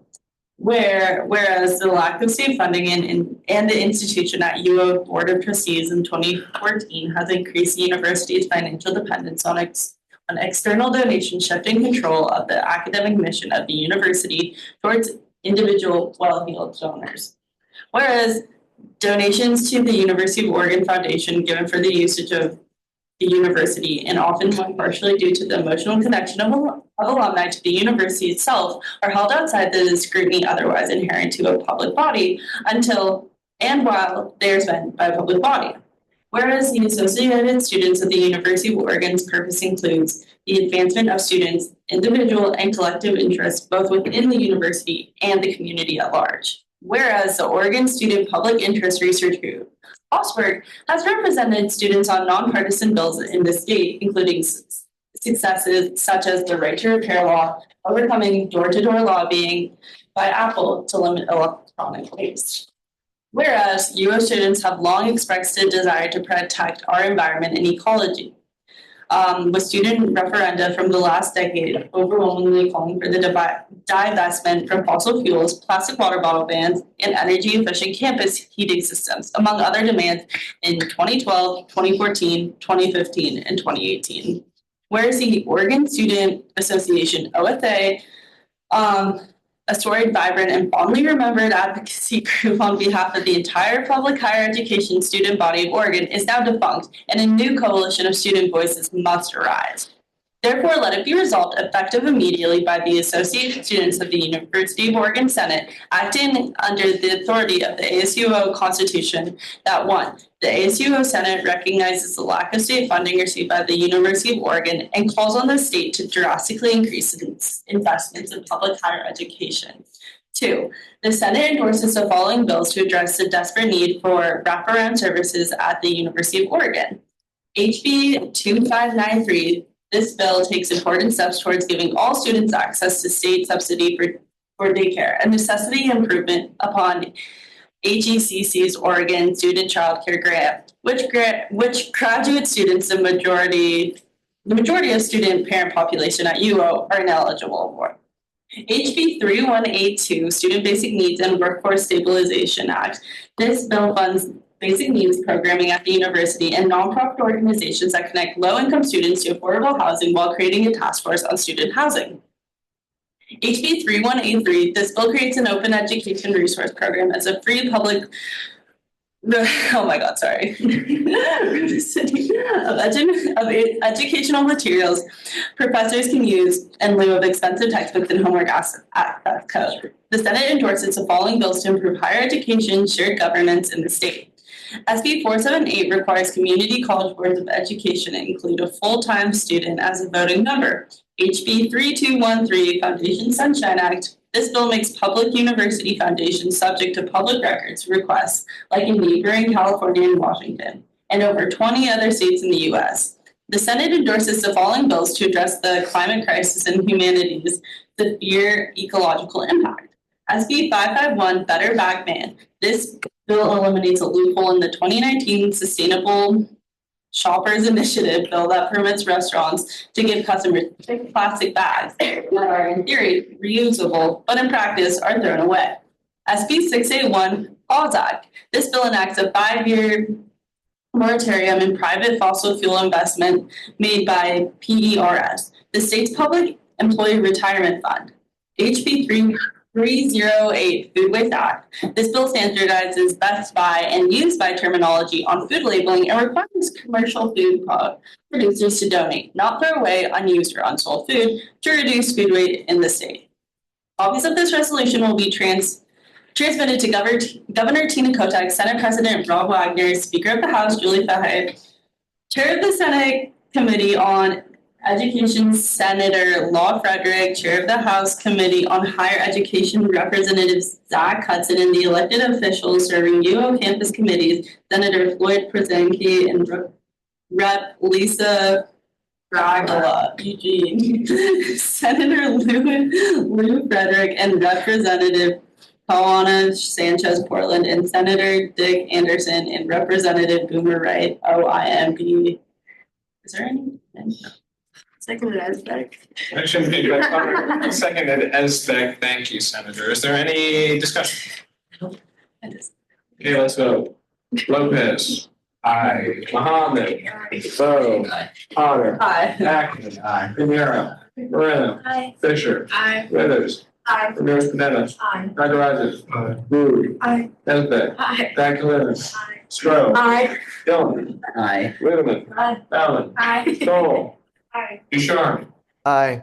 Jenkins Siska. Aye. Gary. Aye. I say as well, the motion is adopted. Concludes financial business, Madam Vice President.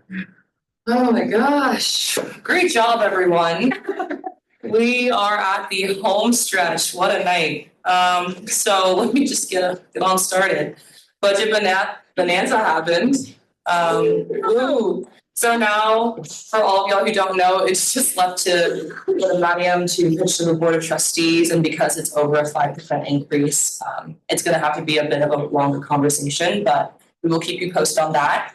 Also, TFAB, the Tuition and Fees Advisory Board, finished their recommendation. So it's going to be a 3.25% increase for out-of-state tuition and a 3.75% increase for in-state, which is relatively lower compared to other schools right now.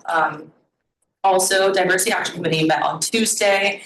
We are going to kind of be working a lot more on the cultural competency training and the other cultural competency trainings that are left. Housing Fair and SNAP Fair occurred this week, and they were both a huge success. So thank you all to those who put in contact. It was really lovely. Student engagement announcements. So the ASUO Bloom Bar is tabling next week on February 11th, meaning we're gonna have a bunch of flowers and like tabling for making your own bouquet. So pull up. We are also going to be starting coffee corner or coffee hours that same day, Tuesday, February 11th, from 11 a.m. to 1 p.m. So pull up, have a free cup of coffee, talk to people. And also ASUO Student Org's cultural competency training is this Thursday. So I'm not really sure what Tariq will have y'all do in terms of that. So it's up to him. Also, Heart to Heart, Valentine's Arts and Crafts happening on Friday, Valentine's Day. Also, the Spring Festival Committee is meeting every week on Tuesdays from 3 to 4. So if y'all have any input or want to be part of the conversation about what the Spring Festival might look like, then you are more than welcome to come. This upcoming Tuesday, they're talking about student band curation and conversations about the venue for this event. So the more voices, the better. Also, we have hired our event secretary, Madison Kunkler. So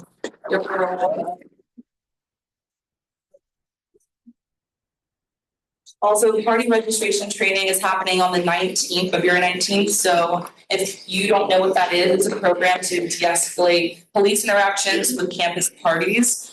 So if you have any more questions about that, please ask me or ask our Secretary of Health, Fiona Sherwood. Oh, yes, Fiona Sherwood actually is our interim director of basic needs now, because, yes, basically. So yeah, contact her for anything with basic needs.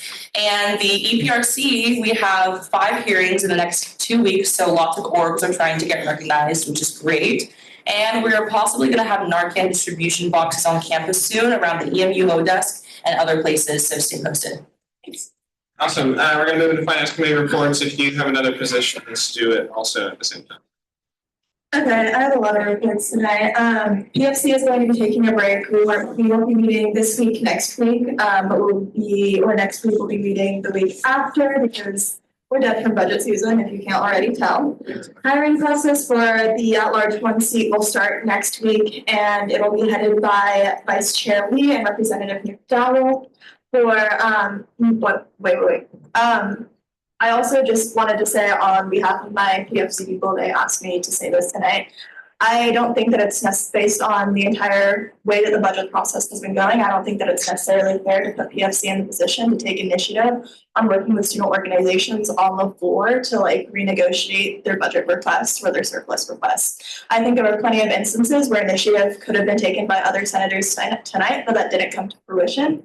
Yes, I understand that we are the ones that work with student organizations day in and day out, but that does not mean that like all of those instances constantly have to be serviced back to us. And I just wanted to, and I know that they also wanted me to reiterate this other point, is that it's inefficient to kind of rehash the same points every Senate session when we already have a general understanding of how funds should be allocated. Additionally, some of the questions posed to presenting student organizations have been unnecessarily patronizing. These students have a deep understanding of their own budgets and their ability to articulate their needs in a public setting, and that should not determine whether or not they receive the funding they deserve. And then as I mentioned during my budget bonanza speech, the learning curve for executive board leaders is super, super steep. It is an uphill battle. You do not know what you're doing until you are leaving the position. I know that I can speak to how I know that as experience. Many of them are not adequately prepared to pitch major funding requests to a large group of senators, yet they're still responsible for managing their organization's budget effectively, and surplus funds should be accessible to all organizations based on need, not just those with the most polished public speakers. PFC has also requested that there needs to be a clear distinction between retreats, conferences, and site visits. Many recommendations are being made by individuals with little to no experience in organizational leadership, leading to uninformed decisions about programming. It's frustrating to see inconsistencies such as funding being approved for stickers, but then later denied for like other requests of the same price. Our suggestion is that perhaps surplus committee could help address these inconsistencies, but a committee dedicated to codifying the purpose of and classification of different expenses could also be highly beneficial. We should not impose restrictive guidelines on sewer organizations when we do not fully understand their needs. In the rule thing that I sent, sorry, I don't mean to snap for myself.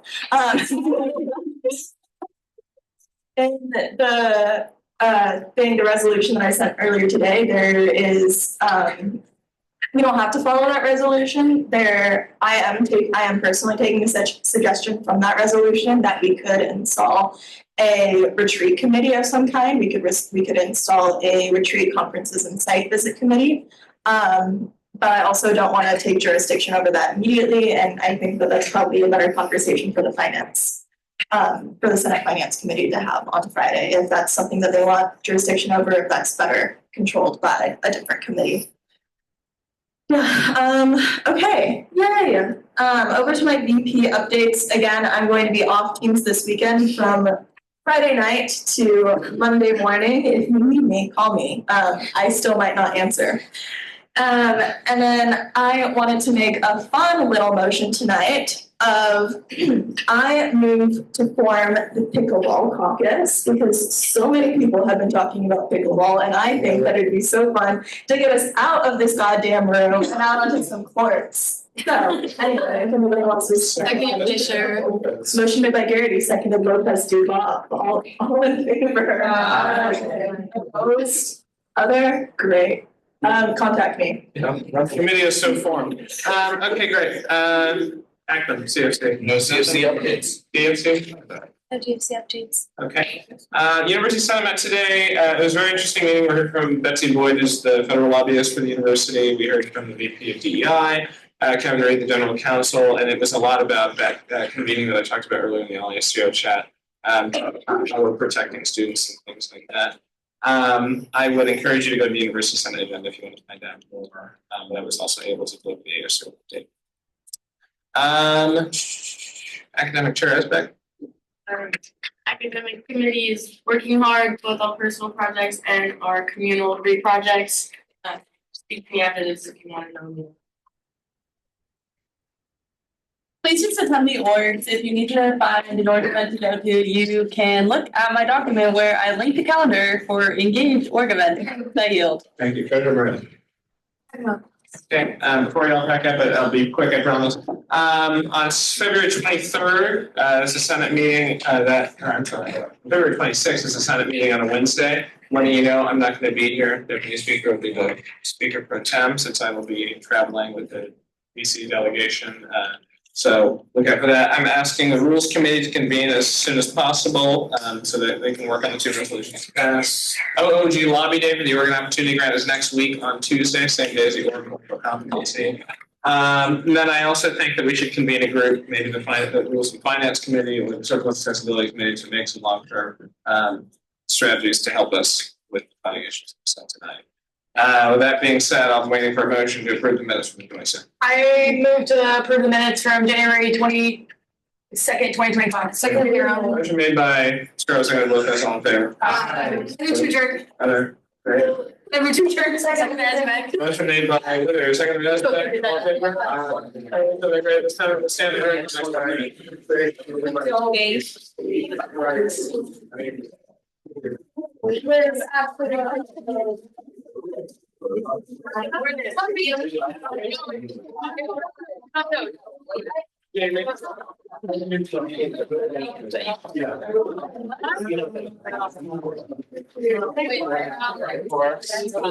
have a lot of thoughts that I would like to share on Friday. I timed out.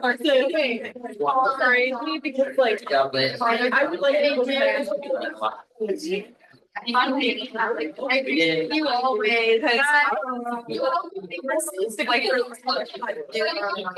It's like required by accident.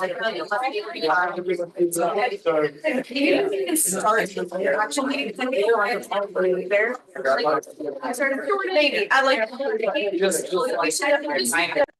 Whatever that. Oh, it's right here, here.